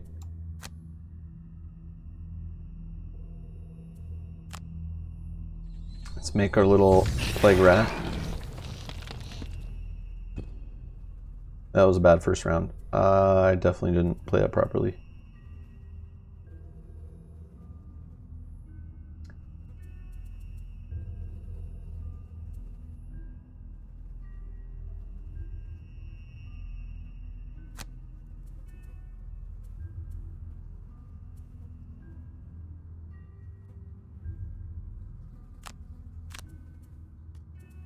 Okay, Mind Thief, we need to get him moving.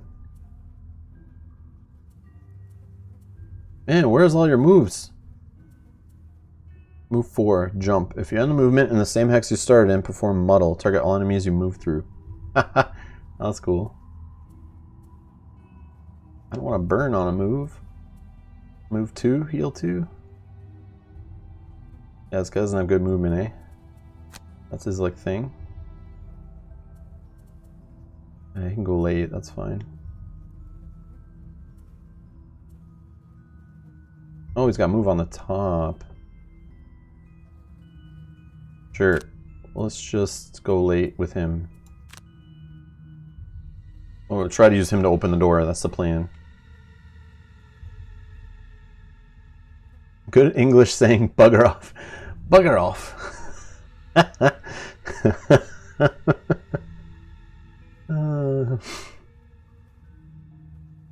Aziel says, forgot to say greetings from Greece.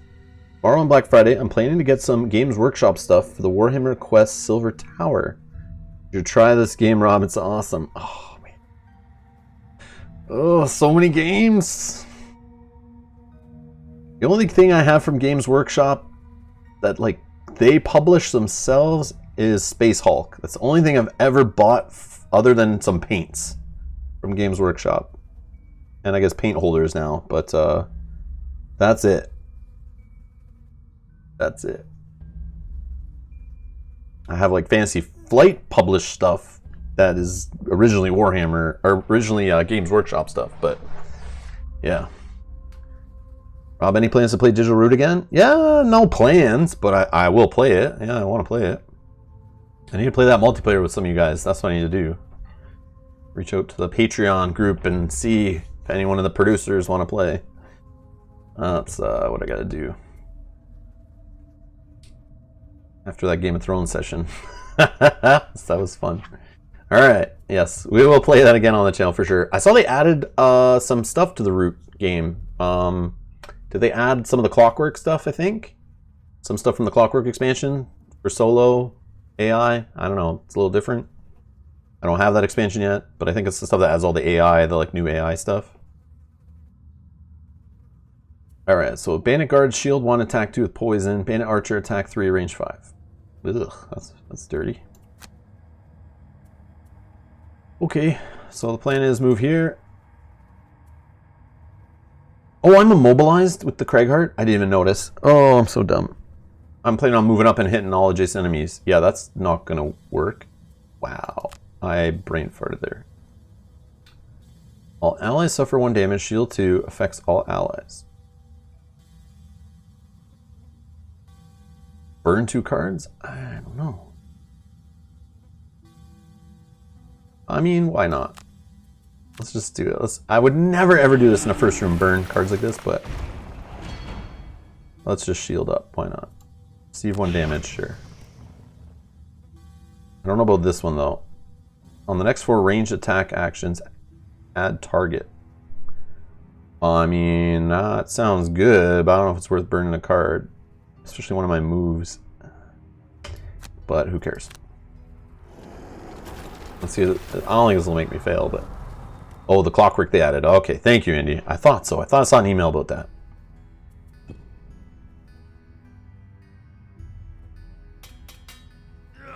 Yeah, shield up, whatever. You crazy guy. Boom. Sure, I'll take 3 damage, whatever. Leg rat. Get her. 3 damage. And poisoned. Nice. Okay, so this guy, what was I talking about? Moving 3. If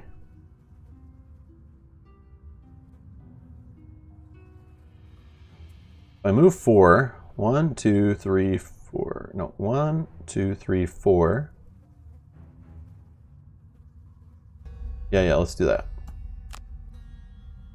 So 1, 2, 3, 4. Okay, confirm. Do some muddle. Okay, then we'll do move to open the door. Get some knowledge. A couple more archers, a couple more bandits. There's a chest in the middle. At least it's not all the way back in the far corner, like that pile of gold. Okay, and then we'll move back 1. And with the attack and poison together, for movement. Okay, skip the rest of the movement. And then the attack here, confirm. Yep, killing blow. And the Mind Thief doesn't need to heal. Yeah, shield up. Shield up all you want. Laugh at me. Yeah.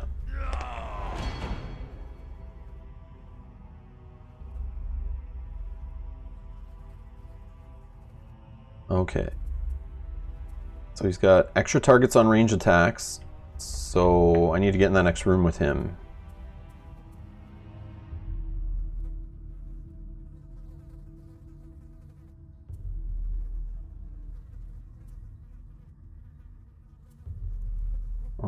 One, 2, 3. He's strengthened right now. Oh, retaliate. Sorry, let's retaliate. 4.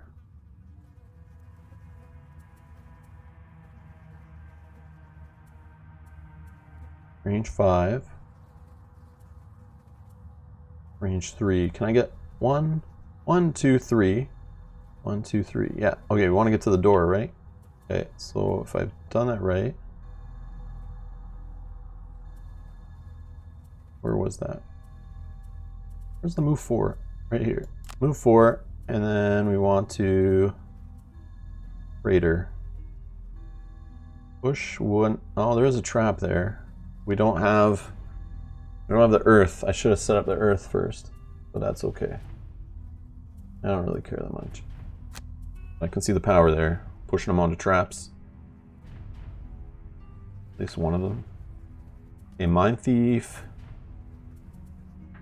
What are you doing? This Plague Rat's gonna take a bit to... Oh, you can attack this guy, right? Okay. Get the Plague Rat in there. Move 4, attack 2. 1, 2, 3, 4. Attack this guy. Stupid archers, though. What are they doing? We don't know. We don't know. What are they going to do? We've seen them do 3 damage. Wish we could see what they've played. Like, look through the discard piles? No. Yeah, we don't get any of that stuff. Yeah, because normally I'd reach over to the discard pile of the enemies, kind of see, like, what did they do already? Like, you know, what could they do to us? What kind of initiative did they have?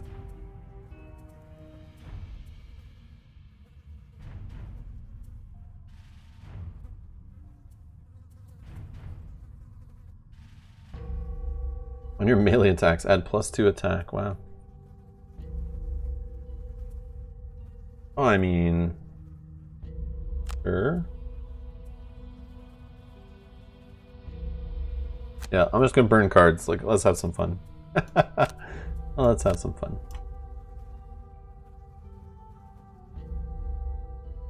We'll shield. These guards are shielding again, and putting retaliate 2. That's not good. Bandit archers move 2, attack 1, range 5, immobilize. Ugh. Yeah, going late for those guys would have been nice. At least the Cragheart won't get hit. Yep. Get your defenses up. Sure. Zoom in and see their animations. Yeah. You're next.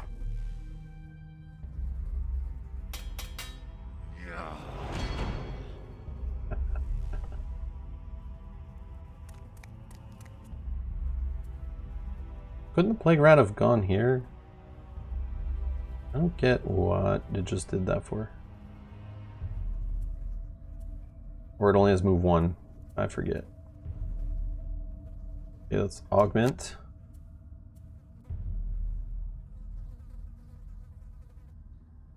Yeah, we can skip the attack. That's fine.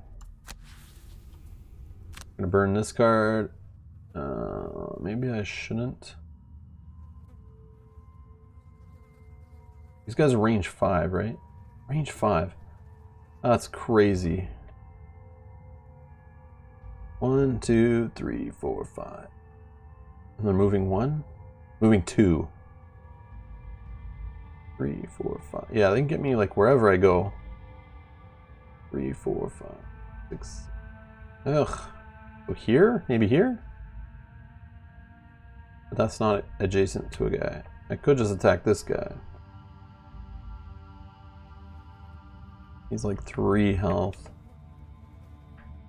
But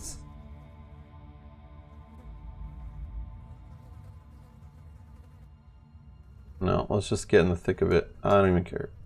Confirm. He can be our tank. Get in there. It does have 1 move only, Buell? Okay, I wasn't sure. I thought it would move like a monster, but it has its own stats, right? I just thought it was like move 2. Or I guess the monsters don't move that way. What am I thinking? Yeah. Mixing it up with another game, probably. We'll attack this guy. Get him! 7 damage! Whoa! Alright, if I knew that was going to happen, I should have went after this guy. Because now... Oh, this guy should still be able to reach, I think. 1, 2... No. Craighart, that messed up the Craighart's turn. That's fine. Oh well. Oh, these guys might... No, they won't come close enough yet. Sure. He's stuck, he's stuck.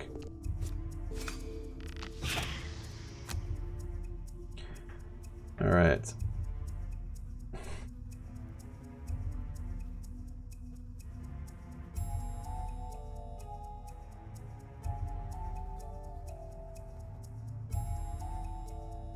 Well, I want to do the move 4 anyway. No. This way. Yeah.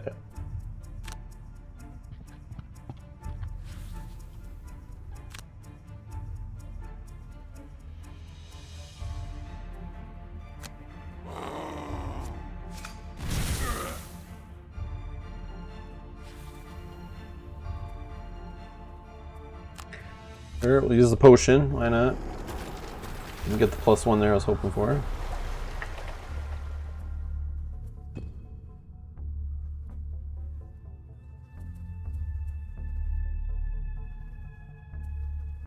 The Plague Rat can finish this guy off. That's the plan, right?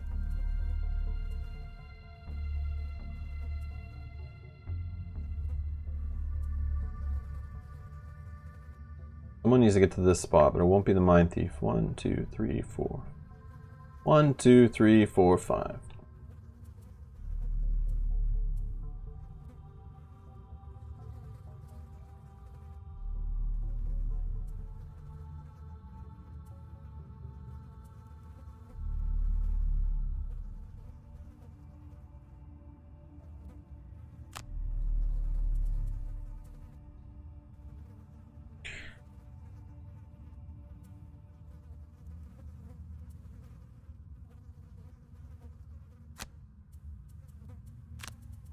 I want him to go late. I want the Craighart to go late so he can just like hit this guy at least. Or did I just play a move 3? No. Move. I mean, I don't want to play the move 3 because I want to use the top card in a bit, but I don't think it's really that great right now. I need to make Earth, but like really Earth is only on just like one crappy... Oh, that card. I need my Rumbling Advance back.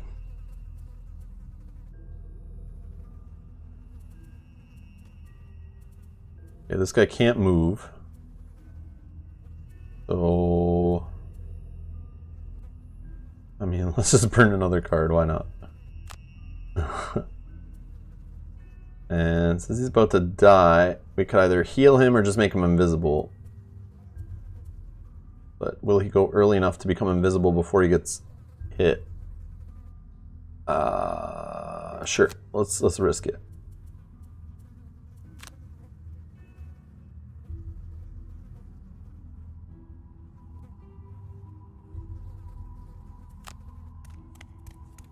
Get him, Plague Rat.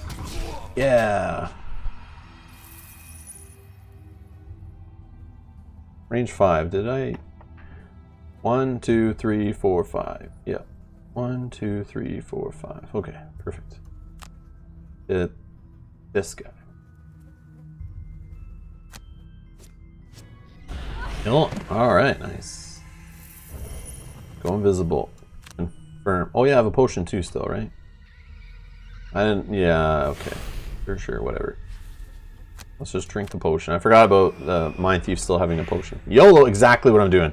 I'm just going YOLO at this point. I think it's gonna be the last one for today. I'm just kind of like, just want to get through this story thing, and now I'm kind of like, let's just get it done. Well, let's just burn cards. Who cares?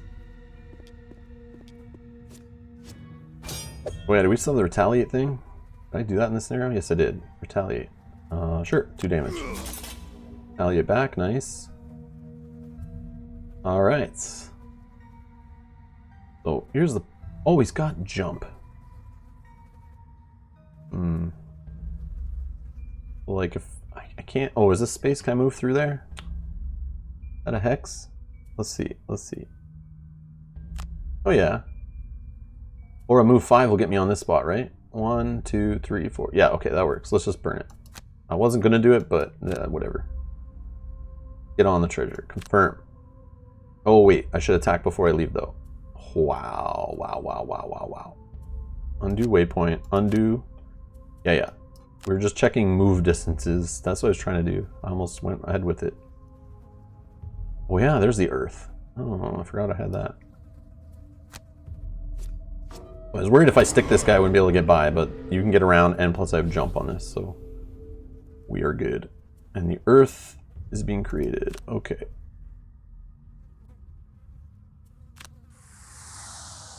Then we get to immobilize this guy. Resonant Crystal. During your turn, destroy an adjacent obstacle.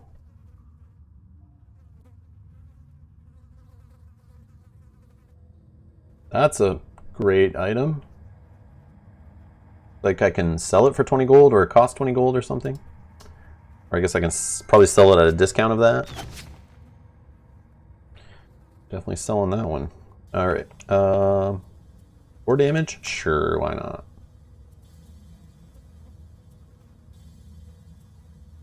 Yeah, let's just crush this fool.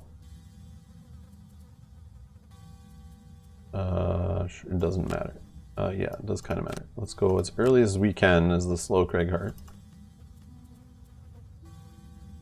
Oh yeah, this guy's still here.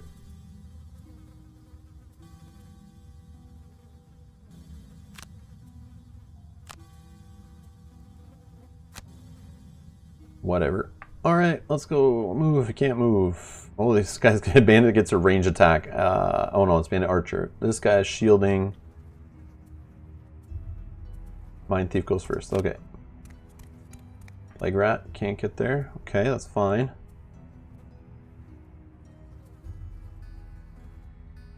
I like this whole getting extra attack for negative conditions. I think that's a cool little theme. I like that.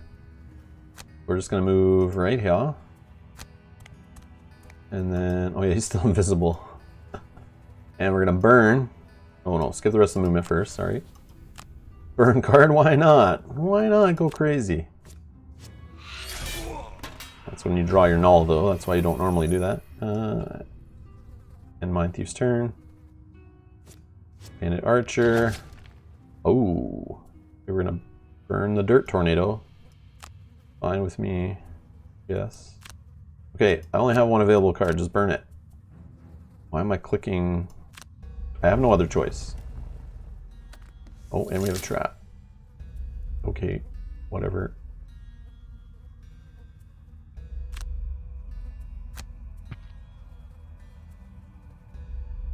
Skip the rest of the movement. Oh yeah, sure, let's add some extra attack. Get him. Oh, it didn't kill him. Oh no. We got a -1. Oh no. Oh no, I'm burning too many cards. He's still alive. Short rest, sure. Sure.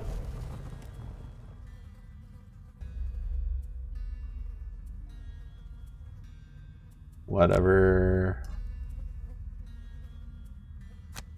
Sure.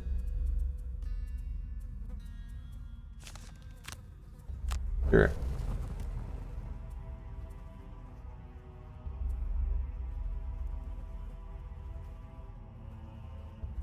I don't know if we can get in the mix of things there, but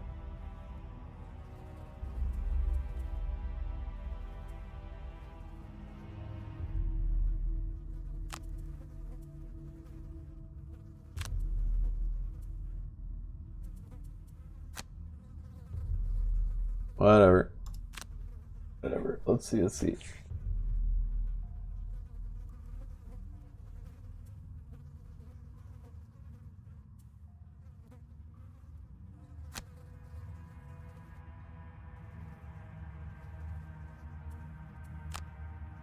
Kill it with some movement. Best way to finish it, right? Look at this stomp in the ground. That's awesome. Okay, skip the attack. He will just... Oh, a loot 2, you say? Yeah, that's a good spot to do that. I think maybe there's another spot that would... no, I think we're fine.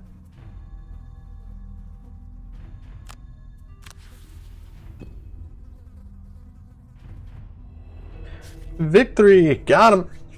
The crystal throbs in your hands. It certainly contains some powerful magic. You stick it in your pack and head out.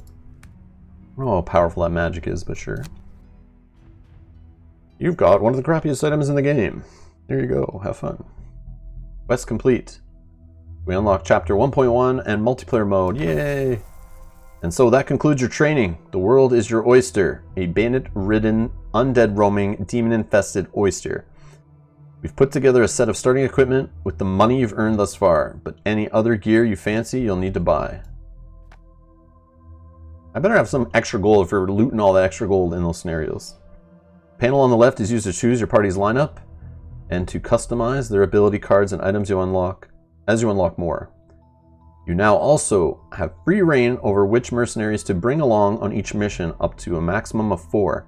Be aware though, scenario difficulty scales with the number of player characters. Unless you are a Gloomhaven veteran, I would recommend you stick with 2 characters for the time being. Keep the decision making manageable. Yeah, I can see that. When equipping items, note that whoever equips an item first is bound to them. You can unbind them for a cost, an item for a cost. But try to make sure you give it to the right mercenary the first time if you can. Wow. To aid you in progressing your skills post-training, I've come up with a set of achievements for you to work towards. These can be accessed by the trainer icon in the bottom of the screen. Ooh, achievements. Completing these will reward the guild with more gold, quests, and locations to discover, sometimes even missions to recover powerful relics. The merchant says you can pop by my shop by clicking the merchant icon at the bottom of the screen. I've got mostly basic items in stock right now, but as you keep exploring and restore the routes to more villages, more and more items will be added to my stock. Speaking of which, could you journey down the southwestern coast and open up the old spice routes? I've had links with 2 towns there in the past. Bloodfold to the west and Wanderer's Rest to the southwest. Choose your team, gear them up, and you're ready to go. Good luck, Guildmaster. Cool. Cool. Wow. Okay. Rob's Gaming Guild. Level 1. Gold, 46 gold. Okay, so definitely, I think, kept our gold there that we were earning.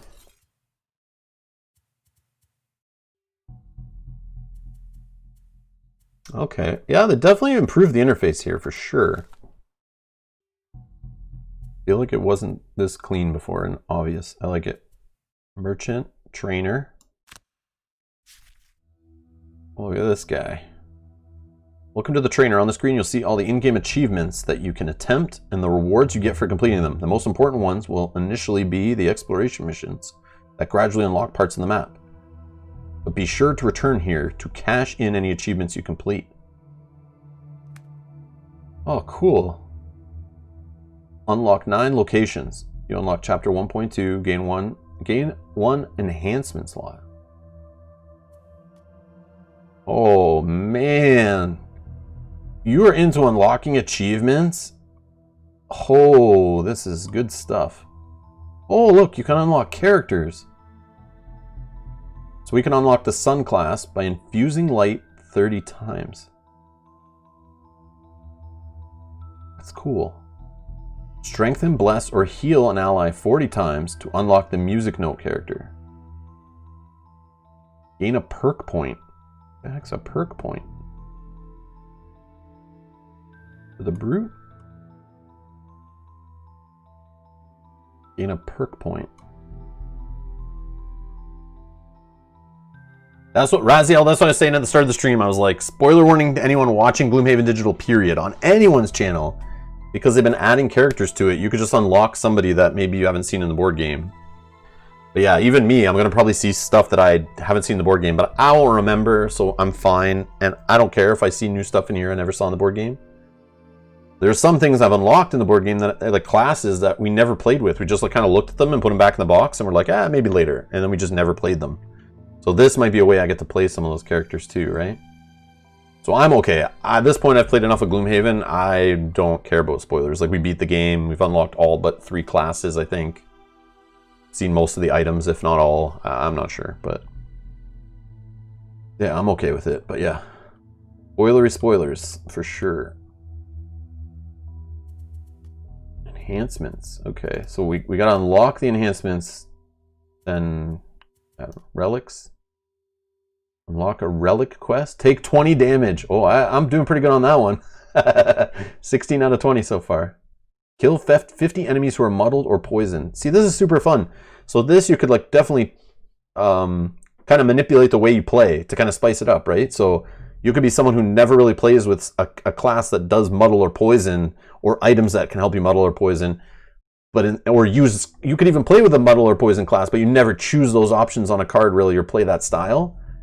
But if you're trying to achieve the Disciple of Zorn, for example, you'd have to focus on that and make choices in combat, character selection, card selection, that kind of go that route, which is cool. Or just over a long period of time, you just hopefully will unlock it anyway.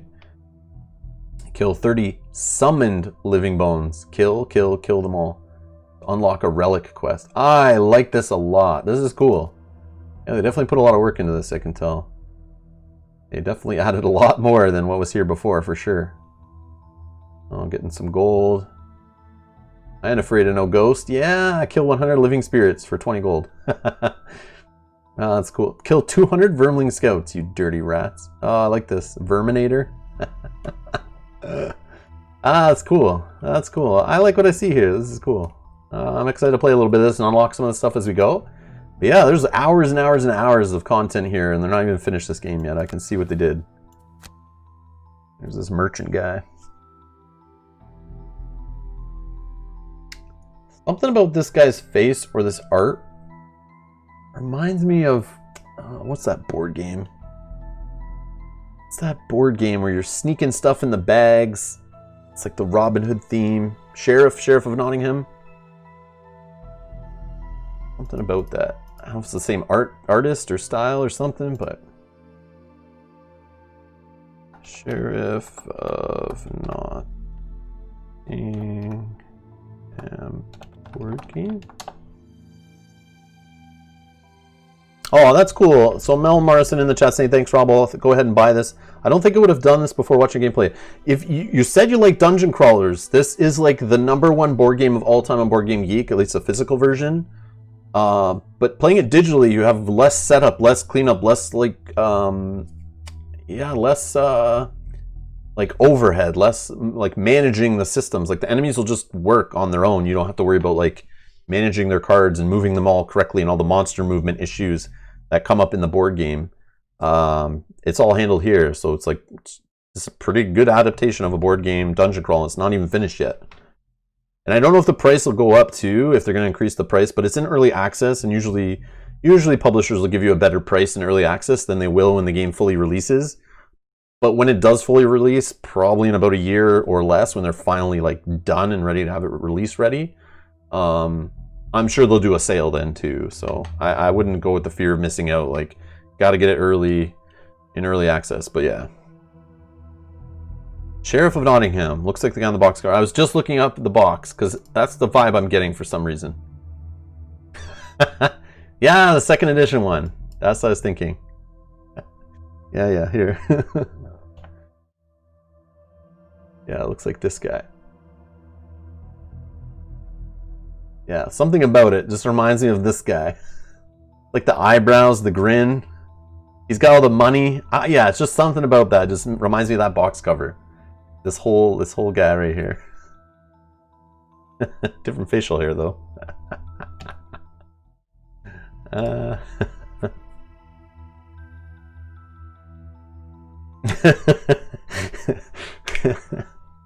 already pulled the trigger. Oh no! Now it's all good. LOL, hashtag Rod made me buy it. You guys are funny. Oh, I'm not trying to sell anyone. I'm not being paid to play this. No one asked me to play this. I bought this game. I paid for this game on my own. This was not given to me. This wasn't a free code or anything like sometimes publishers do. I bought this game a while ago, like last year when it was first in early access, because it was Gloomhaven. I want to see it. I want to try it out. But so far, I definitely got my money's worth of what I played last year. We played quite a few hours of it. And that was before it added multiplayer. That was before it added the full Guildmaster mode. It was just some like little light adventure mode. Some random quests and some boss fights.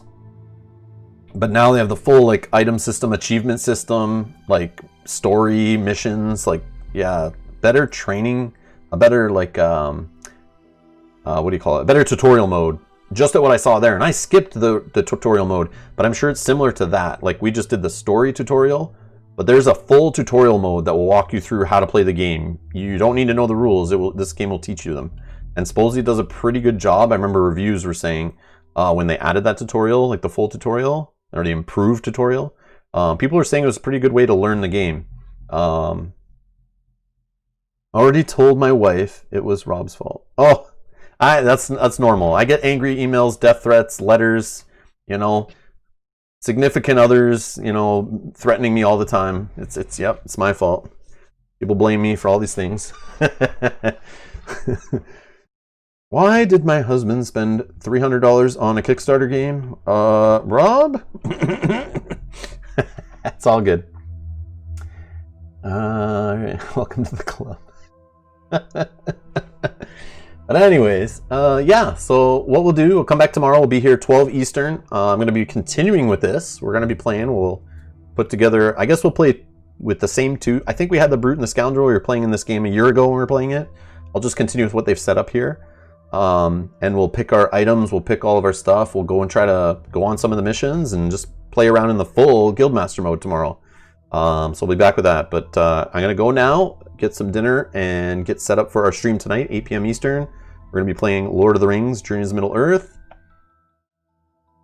But that Journeys to Middle-earth is the last scenario of our Shadow Paths campaign. So I recommend only showing up if you've played it before or you're okay missing out on spoilers. But I'd recommend going back and watching the first handful of episodes for that series. But we will be back tonight streaming. And then I'm back tomorrow at 12 Eastern playing this. Then on Saturday, we're continuing through our Pandemic Legacy Season 0 playthrough. Mel and I are playing that 2-player. With the help from you guys, we're playing on Saturday, continuing with that series. And then we're back on Sunday with our monthly Q&A, where you can come, ask any questions, chat, whatever. We're just going to be, you know, a nice, lighthearted, casual 2 hours of just giving you a quick channel update, and then we'll just ask whatever. We'll chat about whatever, talk about current games, Kickstarters, just random stuff, whatever. Yeah, Mel and I will be there taking your questions. Then on Monday, Mel's back with her monthly painting stream, live painting. She's going to be painting miniatures from Cthulhu Death May Die on Monday. And then Tuesday is the next episode of Pandemic Legacy Season 0. But there'll be more live streams coming, so make sure to subscribe to the channel, hit the notification bell so you don't miss when we go live. And yeah, I'll see you guys again tonight. Thank you all, the Patreons, for the support. Thanks everyone for taking the time to be here live. Thanks for helping out, your questions, everything. I appreciate you guys all hanging out with me here. And those watching later, if you have any questions or comments or anything, leave them down below in the comment section. And we'll see you in the next live stream. Thanks all for watching. Bye-bye.